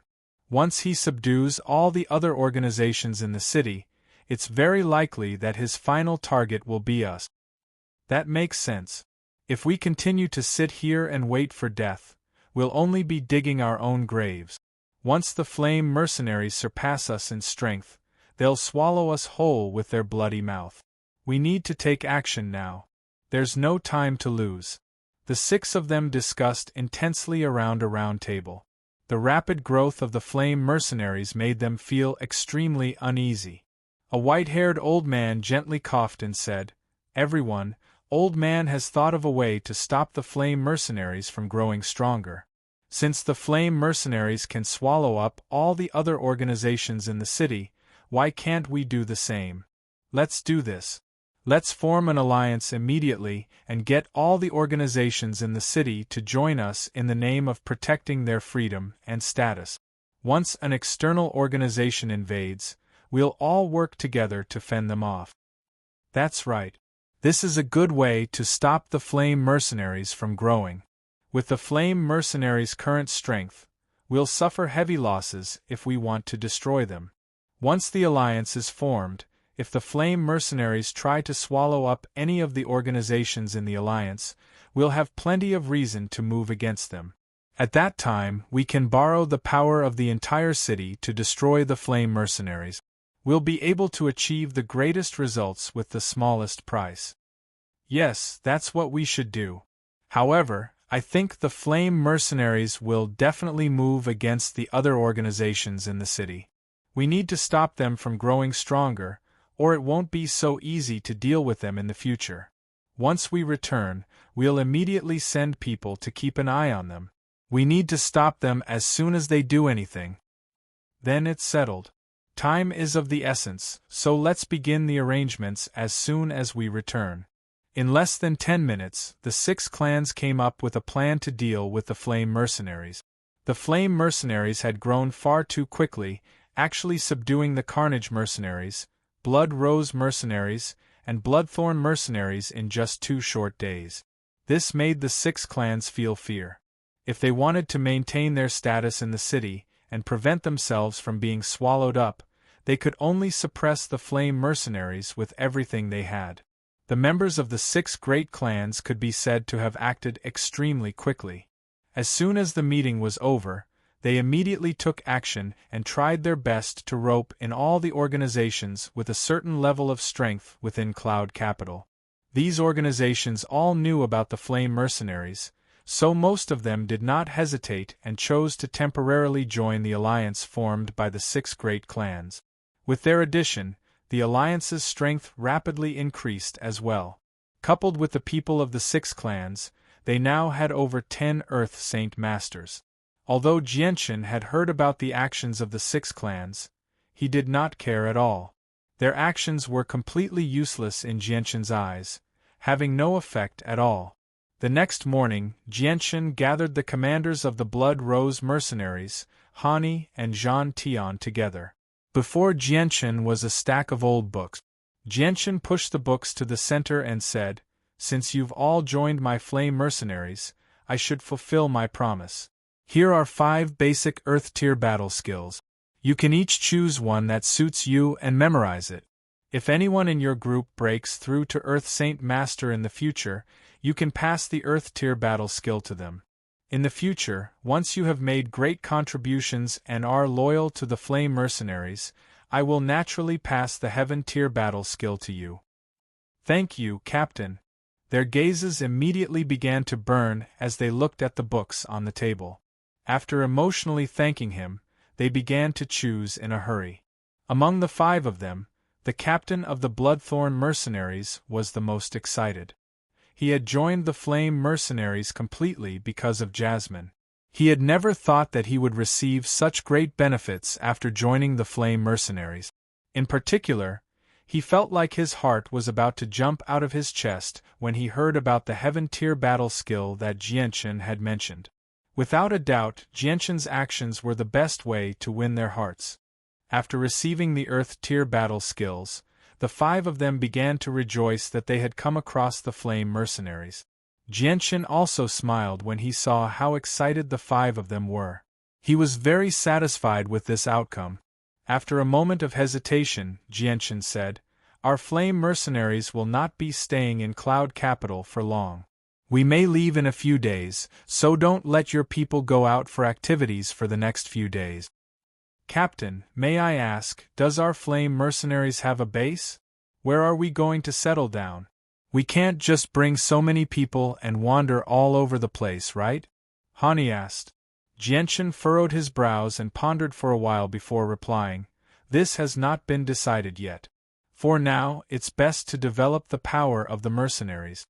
After we've subdued the forces in Cloud Capital, we'll slowly subdue all the large mercenary forces in the Blue Wind Kingdom.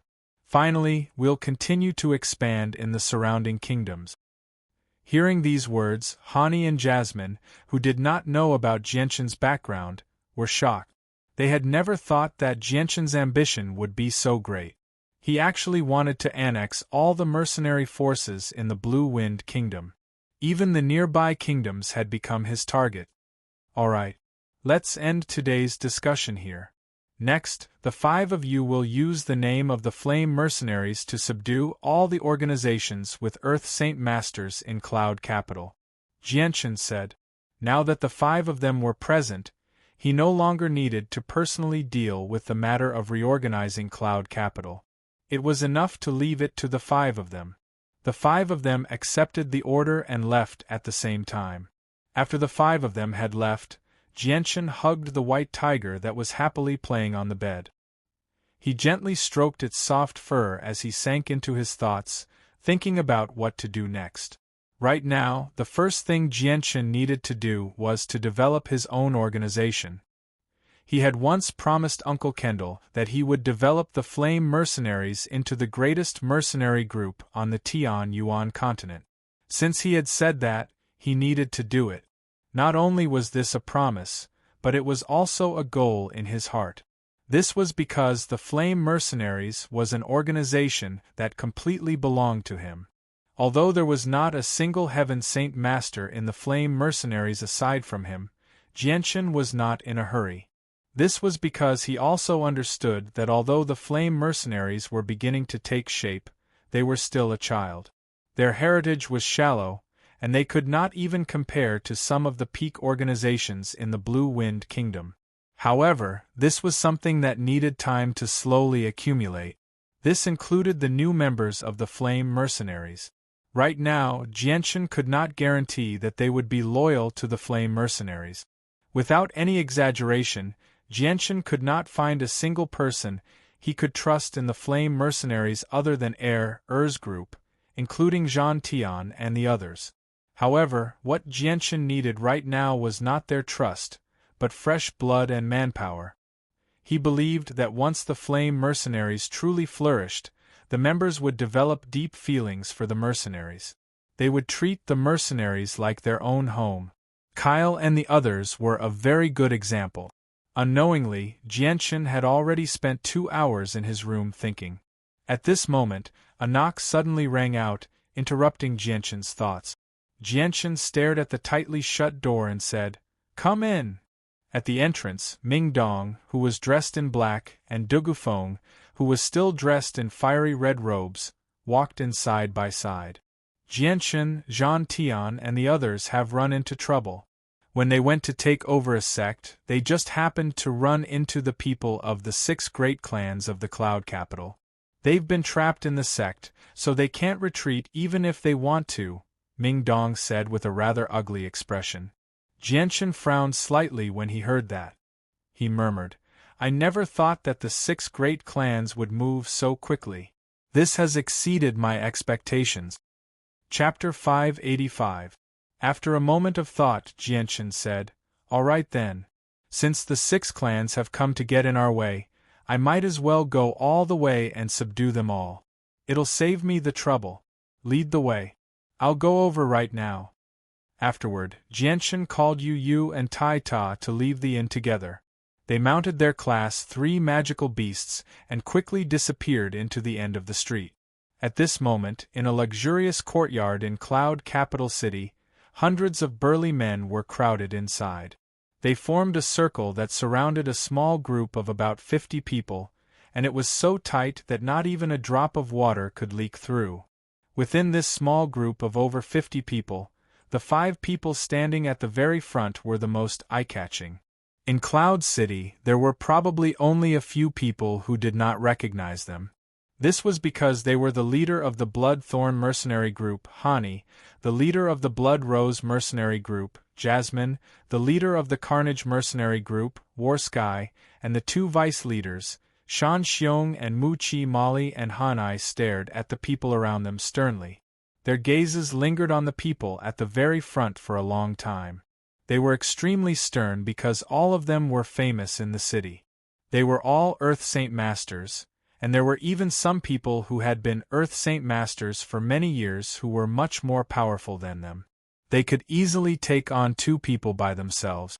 On the other hand, Zhan Tian, Mu Qi, and Shan Xiong all had relaxed expressions on their faces. Even though they were surrounded by more than 10 experts of the same level, there was not the slightest bit of worry on their faces. Instead, there was a faint sneer of disdain and ridicule. The two sides remained in a stalemate for a while before Zhan Tian aggressively took a step forward. He sneered, "Everyone, may I ask what is the meaning of this? Do you want to start a war with the Flame Mercenaries?" Sai, Zhan Tian, Mu Qi, Shan Xiong, Jasmine Hani, although we aren't very familiar with each other, we've met each other a few times. What we didn't expect was that all of you would give up the good post of captain and choose to join the Blazing Mercenaries, willing to become pawns with no future. Is this worth it? It was as though he felt that it was not worth it for Zhan Tian's group of 5 to become someone else's subordinates. Zhan Tian, Jasmine, Hani, the 3 of you should withdraw from the Raging Flame mercenary group. Think about how glorious it is to be the leader of a faction. Why do you need to become someone else's lackey? This is simply an insult to your status. A middle-aged man also opened his mouth to advise them. That's right, Zhan Tian. Your Carnage mercenary group is the most powerful mercenary group in Cloud City. Now you have to sacrifice your entire group's strength for someone else. It's not worth it. It's still not too late to turn back now. With the power of our cloud capital, we will definitely be able to drive out the evil forces. The leaders of many forces were trying to persuade Warski's group of 5 to leave the Blazing Flame mercenary group. Unless they had no other choice, they didn't want to start a fight with Zhan Tian's group of 5. As the saying goes, if you kill 1,000 enemies, you will lose 800 of your own men. Moreover, the strength of the 3 great mercenary groups commanded by Zhan Tian and the other 2 couldn't be underestimated. Once the two sides started fighting, they would also suffer some losses. That's enough, all of you stop talking. Mu Qi waved his hand somewhat impatiently. We're all proud to be able to join the Blazing Flame mercenary group. Don't use these harsh words to provoke us, because it's completely useless. That's right. I, Hani, am extremely fortunate to be able to join the Blazing Flame mercenary group. You people from the 6 great families should stop fanning the flames and sowing discord between us and the Blazing Flame mercenary group. It's completely a waste of effort. The leader of the Bloodthorn mercenary group, Harry, also frowned impatiently. He had obtained an Earth-tier battle skill that he had yearned for even in his dreams as soon as he joined the Blazing Flame mercenary group. It had almost driven him crazy with excitement, so he was naturally very protective of this group that he had just joined. The expressions of the leaders of the 6 great families and the other forces all became rather gloomy. One of them said with a heavy voice, "It looks like you've been poisoned too deeply. There's no saving you." Everyone, it seems that us joining the Blazing Flame mercenary group has nothing to do with you at all. Since when do we need you to interfere in our own affairs? War Sky laughed loudly. Everyone chose to remain silent in response to Warski's words. War Sky ignored the people from the 6 great families and looked at an old man beside him. He clasped his hands and said, "Patriarch Jerry, may I ask if you've considered the suggestion I made earlier? If you join our Blazing Flame mercenary group, you will receive something you'll never be able to obtain in your entire life. Moreover, your future will be limitless." How dare you, War Sky? Jerry is already a member of our alliance, yet you're trying to recruit him before so many of us. What do you think of our alliance? An old man called out with a heavy voice. His face was rather ugly. The blazing flame mercenary group that Warsky and the others represented was becoming more and more lawless. They actually showed no fear before so many of them, which made many of them feel rather uneasy. There had to be a reason for this abnormality. I never thought that this place would be much livelier than I imagined. I think all the influential organizations in Cloud Capital have gathered here. Suddenly, a clear voice rang out from outside. A few young men and women swaggered in from outside. All of them wore luxurious clothes and possessed extraordinary bearings. The eyes of Warsky and the others lit up when they saw them, because the people who had come this time were Jianshin's group. Everyone in the courtyard stared at Jianshin's group. Their faces were extremely hostile. "Who are you?" A middle-aged man glared at Jianshin's group and called out harshly. "This is the captain of our Blazing Flame mercenary group." Before Jianshin could say anything, Warsky took the initiative to introduce him. He knew that Jianshin was a peak Heaven Saint Master with a limitless future, so he obviously had to curry favor with him. Everyone stared at Jianshin in surprise after hearing Warsky's introduction. They were extremely surprised. Many of them had never thought that the captain of the Flame mercenary group that had subdued the three great mercenary groups of Cloud Capital would be a young man who did not even seem to be in his 20s. And I had thought that the captain of the Flame mercenary group would be some great figure. I never thought that he would be a child who still smells of his mother's milk. What a joke, a black-robed old man mocked. I never thought that the three great mercenary groups of Cloud Capital would be willing to submit to a child who still smells of his mother's milk. Sigh, what a pity! A skinny old man shook his head and sighed. Jianshin's eyes turned cold when he heard what the two of them had said. He called out, "Ming Dong, Dugu Feng." Ming Dong and Dugu Feng understood what he meant. They both drew their saint weapons and charged toward the two people who had spoken. Their saint weapons surged with energy as they stabbed toward the two of them. The two old men who had spoken were also the leaders of a group. They were also Earth Saint Masters, so they reacted extremely quickly. They immediately drew their saint weapons to block the attacks. The giant sword in Dugufeng's hand blazed with flames as it collided with his opponent's saint weapon with a thunderous boom. His opponent, the black-robed old man, was forced to stagger backwards by the impact. A third cycle Earth Saint Master.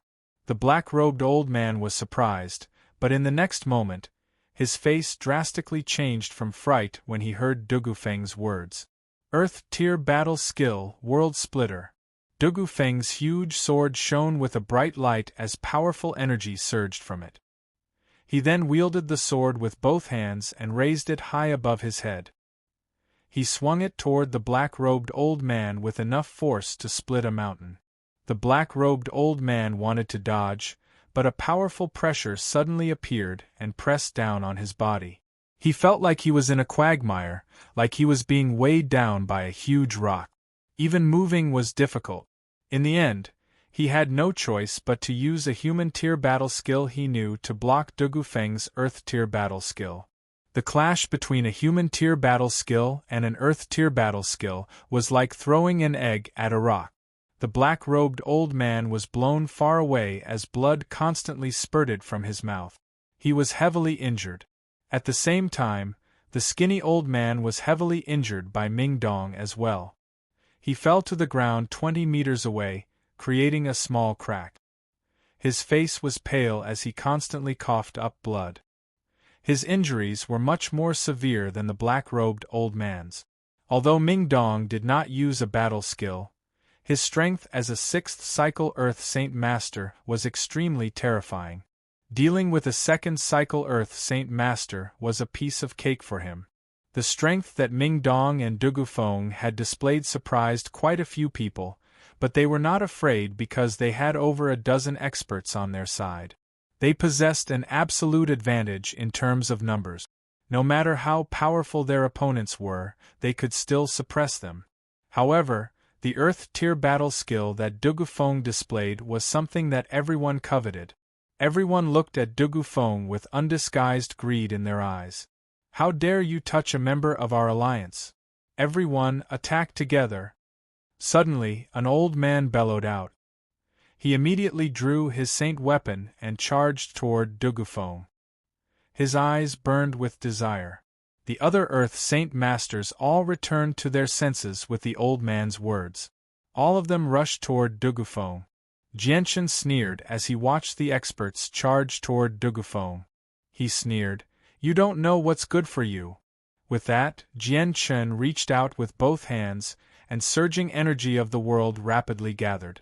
Afterward, he suddenly pushed his hands forward, and an extremely surging storm of energy erupted from his hands.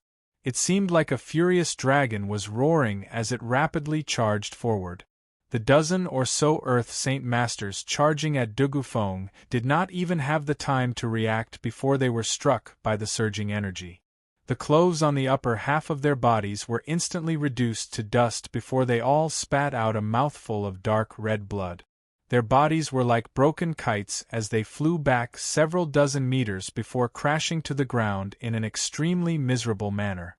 In less than a breath's time, the awe-inspiring Earth Saint Masters were all heavily injured and lying on the ground.